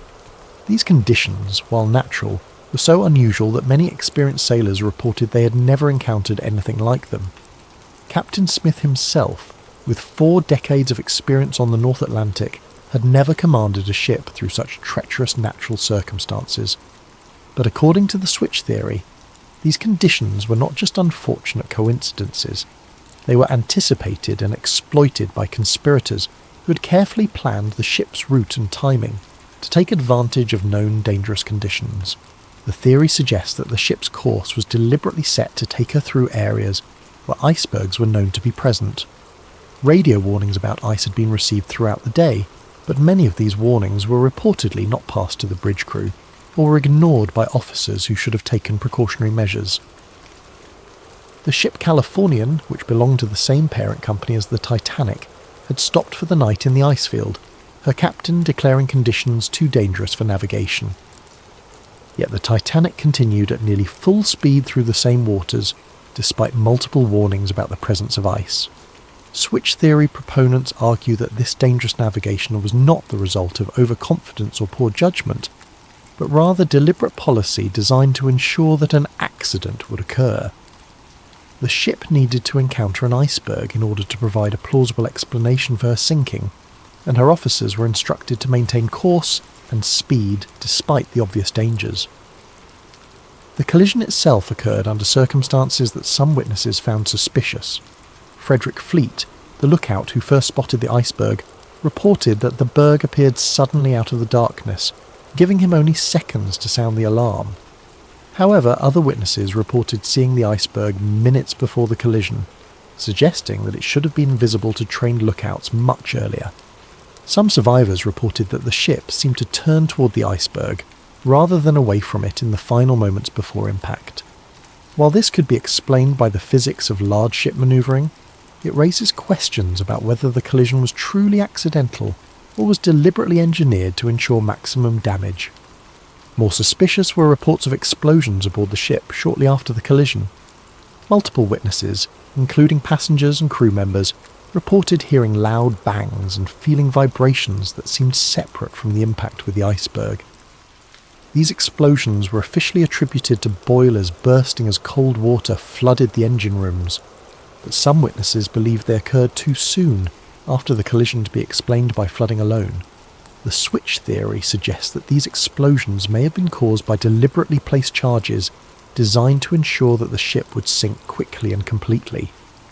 If the collision with the iceberg was not sufficient to guarantee the ship's destruction, additional sabotage might have been necessary to achieve the conspiracy's goals. The pattern of flooding also struck some observers as unusual. While the official investigation concluded that the iceberg had opened 5 compartments to the sea, causing fatal flooding, some witnesses reported that water seemed to be entering the ship from multiple locations, not just the area of the supposed iceberg damage. Crew members working in areas far from the collision reported rapid flooding that seemed inconsistent with damage caused by scraping along an iceberg. Some suggested that the ship's hull might have been weakened in advance, either through the supposed identity switch or through deliberate sabotage, making her more vulnerable to catastrophic damage. The behaviour of some crew members during the disaster also raised questions. While many officers and crew performed heroically, trying to save as many passengers as possible, others seemed strangely unprepared for the emergency or reluctant to take action that might have saved more lives.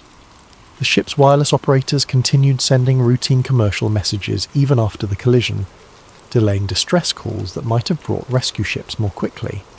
Some officers seemed confused about the severity of the damage or uncertain about proper emergency procedures, suggesting that they might not have been fully briefed on the ship's actual condition or capabilities.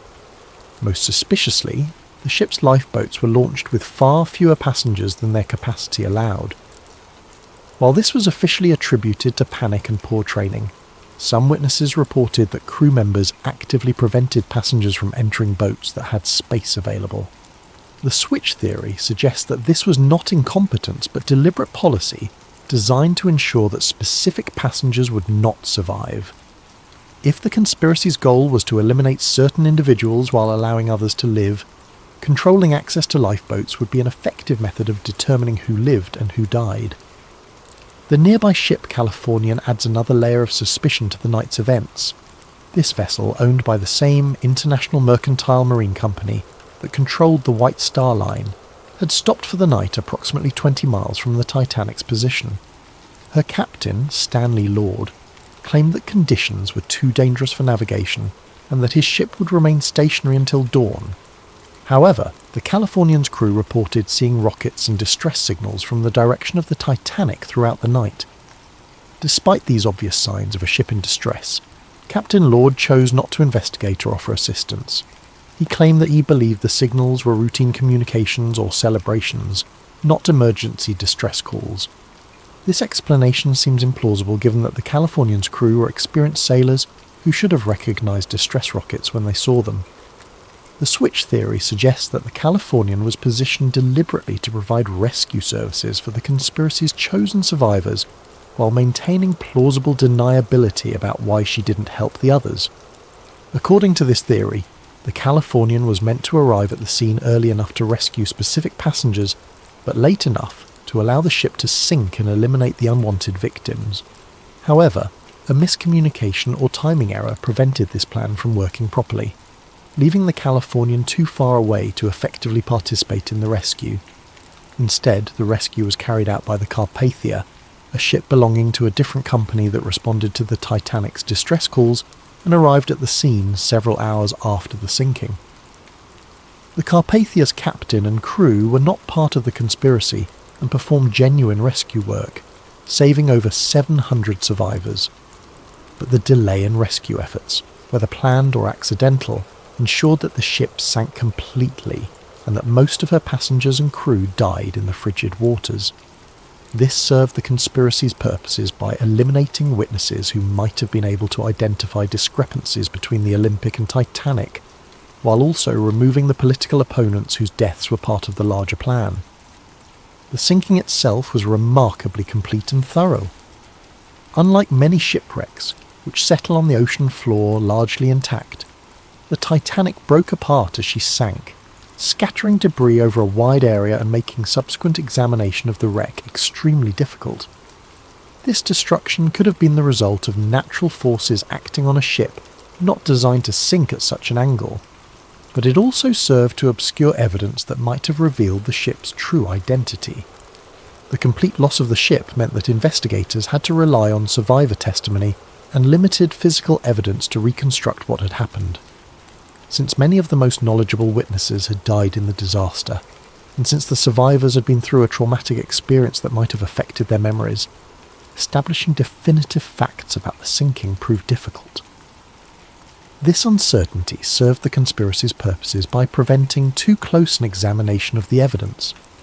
Questions about the ship's identity, the cause of the sinking, or the behaviour of the crew could be deflected by pointing to the lack of conclusive evidence and the confusion inherent in any major disaster.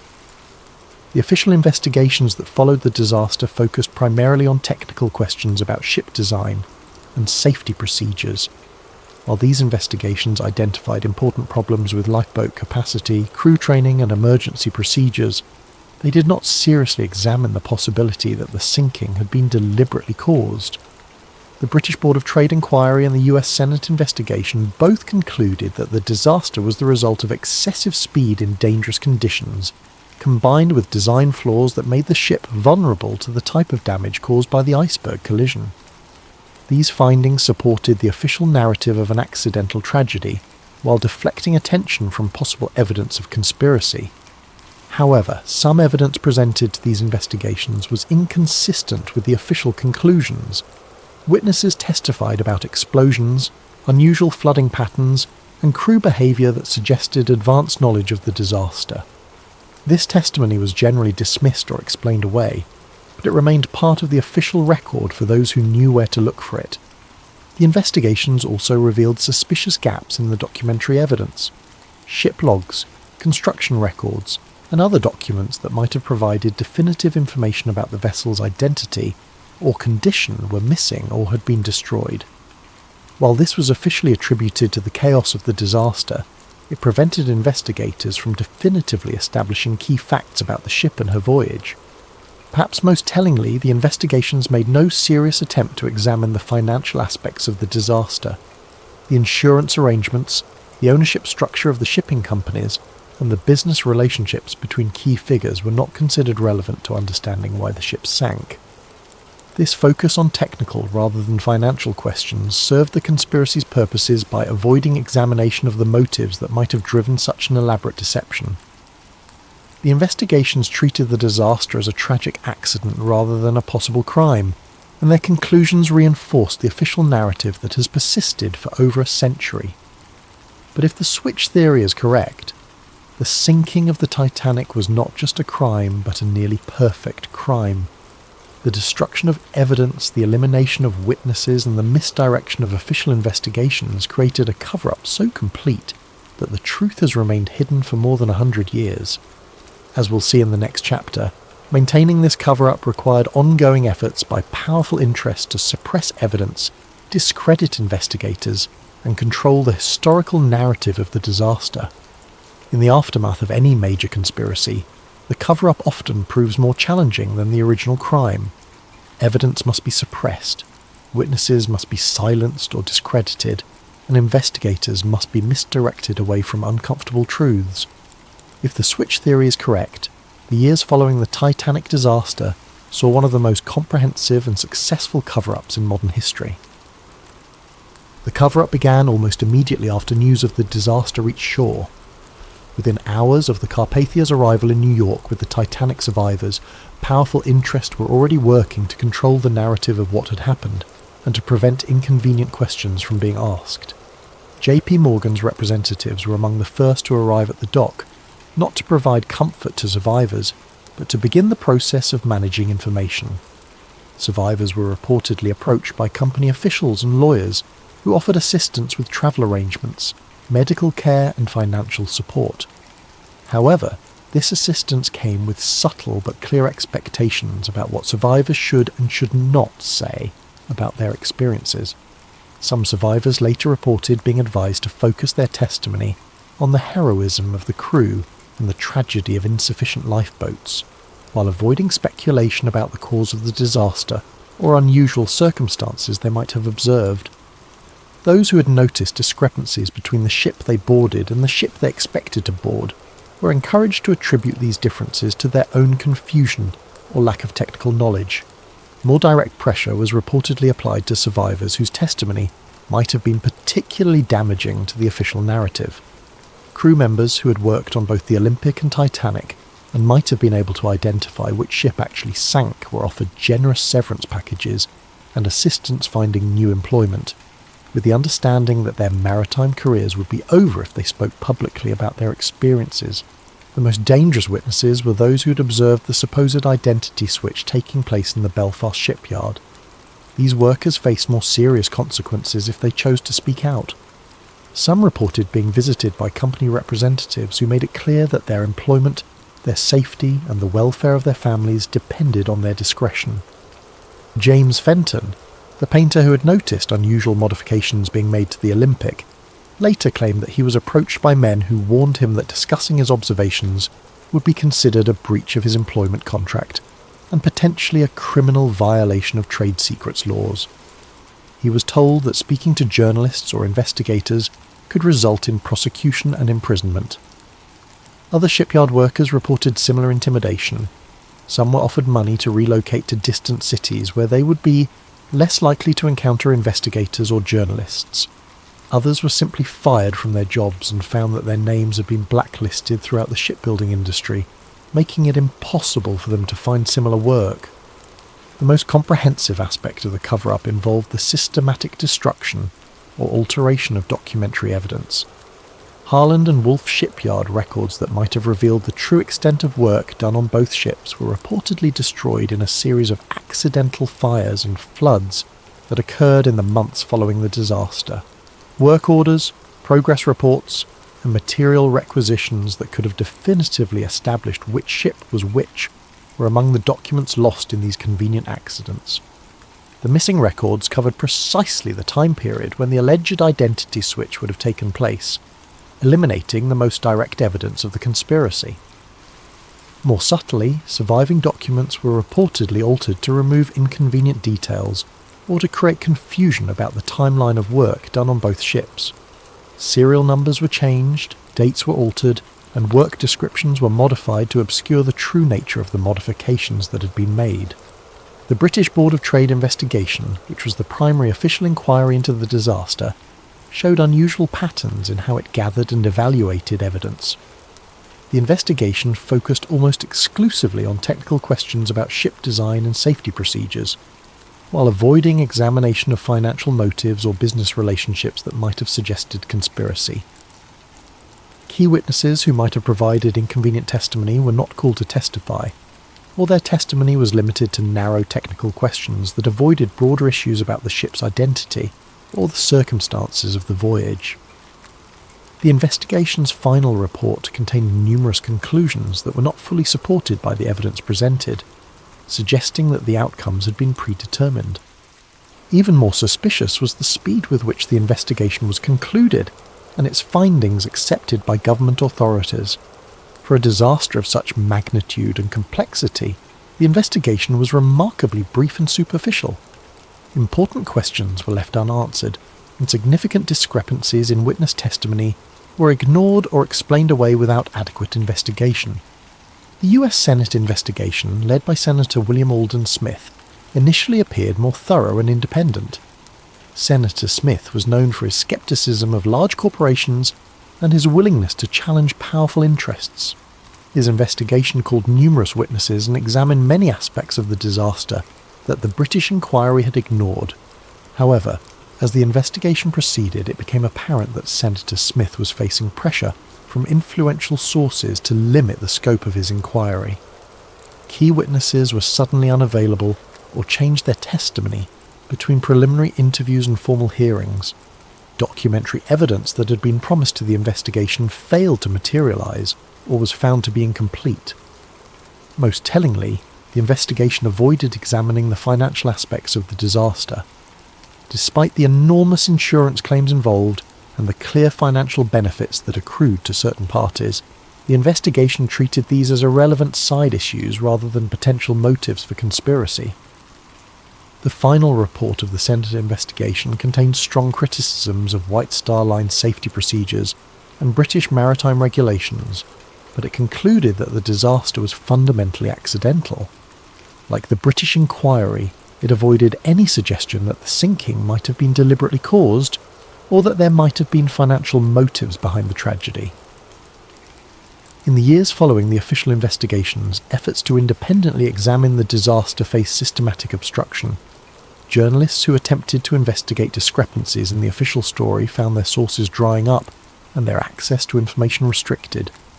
Maritime historians who raised questions about the disaster's circumstances found their work discredited or their employment threatened. Perhaps most remarkably, several independent investigators who had begun to uncover evidence supporting the switch theory died under suspicious circumstances. Some died in apparent accidents, others from sudden illnesses, and still others simply disappeared while pursuing their research. Robert Hitchens, the shipyard worker who had observed unusual activity around the ship's nameplates, died in a fall from scaffolding while working on another project less than a year after the disaster.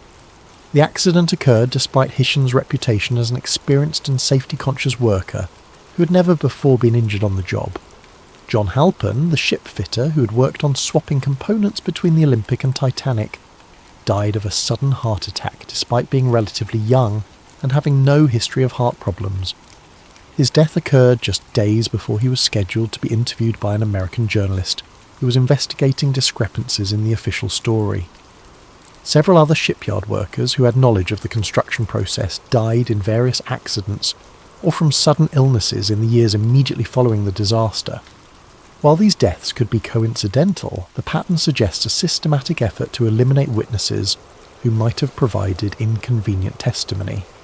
The cover-up also extended to controlling the physical evidence from the disaster.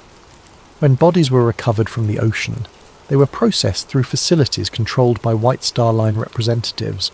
Personal effects were catalogued and returned to families, but items that might have provided clues about the ship's true identity were reportedly lost or misdirected. More significantly, efforts were made to prevent independent examination of the wreck site.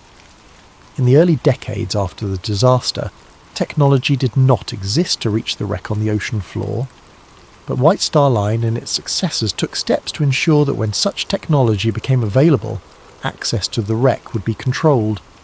Legal claims were filed asserting ownership rights over the wreck and its contents.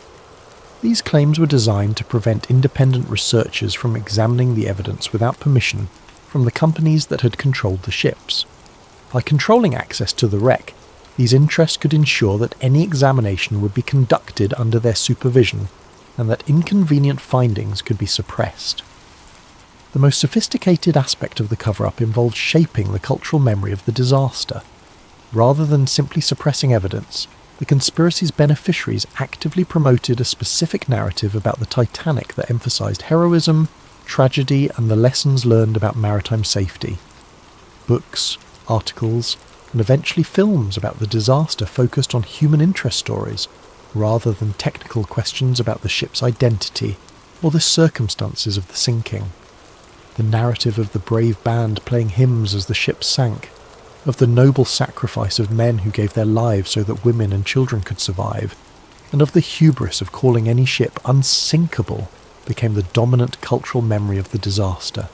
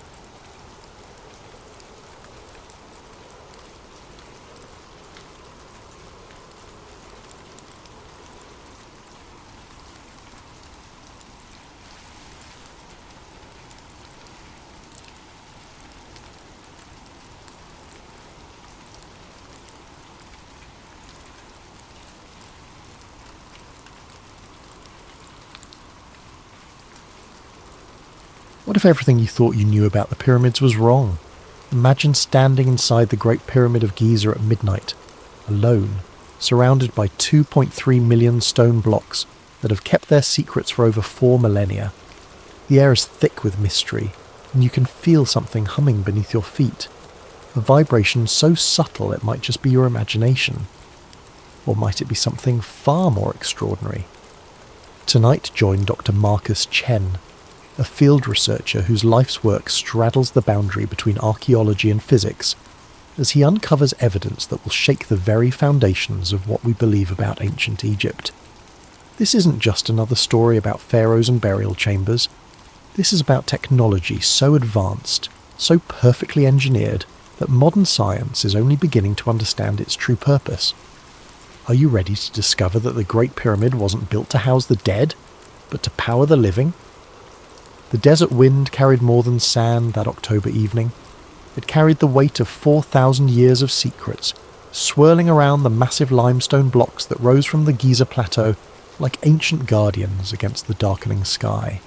Dr. Marcus Chen pulled his field jacket tighter as he approached the entrance to the Great Pyramid, his archaeological permit clutched in one hand and a case of sensitive instruments in the other. For 15 years, Marcus had studied these monuments from afar, poring over blueprints in university libraries, analysing satellite imagery, and debating theories with colleagues over late-night coffee. He'd written papers on the pyramid's mathematical precision, its astronomical alignments, and its construction techniques. But nothing, absolutely nothing, had prepared him for this moment. The entrance shaft yawned before him like the mouth of some primordial beast. His Egyptian guide, Hassan, gestured him forward with a weathered hand that had led countless tourists through these passages. But tonight was different. Tonight Marcus had special permission to remain inside after closing, to conduct his research in the profound silence that only comes when the tourist crowds fade away. "Dr. Chen," Hassan said, his English tinged with the accent of the Nile Delta. "You're sure you want to stay alone? The pyramid. She speaks differently at night." Marcus nodded, though he wasn't entirely sure what Hassan meant. "I need to take measurements without interference. The electromagnetic readings are too important to risk contamination from cameras and cell phones." As they ducked through the entrance and began their descent into the ancient passageway, Marcus felt something he hadn't expected. A subtle vibration through the soles of his boots. It was barely perceptible, like standing near a power plant or a subway station, but unmistakably present. The limestone blocks seemed to pulse with their own rhythm, as if the entire structure were somehow alive. "Hassan," he said, pausing to place his palm against the cool stone wall, "do you feel that?" The guide's eyes met his in the dim LED lighting they'd strung along the passage. "You feel it too?" Most visitors, they notice nothing, but some, the ones who know how to listen, they feel the heart of the pyramid beating. Marcus's scientific mind immediately began cataloguing possible explanations: seismic activity from Cairo traffic, thermal expansion and contraction of the limestone, perhaps underground water movement. But as they climbed deeper into the structure, following the grand gallery toward the king's chamber, the sensation only grew stronger. The textbooks had described every measurement, every angle, every architectural feature, but they had failed to capture this, the sense that he was walking through the corridors of a machine rather than a tomb. The walls weren't just precisely cut, they were purposeful, functional, as if each block had been positioned not just to support weight, but to channel something else entirely. By the time Hassan left him alone in the king's chamber with his instruments, and a promise to return at dawn, Marcus was beginning to suspect that everything he thought he knew about the Great Pyramid was about to change. The silence in the king's chamber was absolute.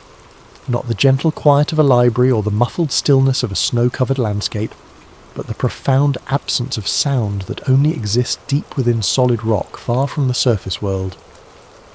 Marcus set his equipment case on the granite floor and began unpacking his instruments, but his eyes kept returning to the walls around him. For a structure supposedly built as the eternal resting place of Pharaoh Khufu, the king's chamber was remarkably empty. No hieroglyphs adorned the walls, no colourful depictions of the pharaoh's journey to the afterlife, no ornate decorations celebrating his divine status. just smooth, precisely fitted granite blocks that formed a perfect rectangular space. Marcus had visited dozens of legitimate Egyptian tombs, from the elaborate burial chambers in the Valley of the Kings to smaller mastabas scattered throughout the desert. Every single one had been filled with artwork, inscriptions and symbolic elements designed to guide and protect the deceased in the afterlife. The Egyptians were obsessive about decorating their tombs. It was perhaps their most distinctive cultural trait. So why was the most important tomb in Egypt completely bare? He pulled out his digital calipers and began measuring the chamber's dimensions, cross-referencing them with his notes. 10.47 metres long, 5.24 metres wide, 5.84 metres high. But as he worked, something else caught his attention: the acoustics. "Hello?" he called out softly, and the word came back to him transformed. Not a simple echo, but something more complex, a resonance that seemed to build upon itself, creating harmonics that his voice alone couldn't produce. He clapped his hands sharply and the sound reverberated through the chamber in waves, each echo slightly different from the last. Marcus had studied acoustical engineering as part of his physics background, and he knew what he was hearing. The chamber was tuned. The proportions, the materials, even the placement in the pyramid weren't arbitrary. They had been calculated to create specific resonant frequencies. He set up his sound meter and began a systematic test, clapping at different spots around the chamber and recording the acoustic response. The data was remarkable. The chamber was resonating at approximately 110 Hz, a frequency that research had shown could induce altered states of consciousness in humans. Ancient peoples around the world had built structures with similar acoustic properties. Newgrange in Ireland, the Hippogæum in Malta, certain chambers at Stonehenge. But there was something more. As Marcus moved his sound meter around the room, he noticed that the acoustic properties weren't uniform. The northeast corner produced different harmonics than the southwest. The centre of the chamber created the strongest resonance, while areas near the walls seemed to dampen certain frequencies while amplifying others. It was as if the entire chamber had been designed as a three-dimensional instrument, capable of producing complex acoustic patterns that modern sound engineers would struggle to replicate. This wasn't the work of ancient stonemasons building a burial vault. This was the product of sophisticated understanding of wave mechanics and acoustic engineering. Marcus sat cross-legged in the centre of the chamber and closed his eyes, letting the subtle vibrations he'd felt earlier wash over him. The sensation was stronger here, a low-frequency pulse that seemed to emanate from the very stones themselves. It reminded him of standing next to a massive pipe organ, feeling the bass notes resonating in his chest cavity. But there were no pipes here, no mechanical system that could produce such vibrations, unless... He opened his eyes and looked up at the ceiling, with its 9 massive granite beams supporting thousands of tons of limestone above. Each beam weighed between 25 and 80 tons, and had been quarried from Aswan 500 miles to the south. The precision with which they'd been placed was extraordinary. The gaps between them were uniform to within millimetres. What if those gaps weren't just structural? What if they were intentional spacing, designed to create specific resonant frequencies when subjected to external forces? The entire chamber could be functioning as a resonating cavity, with the granite beams acting as tuning elements. Marcus pulled out his electromagnetic field detector and switched it on. Immediately the device began registering low-level EM activity. Not strong, but definitely present and distinctly non-random. The readings were strongest near the walls and seemed to pulse in rhythm with the vibrations he could feel through the floor. No pharaoh had ever been found in this chamber. No evidence of burial had ever been discovered. No grave goods, no mummy. No indication that this space had ever served its supposed purpose as a tomb. But it was definitely serving some purpose. The question was, what? The next morning, Hassan returned to find Marcus still awake, surrounded by printouts from his instruments and covered in limestone dust.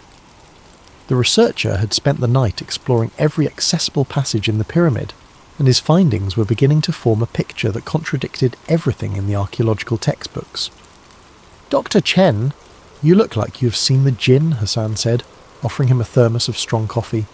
"What did the pyramid tell you?" Marcus accepted the coffee gratefully and gestured toward his scattered notes. "Hassan, I need to see the subterranean chamber, the one most tourists never visit." Hassan's expression grew serious. "That chamber, she is dangerous. Very old, very deep. The air is not good there." "I have proper equipment," Marcus insisted, "and I think what's down there might be the key to understanding what this place really is."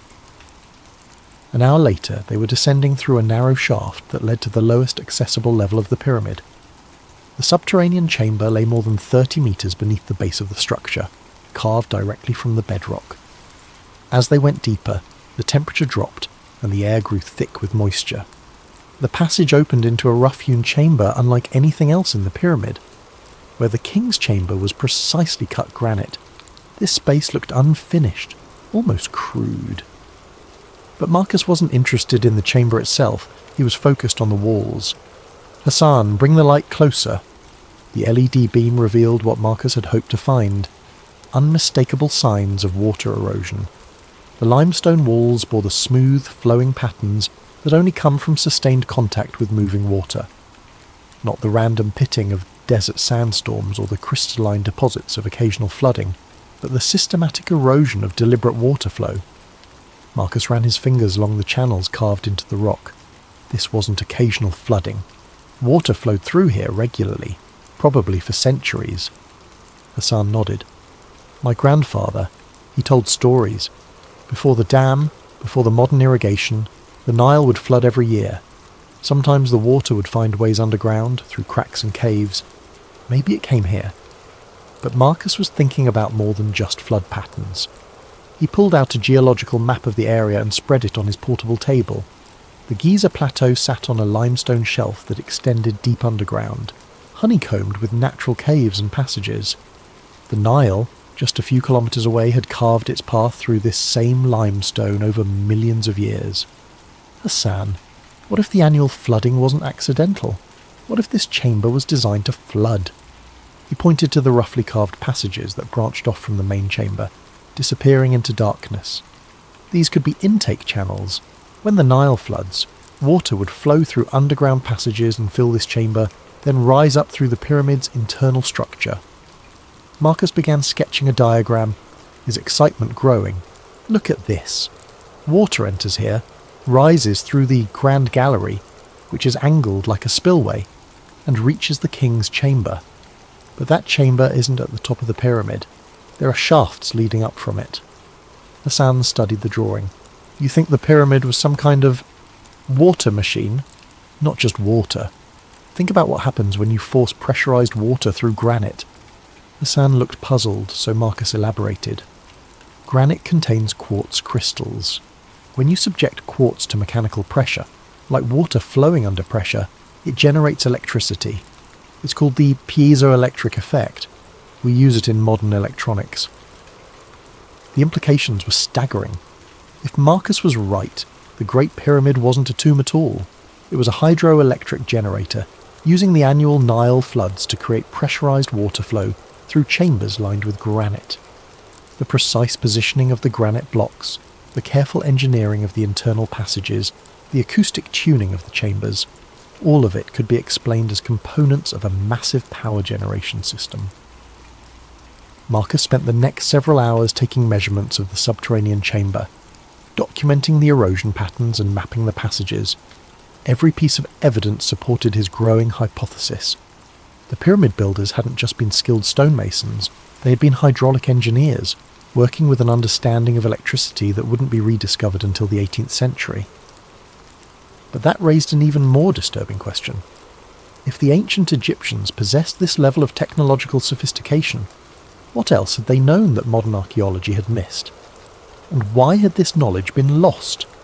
As they climbed back toward the surface, Marcus couldn't shake the feeling that he was walking through the ruins of a civilization far more advanced than anyone had imagined. The desert wind that greeted them at the pyramid's entrance seemed to carry whispers of forgotten science, lost wisdom, and secrets that someone had gone to great lengths to hide. The next day found Marcus standing on the Giza Plateau at dawn, his GPS equipment spread out on a folding table, as the first rays of sunlight painted the ancient stones in shades of gold and amber. Hassan had brought along his cousin Karim, a modern engineer who worked for the Egyptian Ministry of Tourism and had access to more sophisticated surveying equipment than Marcus could carry. "Dr. Chen, you said you wanted to verify the pyramid's alignment," Karim asked, adjusting the precision GPS receiver.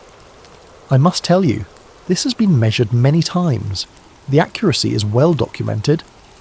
Marcus nodded, checking his own instruments. "I'm not questioning the accuracy.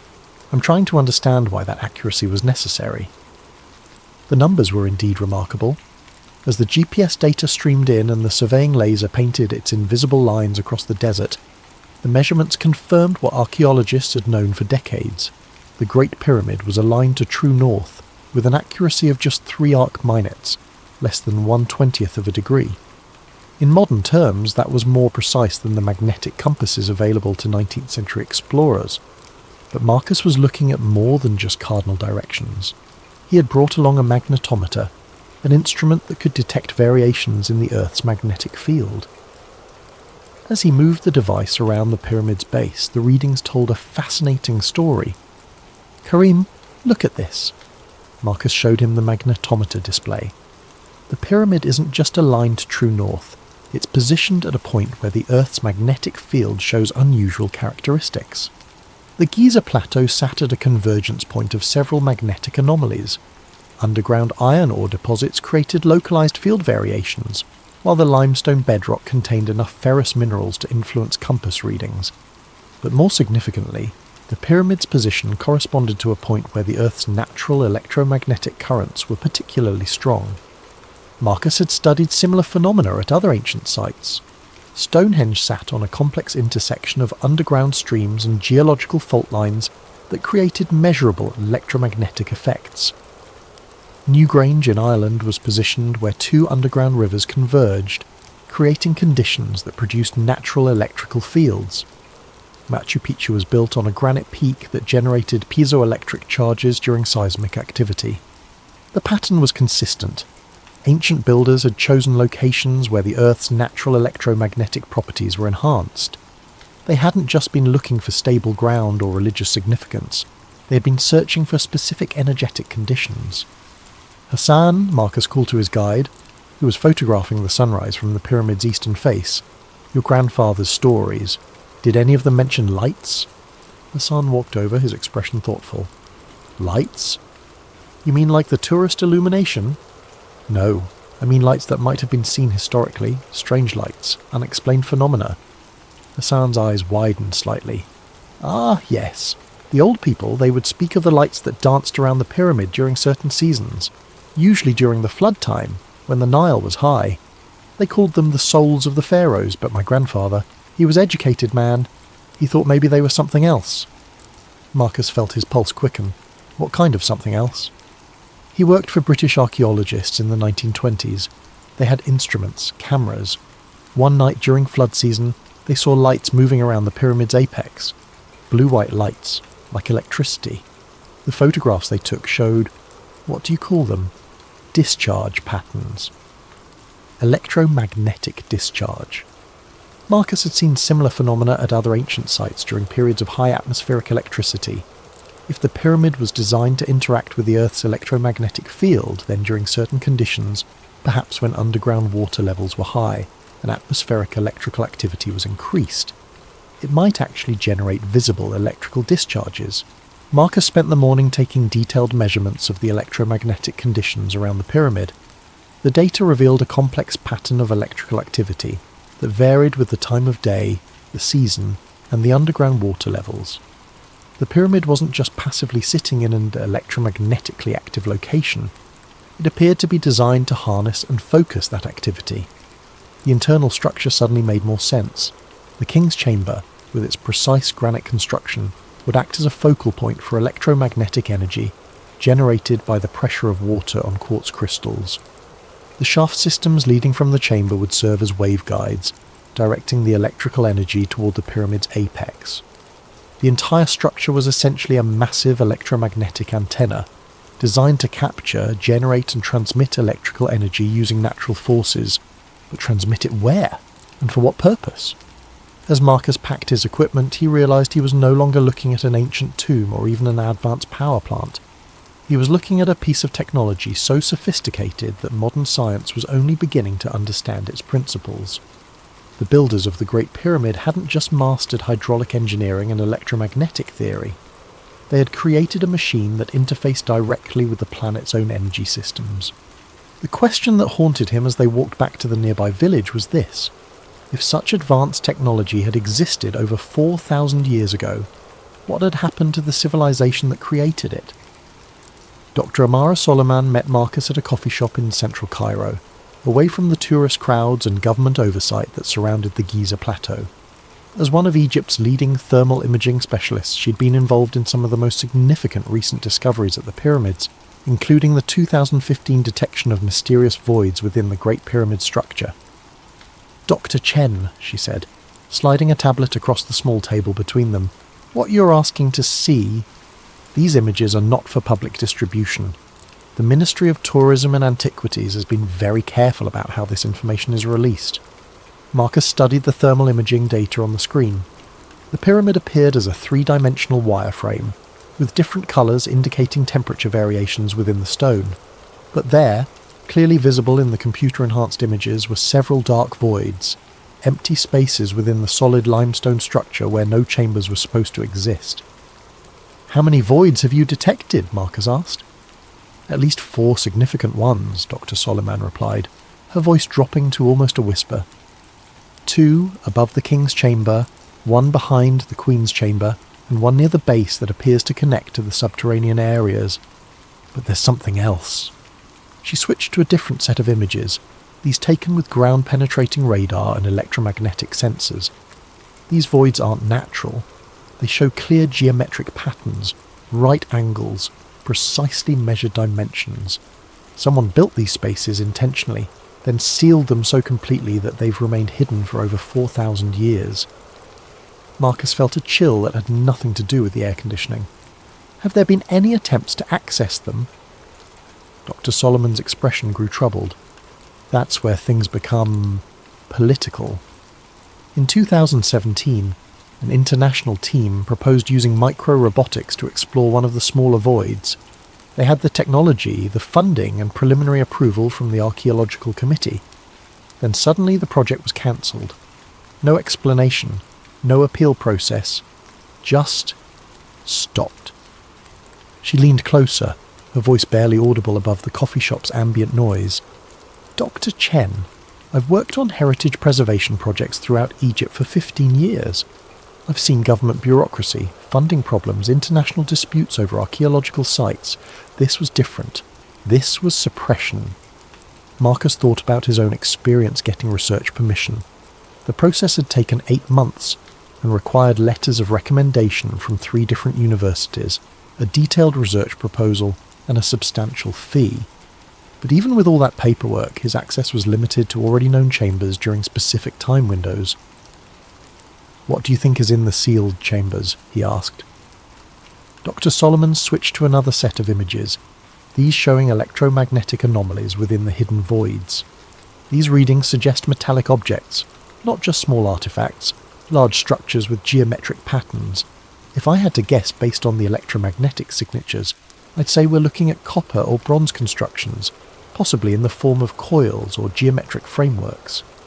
Marcus's mind raced. Copper coils would be consistent with his power plant hypothesis. They could serve as electromagnetic conductors or even primitive electrical components. Bronze geometric frameworks might function as focusing elements for electromagnetic energy. "There's something else, Doctor," Solomon continued, bringing up a final image. "This thermal scan was taken during different seasons over a 3-year period. Look at how the temperature signatures in the voids change. The hidden chambers appeared to respond to external conditions, cooling during dry seasons and warming during periods of high humidity. More intriguingly, the temperature variations showed patterns that corresponded to the Nile's traditional flood cycle, even though the river had been controlled by dams for decades. It's as if these chambers are still responding to environmental changes," Dr. Solomon said, "as if whatever system they're part of is still partially functional." Marcus studied the data for several minutes, his theory crystallizing into something approaching certainty. The Great Pyramid wasn't just an ancient power plant. It was a machine with components that were still sealed inside, still responding to the same environmental triggers that had activated it thousands of years ago. Dr. Solomon, hypothetically, if someone wanted to access these chambers using modern technology, how would they do it? She looked around the coffee shop nervously. Hypothetically, millimeter wave radar could map the internal structure precisely. Microbore drilling could create access holes small enough to insert fibre optic cameras. With the right equipment, you could explore these spaces without causing significant structural damage to the pyramid. Marcus nodded, already calculating what such an expedition would cost and how it might be organised. But Dr. Solomon wasn't finished. Dr. Chen, there's something you should know. I'm not the first person to detect these chambers, and I won't be the last. But every researcher who has tried to investigate them seriously has found their access restricted, their funding cut, or their careers redirected. The Egyptian government isn't trying to preserve the pyramid from damage. They're trying to preserve its secrets from discovery. As Marcus walked back through Cairo's bustling streets, he realised he was no longer conducting academic research. He was investigating a cover-up that had been maintained for decades, possibly longer. The question was no longer what the pyramid had been designed to do. It was why someone was so determined to prevent modern science from finding out. That night, Marcus returned to the pyramid alone. Hassan had arranged for him to have extended access, though the guide had seemed reluctant to leave him there as darkness settled over the Giza plateau. Dr. Chen, the pyramid. She's different at night. You be careful, yes? Some knowledge, it comes with price. Now, sitting in absolute darkness in the king's chamber with his instruments powered down and his cell phone turned off, Marcus could feel what Hassan had meant. The vibrations he'd noticed on his first day weren't stronger at night. They were clearer, unmasked by the electromagnetic interference of modern technology and the subtle vibrations of daytime activity. The feeling was unmistakable now, a low-frequency pulse that seemed to emanate from the very stones around him. It reminded him of sitting in a car with a powerful subwoofer, feeling the bass notes resonating in his chest. Except this sensation seemed to penetrate deeper, affecting not just his body but his consciousness itself. Marcus had brought along a new piece of equipment, a sensitive electromagnetic field detector borrowed from Dr. Solomon's laboratory.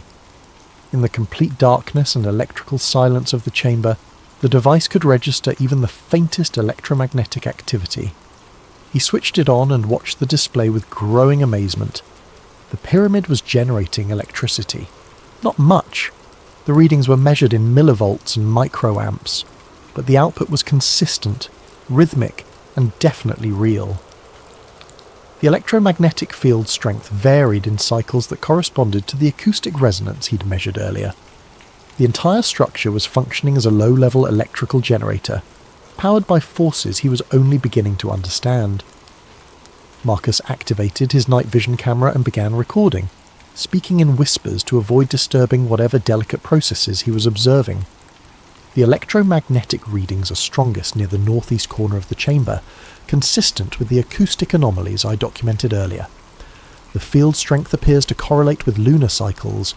Tonight's readings are approximately 20% higher than last week's, coinciding with the new moon. He moved the detector around the chamber, mapping the electromagnetic field as he had mapped the acoustics. The patterns were complex but consistent, forming a three-dimensional matrix of electrical activity that encompassed the entire chamber. At the centre of the room, where the pharaoh's sarcophagus should have been, the electromagnetic field reached its peak intensity. But there was something else. As Marcus sat in the centre of the chamber, surrounded by the electrical field generated by 4,000 years of precisely engineered stone, he began to experience something unexpected, altered consciousness. It started as a subtle shift in perception, similar to the disorientation he'd felt at high altitude or during meditation. But as he remained motionless in the electromagnetic field, the sensation deepened. His thoughts became clearer, more focused, while his awareness of the chamber around him expanded. He could sense the massive weight of the pyramid above him, the underground chambers below, even the subtle movements of air through the shaft systems. Marcus realised that the 110 Hz acoustic resonance he'd measured wasn't accidental. It was the exact frequency that research had shown could induce theta brainwave states associated with deep meditation, enhanced creativity, and altered consciousness. Combined with the electromagnetic field, the King's Chamber functioned as a consciousness-altering device. But why? What purpose would ancient builders have had for creating a machine that could systematically alter human consciousness? As Marcus sat in the pyramid's electromagnetic embrace, understanding dawned on him like sunrise over the desert. The pyramid wasn't just a power plant, it was a communication device. The electrical energy it generated wasn't meant to power lights or machinery, it was designed to amplify and transmit human consciousness itself. The ancient Egyptians had built the ultimate meditation chamber, a place where human awareness could be enhanced, expanded, and potentially transmitted across vast distances. The precision engineering, the electromagnetic properties, the acoustic tuning, all of it served to create conditions where consciousness could transcend the normal limitations of the human brain. Marcus thought about the ancient Egyptian concepts of Ka and Ba, aspects of the human soul that could travel beyond the physical body. What if these weren't just religious beliefs, but actual descriptions of consciousness, projection experiences facilitated by the pyramid's technology? The implications were staggering. If ancient Egyptians had mastered consciousness projection, they could have explored distant lands without physical travel, communicated across vast distances without messengers, and perhaps even preserved knowledge in ways that transcended physical destruction. The pyramid might have been their internet, their telecommunications network, their method of backing up human consciousness itself. Marcus's instruments continued recording as his awareness expanded further. He could sense other presences in the chamber, not supernatural entities, but echoes of the thousands of people who had experienced altered states in this space over the millennia. The pyramid had been accumulating consciousness, storing it in some form that science didn't yet understand. As the hours passed, Marcus began to comprehend the magnitude of what he'd discovered. The Great Pyramid wasn't just an ancient monument, it was a machine for expanding human potential, built by a civilization that understood the relationship between consciousness, electromagnetic energy, and the fundamental structure of reality itself. But why had this knowledge been lost, and why were modern authorities so determined to prevent its rediscovery? As dawn approached and the electromagnetic readings began to fluctuate with the rising sun, Marcus made a decision that would change the course of his research, and possibly his life. He wasn't going to publish his findings in academic journals where they could be dismissed or suppressed. He was going to find a way to demonstrate the pyramid's true capabilities to the world. The Age of Secrets was about to end.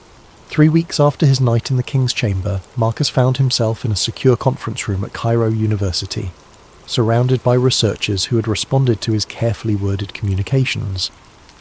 Dr. Solomon sat across from him, along with Dr. James Morrison, a British archaeoacoustic specialist, Dr. Elena Kozlov, a Russian electromagnetic researcher, and surprisingly, Dr. Sarah Running Bear, a Lakota physicist who studied indigenous sacred sites in North America. "What you're suggesting, Doctor?" "Chen," Dr. Morrison said, reviewing Marcus's data on his tablet, "goes beyond revolutionary. You're proposing that ancient civilizations possess technology that we're only beginning to understand."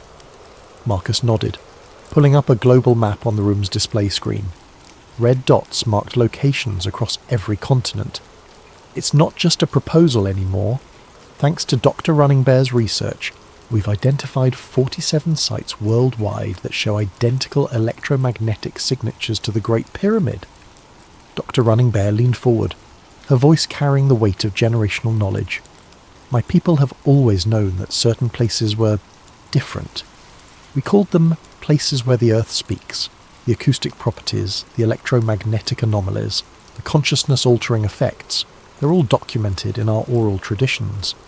She pointed to several dots in North America.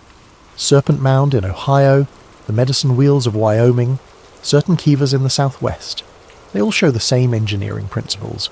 Positioning at electromagnetic convergence points, internal geometries designed for acoustic resonance, materials chosen for their piezoelectric properties. Dr. Kozlov, who had been quietly analysing electromagnetic data, looked up with excitement. "I've been comparing the frequency patterns from these sites. They're not random, they form a harmonic sequence. Each site resonates at frequencies that complement the others, as if they were designed to work together as a single system." Marcus felt his pulse quicken.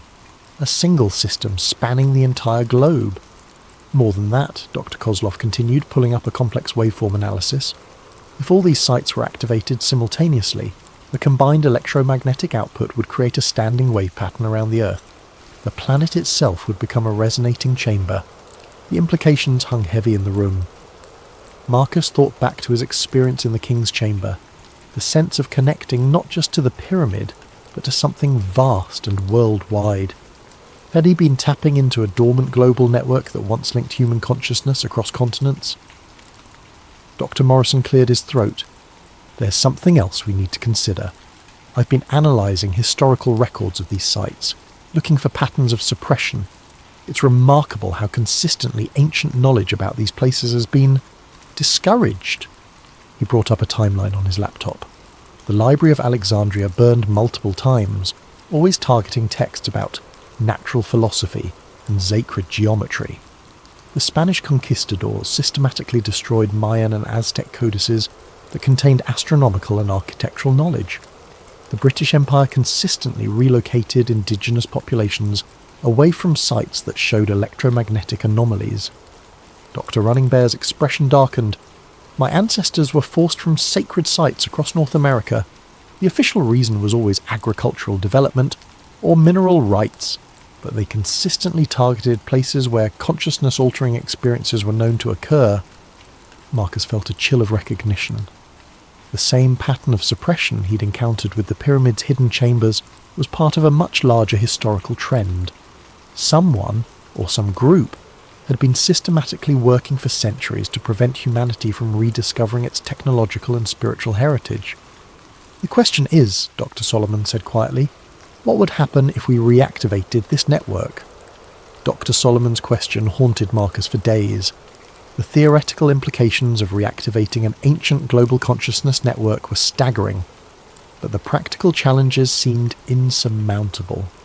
Most of the sites were under government control, protected by restricted access, or surrounded by modern development that would interfere with their electromagnetic properties. But Marcus couldn't let go of what he'd experienced in the King's Chamber. The sense of expanded awareness, of connection to something vast and ancient, had fundamentally changed his understanding of human potential. If that experience could be replicated and shared, it might represent the next stage of human evolution. The answer came from an unexpected source. Hassan appeared at Marcus's hotel room door early one morning, carrying a worn leather satchel and wearing an expression of nervous determination. "Doctor, Chen, my family, we have been guardians longer than we have been guides. My great-grandfather, before the British came, before the tourists, he was keeper of the old knowledge." Hassan opened the satchel to reveal documents that made Marcus's breath catch. Hand-drawn maps showing underground passages throughout the Giza Plateau. Detailed diagrams of the pyramid's internal structure, including chambers that weren't on any official archaeological survey, and most remarkably technical drawings that showed how the pyramid's systems could be manually activated. "The old knowledge, it was never lost completely," Hassan continued. "Hidden, yes. Dangerous to speak of, yes. But preserved by families like mine, waiting for someone who could understand its importance." The drawings revealed that the pyramid's consciousness-amplifying effects weren't automatic. They required specific activation procedures. Water had to be introduced into the subterranean chambers at precise volumes and timing. Certain crystals needed to be placed in the sealed chambers to focus the electromagnetic fields. And most crucially, multiple people had to participate simultaneously, their consciousness working together to achieve resonance with the global network. "Hassan, this is incredible, but how could we possibly implement it? We'd need access to the sealed chambers, permission for extended stays in the pyramid, and coordination with researchers at sites around the world." Hassan smiled, the expression of a man who had been preparing for this moment his entire life. "Dr. Chen, who do you think has been maintaining the pyramid systems all these years? The tourist guides, The security staff, the maintenance workers, many of us are descendants of the original Guardians. We have been waiting for someone like you, someone who could understand what we have been protecting. Over the next few hours, Hassan revealed the existence of a network of Guardians at ancient sites worldwide. Families who had maintained the old knowledge for generations, keeping the sites minimally functional while waiting for the time when they could be fully reactivated. The suppression Marcus had encountered wasn't just from modern governments. It was part of an ancient conflict between those who sought to preserve transformative knowledge and those who feared its implications for existing power structures. But now, Hassan said, his eyes bright with possibility, the time of hiding is ending.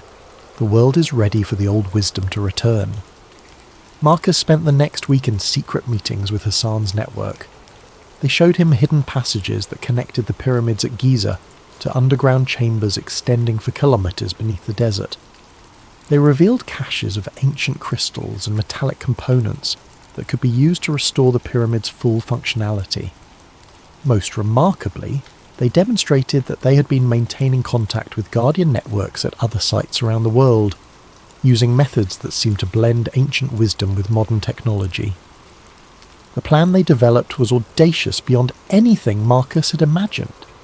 On the night of the next new moon, when electromagnetic conditions would be optimal, Guardian networks at 12 major sites would simultaneously activate their monuments' consciousness-amplifying systems. The Great Pyramid would serve as the primary node, with Marcus and the research team providing scientific documentation of the process. If successful, the experiment would create the first coordinated activation of the global consciousness network in over 3,000 years. The effects, according to the Guardian's preserved knowledge, would be felt worldwide. A sudden expansion of human awareness that could fundamentally alter the course of civilization. But there were risks. The ancient texts spoke of individuals who had been unprepared for the experience, whose consciousness had been overwhelmed by the sudden expansion of awareness. There were warnings about the network attracting the attention of forces that had opposed its use in the past, and there was the very real possibility that modern governments would respond to the activation with force, viewing it as a threat to established order. As Marcus stood in the king's chamber 1 week before the planned activation, surrounded by crystals and metallic components that Hassan's people had been safeguarding for millennia, he realized that he was about to participate in either the most important experiment in human history or the most dangerous. The pyramid hummed around him with renewed energy, its systems responding to the presence of the missing components. Through his consciousness, he could sense the other sites coming online around the world, their guardians preparing for an event that would either herald humanity's next evolutionary leap or mark the end of the age of secrets forever. The night of the new moon arrived with unprecedented atmospheric conditions. Aurora activity extended far beyond the polar regions, creating shimmering curtains of light visible even in Egypt's desert sky. Electromagnetic storms disrupted satellite communications worldwide, while seismic monitoring stations detected subtle but synchronized vibrations from ancient sites across the globe. Marcus stood in the king's chamber surrounded by Hassan's Guardian network and the international research team. The chamber had been transformed. Crystalline structures now occupied the corners, their faceted surfaces catching and redirecting the subtle light from their instruments. Copper coils, fashioned according to ancient diagrams, had been positioned to enhance the room's natural electromagnetic properties. Most remarkably, water from the Nile's ancient flood channels had been carefully directed into the subterranean chambers, creating the hydraulic pressure needed to activate the pyramid's piezoelectric systems. Dr. Running Bear checked her communication device one final time. Serpent Mound is reporting full activation. The electromagnetic readings are unlike anything we've ever recorded. Dr. Morrison, monitoring from Newgrange and Ireland, transmitted similar reports. The acoustic resonance here is building beyond our measurement capabilities. The entire mound is vibrating in harmony with frequencies we didn't know existed. Around the world, Guardian networks at sites from Machu Picchu to Angkor Wat were reporting the same phenomenon. Ancient monuments that had been dormant for millennia were awakening. their consciousness-amplifying systems responding to coordinated activation for the first time in recorded history. In the King's Chamber, Marcus felt the familiar sensation of expanded awareness beginning to build, but this time it was different, stronger, more focused, and connected to something vast beyond individual consciousness. Through the electromagnetic field generated by the activated pyramid, he could sense the presence of people at the other sites, their awareness merging into a collective experience that transcended physical distance. Dr. Kozlov, monitoring the electromagnetic readings, whispered in amazement, "The standing wave pattern is forming exactly as predicted. The Earth's electromagnetic field is reorganizing itself around these sites." But the experience went beyond scientific measurement. As the network reached full activation, Marcus found his consciousness expanding not just across space but across time. He could sense the pyramid builders themselves, not as historical figures but as present awareness, as if their consciousness had been preserved within the structure itself, waiting for this moment of reactivation. The ancient Egyptians hadn't just built a machine for amplifying consciousness, they had created a means of preserving it across millennia. The pyramid was a library of human awareness, containing the accumulated wisdom of a civilization that had achieved levels of understanding that modern science was only beginning to approach. Through the network, Marcus experienced visions of the ancient world as it had truly been. Not the primitive civilization described in history textbooks, but a global culture connected by consciousness-amplifying technology, capable of feats that seemed magical only because the principles had been forgotten. He saw the construction of the monuments not as slave labour directed by megalomaniacal pharaohs, but as collaborative projects undertaken by people who understood their role in maintaining humanity's connection to higher levels of awareness. Most remarkably, he experienced the reason why the network had been deactivated. As human civilizations became more hierarchical and centralized, the egalitarian consciousness expansion technology had been seen as a threat to emerging power structures. Rulers who depended on controlling information and limiting awareness had systematically dismantled the network, replacing consciousness-expanding wisdom traditions with belief systems that emphasized obedience and separation. The suppression hadn't been accidental. It had been deliberate, coordinated across cultures and centuries by those who understood that widespread access to expanded consciousness would make traditional forms of dominance impossible to maintain. But the network had been designed with safeguards. The consciousness of its builders had been preserved within the structures themselves, waiting for a time when humanity would be ready to reclaim its heritage. That time, Marcus realized, was now. As the activation reached its peak, effects began manifesting around the world. Dr. Running Bear reported that people living near the activated sites were spontaneously experiencing expanded states of consciousness. Emergency services were receiving calls about strange lights and telepathic experiences. Social media was flooded with reports of sudden insights, creative breakthroughs, and experiences of connection that transcended normal human limitations. But there was resistance as well. Military aircraft were scrambling towards several of the activated sites. Government communications were buzzing with references to unauthorized experiments and potential security threats. The same forces that had suppressed the ancient knowledge were mobilizing to contain its return.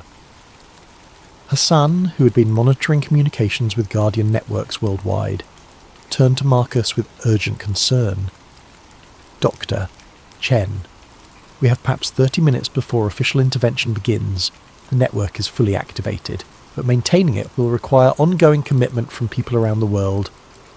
Marcus understood. The ancient network hadn't been maintained by technology alone. It had required conscious participation from people who understood its importance. The reactivation was just the beginning. For the consciousness-expanding effects to continue, individuals at sites around the world would need to take responsibility for maintaining the system, despite inevitable opposition from established power structures. As sirens began wailing in the distance and the first military helicopters appeared on the horizon, Marcus made his final recordings. The scientific data would be crucial for documenting what had occurred, but the real proof would be the ongoing transformation of human consciousness that the network had initiated. The age of secrets was truly ending. But as Marcus and his team prepared to face the consequences of their world-changing experiment, he realized that the real work was just beginning. 6 months after the global awakening, as the media had dubbed it, Marcus sat in a small cafe in Prague, one of dozens of cities where consciousness research centres had spontaneously emerged. Around the world, people who had experienced the network activation had begun gathering, sharing their experiences and developing new applications for expanded awareness. The official response had been predictable. Governments had classified the event as a coordinated hoax involving atmospheric anomalies and mass suggestion. The Guardian networks had been disbanded, the sites placed under increased security, and several researchers had found their careers and funding mysteriously terminated. But the consciousness genie was out of the bottle. Dr. Running Bear, now leading a consortium of indigenous researchers, had documented over 10,000 cases of enhanced psychic abilities manifesting in people who had been near activated sites. Dr. Kozlov was working with a network of physicists who had detected fundamental changes in quantum field behaviour around former network locations. Even Dr. Morrison, despite losing his university position, continued documenting the ongoing acoustic anomalies at ancient sites worldwide. Most remarkably, people were spontaneously rediscovering consciousness expansion techniques that had been lost for millennia. Meditation practices, acoustic healing methods, and electromagnetic sensitivity training were emerging independently in communities around the globe, as if the network activation had reawakened dormant human capabilities. Hassan had become something of a folk hero in Egypt, his family's guardianship role finally acknowledged by people who had experienced the pyramid's true power. Though official access remained restricted, underground tours of the pyramid's hidden systems had become a pilgrimage for those seeking direct experience of expanded consciousness. Marcus himself had changed profoundly. The night in the activated King's Chamber had left him with permanent access to expanded awareness states.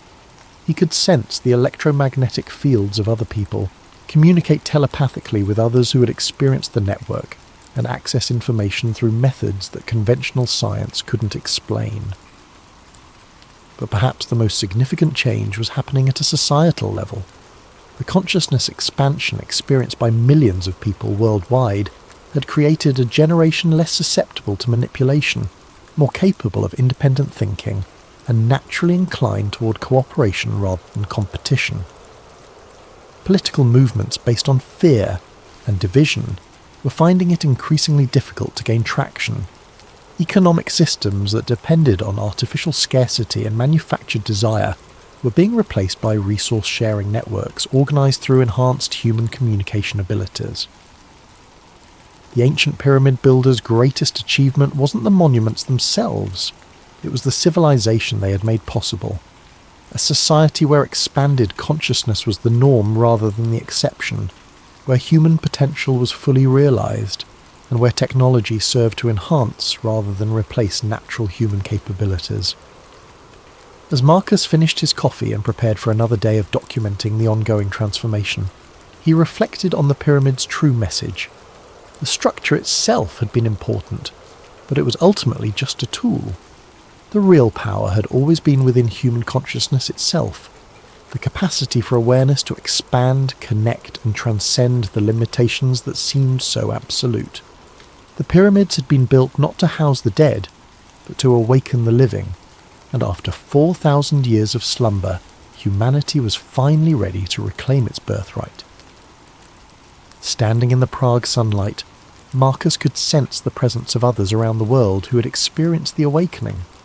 Through the invisible network that still connected activated sites, he felt their determination to ensure that the consciousness-expanding knowledge would never again be lost or suppressed. They told us the pyramids were tombs, but standing here, I know that's a lie. This wasn't built to bury the dead. It was built to keep the world alive, to preserve and transmit the highest potentials of human consciousness across the millennia, waiting for a time when humanity would be ready to reclaim its forgotten heritage. That time had finally come. The age of expanded consciousness had begun, and no force on earth could put the awakened human spirit back to sleep. The network hummed silently across the globe, connecting minds and hearts in ways that transcended physical distance. The ancient guardian's work was complete. The future of human consciousness stretched ahead like dawn breaking over the desert, infinite with possibility. Marcus smiled, feeling the pyramid's eternal presence in his consciousness, and stepped forward into humanity's transformed tomorrow. Hey everyone, before we dive into tonight's story, if you're enjoying the content, please consider using your hype points on this video. It helps the channel more than you possibly know and makes a real difference in keeping these stories coming to you. Also, drop a comment letting us know what time it is for you, and where in the world you're listening from, but only if you want to. We absolutely love seeing where everyone is tuning in from. It creates this amazing global community of truth seekers and curious minds. Now, let's get into tonight's investigation. There are places on Earth where the official story feels too clean, too rehearsed, like someone scrubbed the details until only the safe parts remained. Mount Shasta is one of those places. Rising over 14,000 feet above Northern California, it dominates the landscape like a frozen sentinel, beautiful and enigmatic.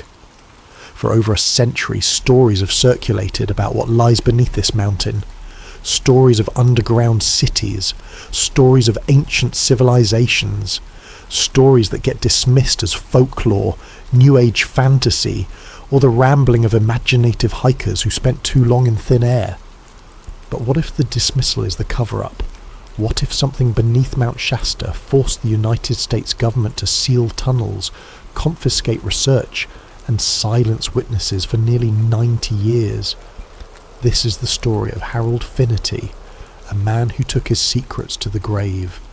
This is the story of his granddaughter Lila, who refused to let those secrets stay buried. And this is the story of what they found in the mountain. Something that challenges everything we think we know about human history. March 1979. The Deathbed Note. Harold Finnerty died on a grey morning in Ashland, Oregon. Heart failure, the doctor said. Quick and relatively painless for a man in his late 70s. He had lived a quiet life after retiring from the United States Geological Survey, tending a small garden, reading military history and keeping mostly to himself. His neighbours described him as polite but distant, the kind of man who never quite seemed at ease, even in his own home. His granddaughter Lila arrived 3 days after his death to help sort through his belongings. She had always been close to Harold, closer than most grandchildren manage with their grandparents. He had encouraged her curiosity, her questions, her refusal to accept simple answers to complex problems. As a child, she had asked him why the sky was blue, and instead of giving her the standard explanation, he had taught her about wavelengths and atmospheric scattering. That was Harold. He never dumbed things down. The house smelled of old books and pipe tobacco. Leela moved through the room slowly, feeling the weight of absence in every corner. Harold's desk sat near the window, covered in papers and notebooks. She began sorting them into piles: financial documents, personal letters, old survey maps from his USGS days.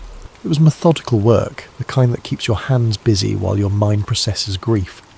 Then she found the envelope.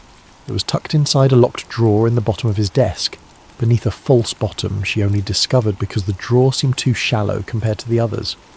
The envelope was thick, made of heavy paper that had yellowed with age. Across the front, in Harold's precise handwriting, were words that made her stop breathing for just a moment. Mount Shasta. Do not open classified. Lila sat back in the chair, holding the envelope up to the light. Her heart hammered against her ribs. Harold had worked on dozens of geological surveys during his career. She'd seen his maps before, his field notes, his careful documentation of rock formations and water tables, but she'd never seen anything marked classified. The USGS did not deal in classified material. They mapped the Earth's surface. They studied earthquakes and volcanoes. They published their findings for other scientists to review. So why would her grandfather have a sealed envelope marked with government classification warnings? She broke the seal. Inside were 3 items. The first was a hand-drawn topographic map of Mount Shasta, rendered with the kind of precision that came from decades of professional cartography. The mountain's familiar silhouette was marked with contour lines, drainage patterns, and geological features. But there was something else. On the eastern side of the mountain, below the tree line, a location was marked with a red X and labelled in small, urgent letters, Addit 7, closed 1934.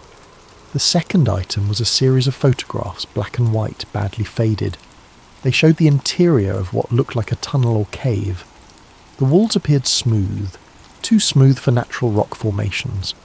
In one photograph, a hand was pressed against the wall for scale. The texture looked almost metallic, reflective in the harsh light of the camera flash. The third item was a handwritten note on a torn piece of paper. The mountain is hollow in the wrong places. They found something in 1934. We sealed it, but it wakes. Lila read the note 3 times, trying to make sense of it. Harold's handwriting, no question. But the words felt wrong, almost panicked. Harold had been a scientist, rational to his core. He did not write about mountains waking or hollow spaces in wrong places. He wrote about basalt layers and glacial movements and tectonic activity. She was still holding the note when she heard the vehicles pull up outside. 2 black SUVs parked in front of Harold's house. 4 men in dark suits emerged, moving with the kind of coordinated efficiency that suggested military or federal training. Lila watched from the window as they approached the front door. No badges visible, no agency identification. Just 4 men who knocked once, firmly, and then waited. She opened the door. "Miss Finnerty?" The man hissed. Front was tall, late 40s, with a face that gave away nothing. "We're here to collect materials related to your grandfather's work with the United States Geological Survey. It's standard procedure when a former employee with security clearance passes away." "Security clearance?" Lila kept her voice steady. "My grandfather was a cartographer. He mapped mountains." Nevertheless, the man's expression did not change. "We need to collect his notebooks, maps, and any documents related to his survey work. It will only take a few minutes."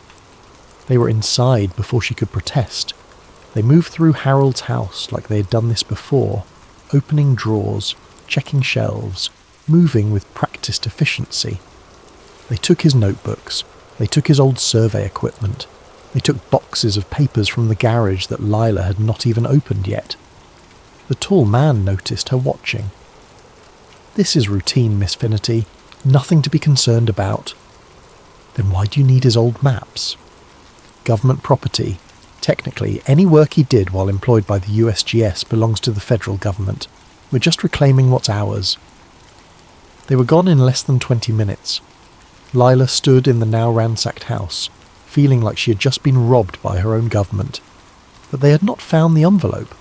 It was still in her jacket pocket, pressed against her chest like a secret heartbeat.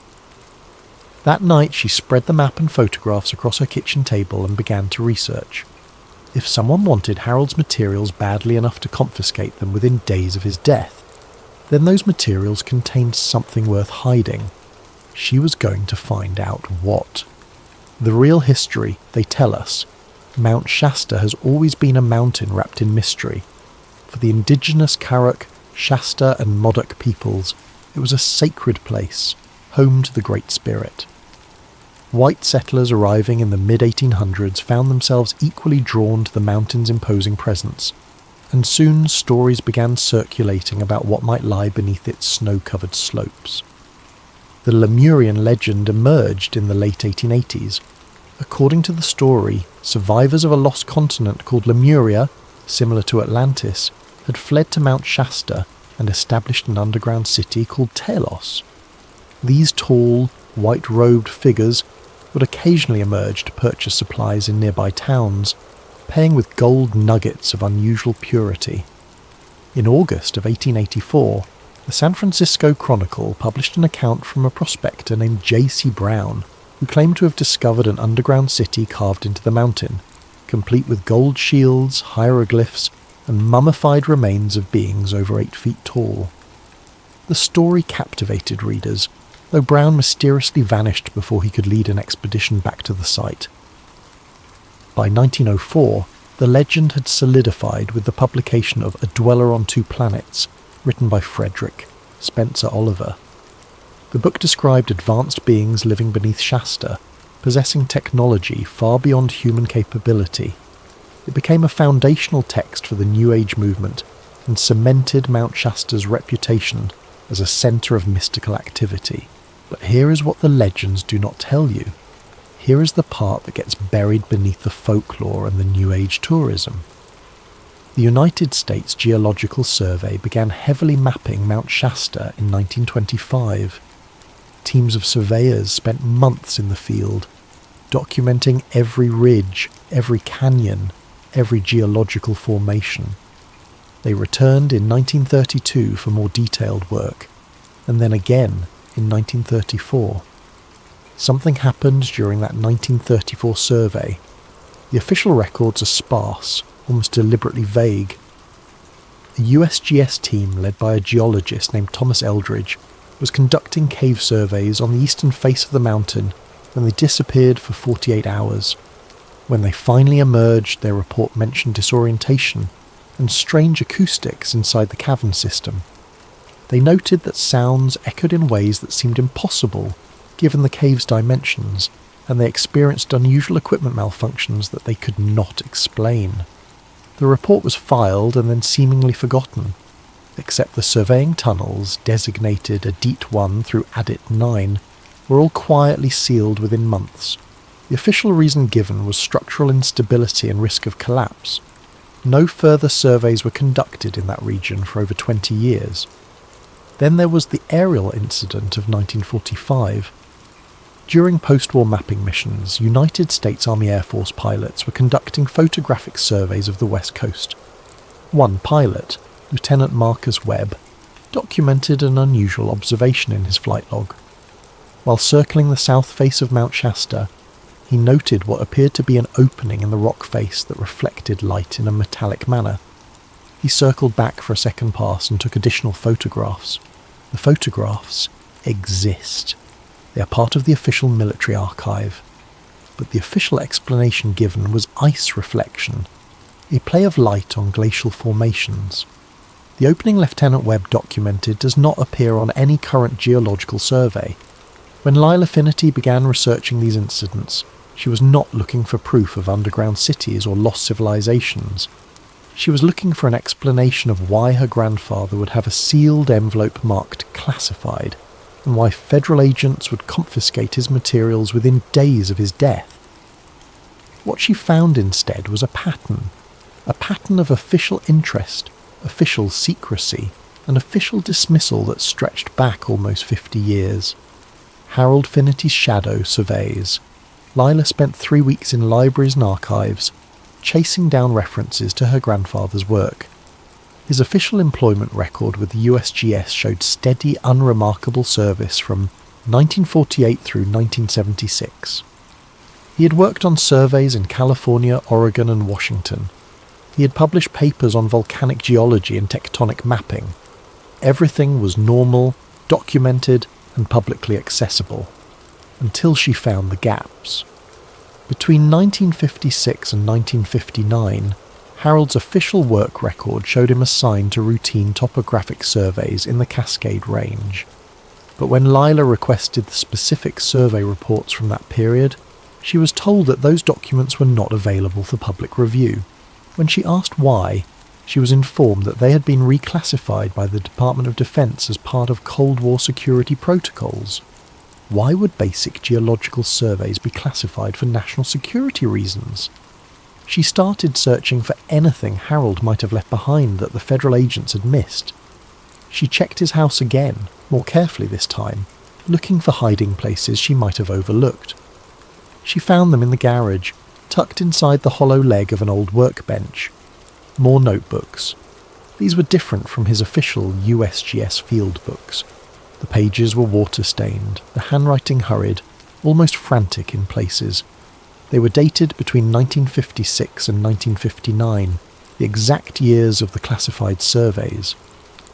Lila spread them across her table and began reading. The surveys had been ordered by the United States Army Corps of Engineers, not the USGS. Harold had been temporarily assigned to a joint military-civilian team conducting what was officially described as seismic monitoring research. The Cold War was at its height, and the government was deeply concerned about detecting Soviet nuclear tests.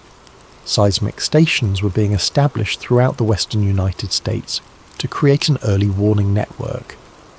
But Harold's notes describe something else entirely. Subterranean resonance patterns inconsistent with known cave systems, he wrote on one page.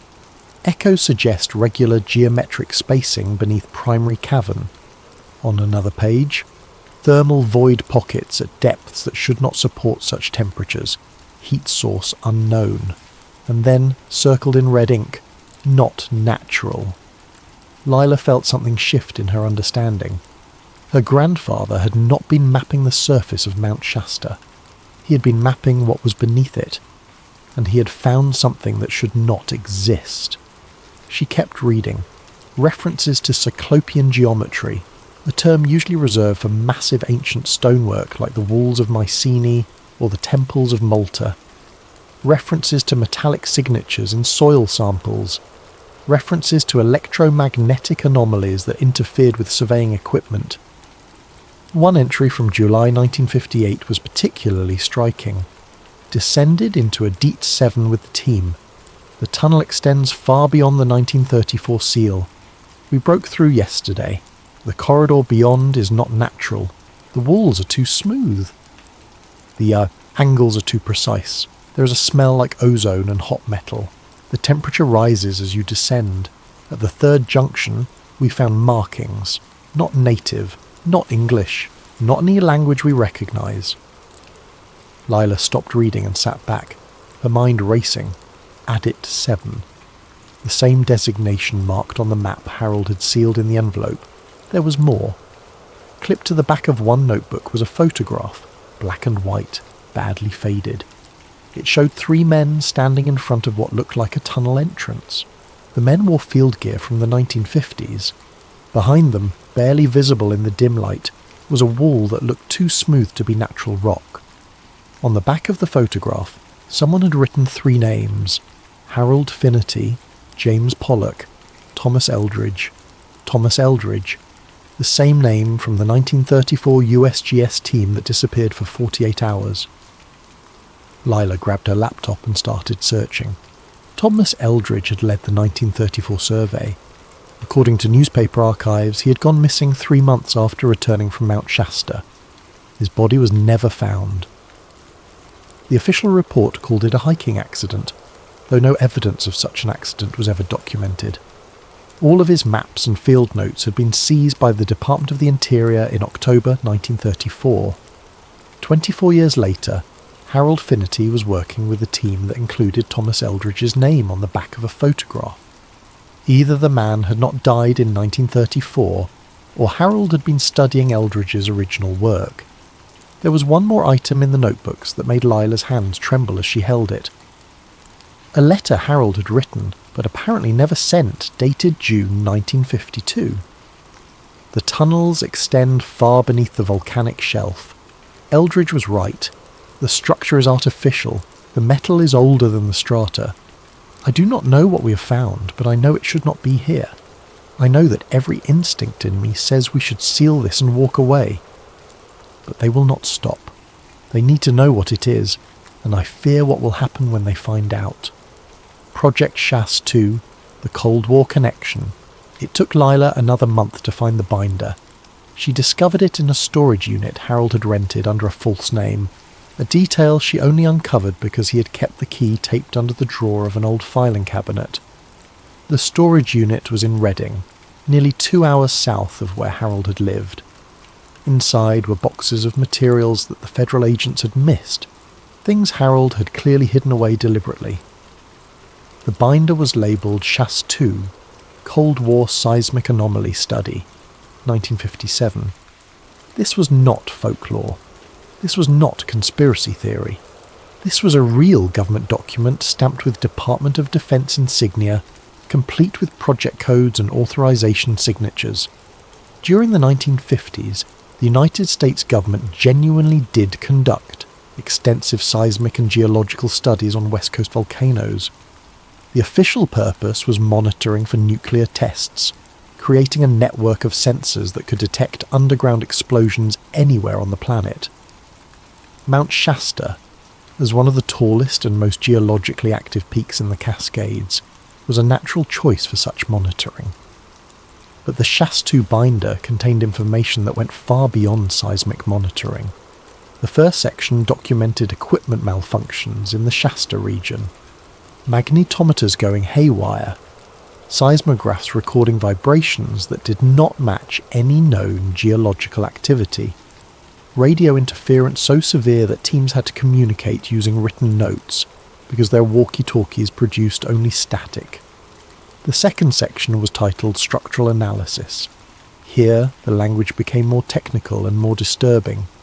Engineers described finding echo patterns that suggested large hollow spaces deep beneath the mountain, spaces that did not match known cave systems. The geometry was wrong. Natural caves form along fracture lines and water channels, creating irregular organic patterns. The spaces beneath Shasta formed regular geometric shapes. One page was marked with a red stamp, structural echoes unlike caves. Another page, metallic signature below basalt layers, and then, circled in black ink, do not breach. Layer 5, Layer 5. Lila flipped through the binder, looking for any reference to what Layer 5 might be. She found it near the back, in a section marked Recommendations. The language was bureaucratic, carefully neutral, but the message was clear. Further excavation beyond Layer 4 is not recommended. Preliminary analysis suggests that Layer 5 contains the primary anomaly source. Equipment failures increase significantly at depths below 1200 meters. Structural integrity of surrounding rock questionable. Team safety cannot be guaranteed. Translation: they found something deep in the mountain, and they were afraid to dig any deeper. The final item in the binder made Lila question everything she thought she understood about her government's relationship with the truth. It was a transcript, dated March 1971. The header read, Remote Viewing Session, Subject, Anomalous Geological Formation. Location, Northern California. Remote viewing. The CIA program that trained psychics to spy on Soviet installations by projecting their consciousness across space. Lila knew about Project Stargate. It had been declassified in the mid-1990s, revealed to the public as one of the strange artifacts of Cold War paranoia. The program officially began in 1972, but this transcript was dated 1971, a year before Stargate supposedly started. The transcript was formatted like an interview. Handler: please describe what you perceive at the target location. Viewer: 12. I see stone. No, not stone. Metal. It looks like metal but old. Very old. Covered in stone. Handler: can you describe the shape? Viewer: 12. A chamber. Big. The walls curve up like a dome. There are patterns on the metal. Symbols maybe. I cannot read them. Handler: where is this chamber located? Viewer: 12. Under snow. A tall mountain. North of Reading. Very deep. It is cold there, but the chamber is warm. There is something in the centre. It glows faintly. Handler: what is in the centre? Viewer: 12. I do not want to look at it. It feels wrong, like it is watching me even though I am not really there. Handler: please continue. Viewer: 12. A sphere, silver or grey. It sits on a pedestal. The pedestal is not human. The proportions are wrong. Everything about this place feels wrong. Whoever built this was not human. Handler: you're safe. The target cannot harm you. Continue.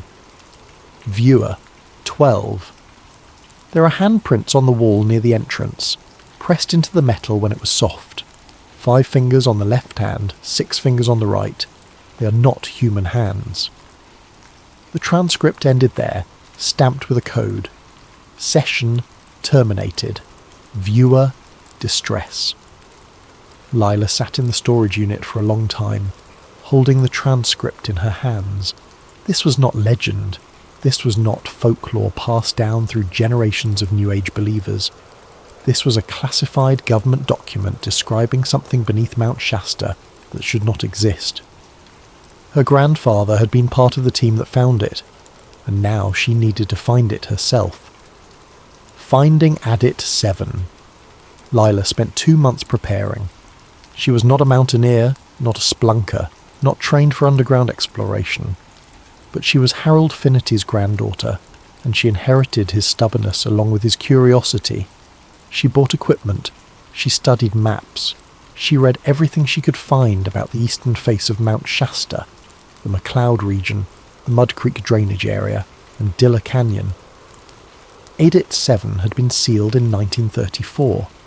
According to mining records, it was one of 9 exploratory tunnels dug during a brief period when prospectors believed there might be valuable mineral deposits in the volcanic rock.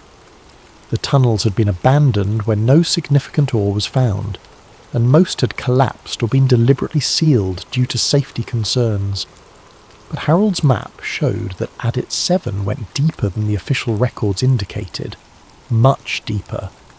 Lila drove to Mount Shasta in late October, when the tourist season had ended and the backcountry roads were mostly empty. She parked her truck near the old McCloud logging road and hiked in, carrying 60 pounds of gear on her back. The entrance to Adit 7 was supposed to be at roughly 8,000 feet elevation, hidden in a fold of rock near the tree line. It took her 3 days of searching to find it. The entrance had been buried under a rock slide, probably deliberately. Someone had piled stones across the opening and planted brush to hide it from casual hikers, but erosion had created a small gap at the top, just wide enough for a person to squeeze through if they were determined enough. Lila was determined enough. She wriggled through the gap, her headlamp cutting a narrow beam into the darkness beyond. The air inside was cold and dry, smelling of dust and stone. The tunnel stretched ahead, carved through volcanic rock, the walls rough and irregular. This was consistent with the mining tunnels from the 1930s, hand-drilled and blasted by men looking for gold or silver. She followed the tunnel down, descending into the mountain. After 50 yards, the character of the tunnel changed. The walls became smoother, the angles more precise. The temperature rose slightly, enough to notice. After 100 yards, she found the seal. It was a concrete wall, thick and professionally installed, completely blocking the tunnel. Stamped into the concrete was a date, November 1934. This was the official seal, the one placed after Thomas Eldridge's team reported their disorientation and strange experiences. But Harold's notes had said they broke through the seal in 1958. She examined the concrete wall carefully, running her hands over the surface, and then she found it. A crack, barely visible, running from floor to ceiling along the left side. Someone had cut through the concrete and then carefully sealed it again.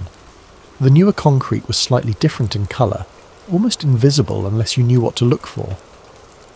Lila pulled out her tools and began chipping away at the newer section. The concrete was old enough to crumble easily under the impact of a hammer and chisel. It took her 2 hours, but she finally broke through. The tunnel beyond was different. The walls were smooth, almost polished. The rock looked melted rather than carved, like something impossibly hot had bored through the volcanic stone. The floor sloped downward at a steady angle, descending deeper into the mountain. Her headlamp beam reflected strangely off the walls, creating odd patterns of light and shadow. She walked for what felt like an hour, though her watch said only 20 minutes had passed. Time felt wrong down here. Sounds felt wrong too. Her footsteps echoed in ways that made no sense, sometimes loud, sometimes barely audible, as if the tunnel itself was changing its acoustic properties. The temperature continued to rise. By the time she reached the junction, It was uncomfortably warm, like being in a greenhouse on a summer day. She checked her thermometer. 85 degrees. That made no sense. She was deep inside a mountain that had snow on its peaks. It should be near freezing, not warm enough to make her sweat. The junction split into 3 passages. The centre passage was marked with a cairn of stones deliberately placed. Someone before her had marked the way. Harold? Thomas Eldridge? She did not know. She followed the centre passage. The walls here were not stone. They were metal. Smooth grey metal that looked old beyond measure, tarnished but not rusted. She reached out to touch it, and the surface was warm, almost body temperature. Patterns were etched into the metal, repeating geometric designs that looked almost like writing but followed no linguistic structure she recognised. This was what Harold had meant. This was what should not be here.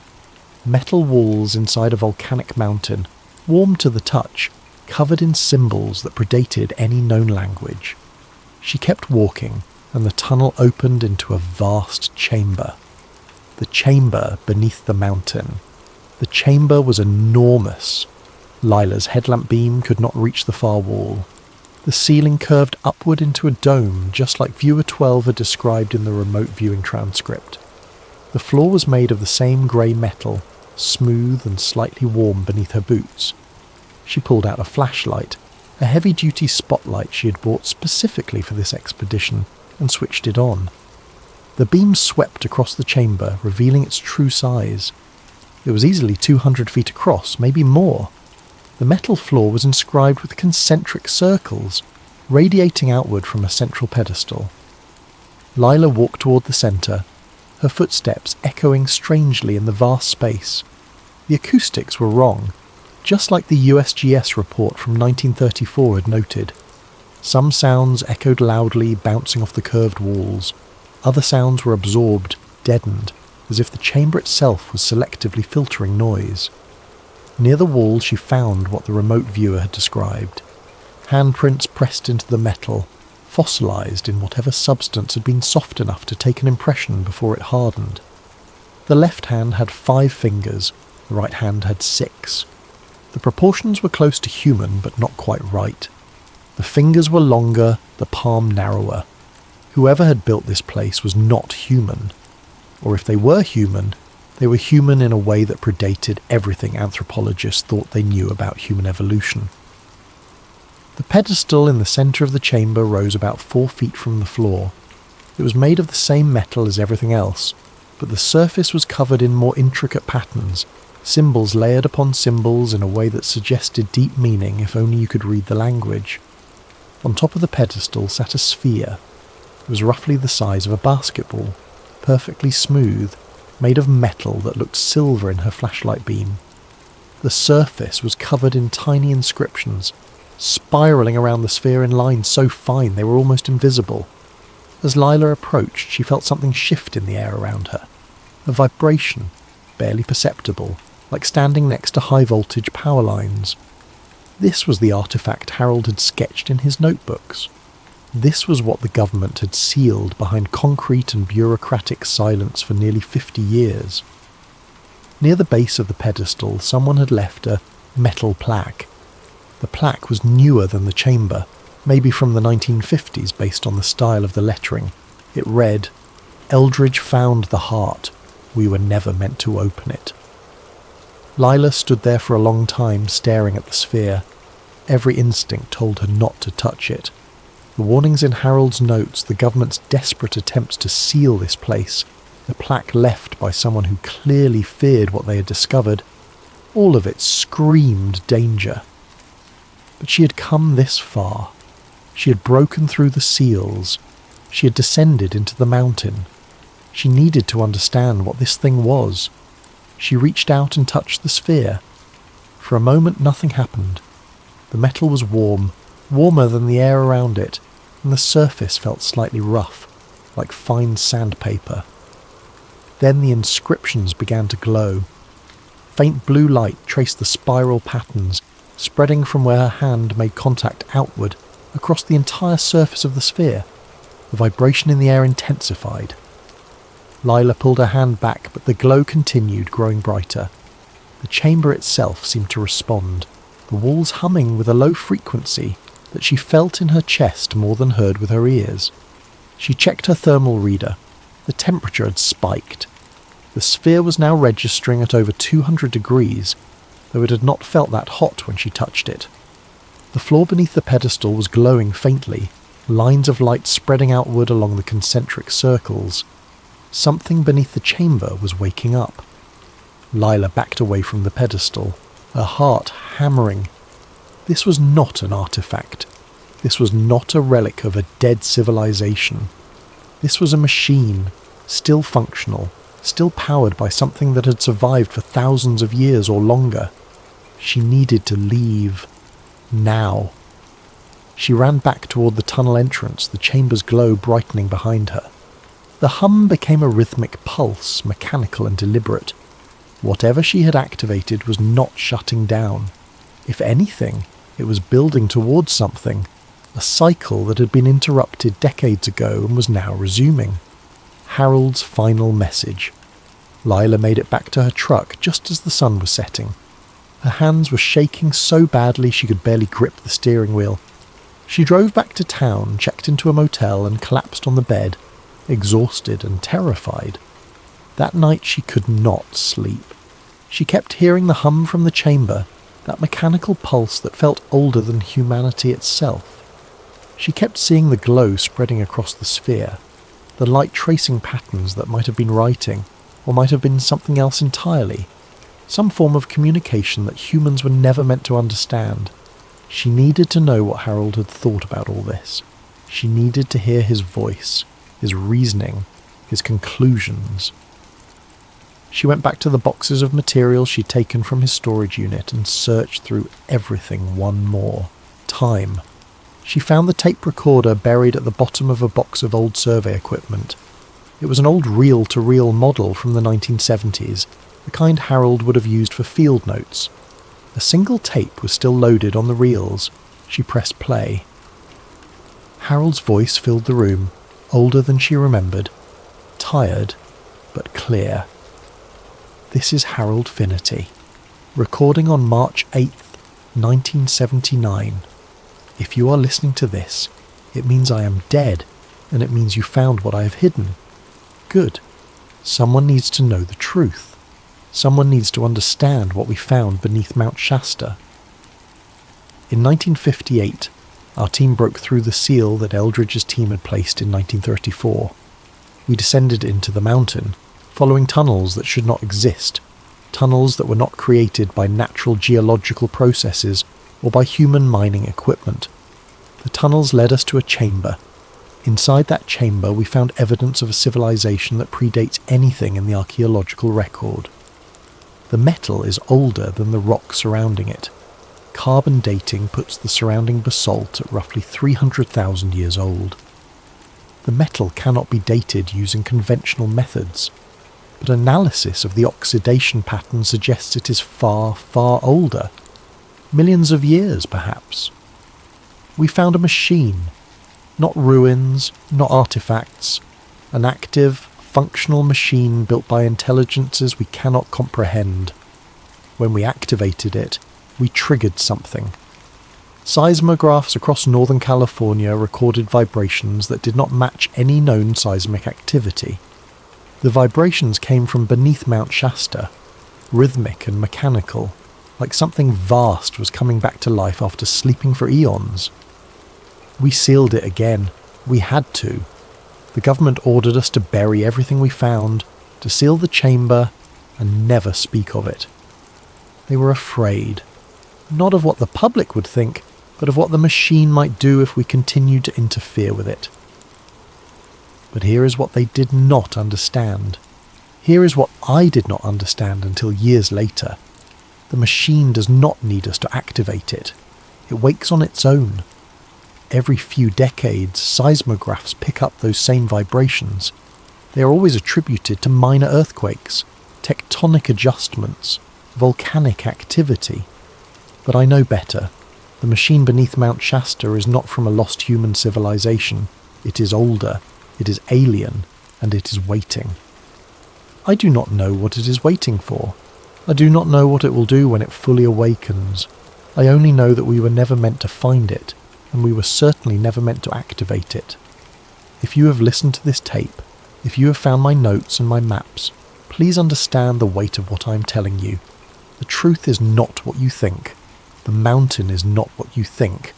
And we are not alone in our history. The tape ended with a click, and the room fell silent. Lila sat there for a long time, processing what she had heard. Harold had known. He had known for over 20 years that something was beneath the mountain, something that challenged everything humanity believed about its place in the universe and its timeline on Earth. And now she had activated it again. The cover-up arrives. Lila checked out of the motel the next morning and started driving south. She planned to go to Sacramento, maybe find a journalist or a researcher who would take her evidence seriously. She had photographs. She had Harold's notes. She had the tape recording. Someone needed to know what was beneath Mount Shasta. She made it 20 miles before she noticed the black SUVs. There were 3 of them, travelling in formation, keeping a steady distance behind her. When she sped up, they sped up. When she slowed down, they matched her pace. They were not even trying to hide their presence. Lila pulled off the highway at a rest stop. The SUVs pulled in behind her. 6 men emerged, wearing the same dark suits and expressionless faces she'd seen at Harold's house. The man in front was tall, late 40s, with cold eyes that suggested he had done this many times before. He walked up to her truck window. "Miss Finnerty, we need you to come with us." "Who are you?" "That is not relevant. What is relevant is that you entered a restricted area yesterday. You accessed classified materials. You activated equipment that poses a significant security risk." "I do not know what you're talking about." The man smiled, but there was no warmth in it. "You saw the interior. That means you know too much. We can do this easily, or we can do this the hard way. Your choice." Lila looked at the 6 men surrounding her truck. She looked at the empty rest stop, no other vehicles in sight. She looked at the man's cold eyes and understood that she was not going to talk her way out of this. She needed to run.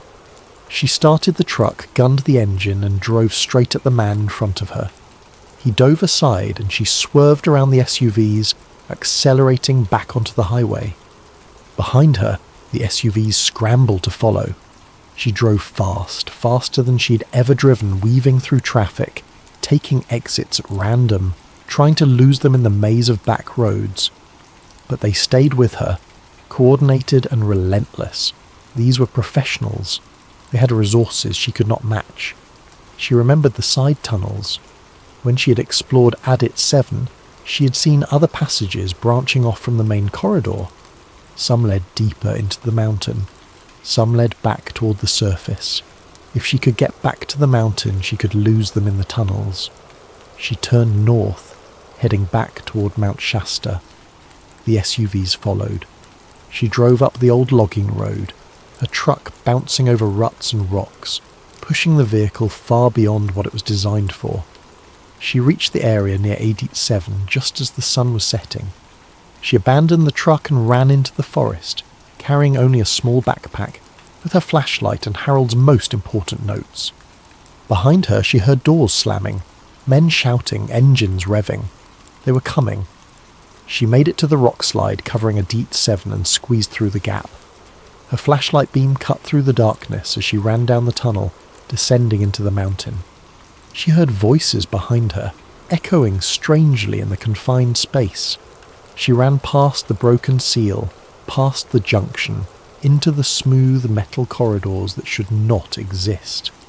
The men were still following, but they were slowing down, cautious now. They knew what was down here. They knew it was dangerous. Lila found one of the side passages and ducked into it, switching off her flashlight. She crouched in the darkness, listening. Footsteps echoed past her hiding spot, moving toward the central chamber. Radio static crackled, voices speaking in clipped military jargon. She waited in the darkness for what felt like hours. Eventually the footsteps retreated. The voices faded. She was alone again, deep inside Mount Shasta, surrounded by metal walls that hummed with ancient power. She found another passage that led upward, following the natural slope of the mountain. It took her 3 hours of climbing through narrow tunnels, but eventually she emerged on the northern face of the mountain, miles from where she'd entered. Behind her she heard helicopters. She looked back and saw lights converging on the Adit 7 region. Heavy machinery was being brought in. They were sealing it again, just like they had in 1934 and again in 1958. But this time they were not taking any chances. She heard explosions echoing across the mountain. They were collapsing the tunnels completely. The final revelation. 3 months later, Layla received a small package at a post office box she had rented under a false name. There was no return address. Inside was a fragment of metal, grey and smooth, warm to the touch even though it had been sitting in a cold mail facility. The metal was identical to the walls of the chamber beneath Mount Shasta. Wrapped around the metal was a note written in Harold's handwriting. The machine inside Shasta is not from a lost human civilization. It is older. It is waiting. Do not let them bury the truth again.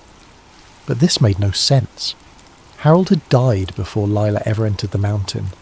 He could not have sent this package, unless he had prepared it years ago, setting up some kind of delayed delivery system, unless he had known she would go looking for answers, or unless the note was not from Harold at all. Layla spread out all her remaining evidence on her apartment floor. The photographs, the notes, the tape recording, Harold's maps, the metal fragment. She had spent 3 months in hiding, moving from town to town, afraid that the men in black SUVs would find her again. But they had not come. Maybe they thought the evidence had been destroyed. Maybe they thought she would stay silent out of fear. They were wrong. That night, the mountain rumbled. Local seismographs picked up vibrations centered directly beneath Mount Shasta. The frequency was low, rhythmic, almost mechanical. Geologists attributed it to minor tectonic adjustments. Volcanic activity settling after decades of dormancy. Nothing to be concerned about. But Layla knew better. She had heard that rhythm before, deep in the chamber, when she had touched the sphere and felt something vast wake beneath her feet. The machine was still active. The seals had not stopped it. The explosives had not buried it deeply enough. Whatever was beneath Mount Shasta, whatever Harold and Thomas Eldridge and countless others had found over the decades, it was older than human civilization. It was patient, and it was waking. No earthquake was officially reported that night, even though thousands of people across Northern California felt the tremor. The United States Geological Survey issued no statements. No warnings were given. The incident was not recorded in any official database. But Layla had felt it. She had felt the pulse of something ancient stirring beneath the mountain, counting down to a moment when it would fully awaken. And when that moment came, the government's carefully maintained silence would no longer matter. The truth beneath Mount Shasta would reveal itself, whether humanity was ready for it or not. Some mountains hold secrets in their stone. Some mountains hold mysteries in their caves. But Mount Shasta holds something else entirely. It holds evidence of intelligences that walked this earth long before we did, and it holds machines that still function after millions of years of silence. Harold Finnerty died trying to warn us. Thomas Eldridge vanished trying to understand it. Layla Finnerty risked everything to uncover it. The question is not whether the truth will come out. The question is what will happen when it does. The mountain remembers, the machine remembers, and deep beneath the snow and stone and ancient metal, something is waking, something is waiting, something is counting down the years until it emerges from the darkness and shows humanity just how small and young we really are in the vast timeline of this planet. Mount Shasta stands silent against the sky, beautiful and enigmatic. But if you listen carefully, if you place your hand against the stone and feel for vibrations that should not be there, you might just sense it. The rhythm, the pulse, the heartbeat of something older than human memory. And you might realise, as Harold did, as Lila did, that we were never alone on this earth. We just forgot to look beneath the mountains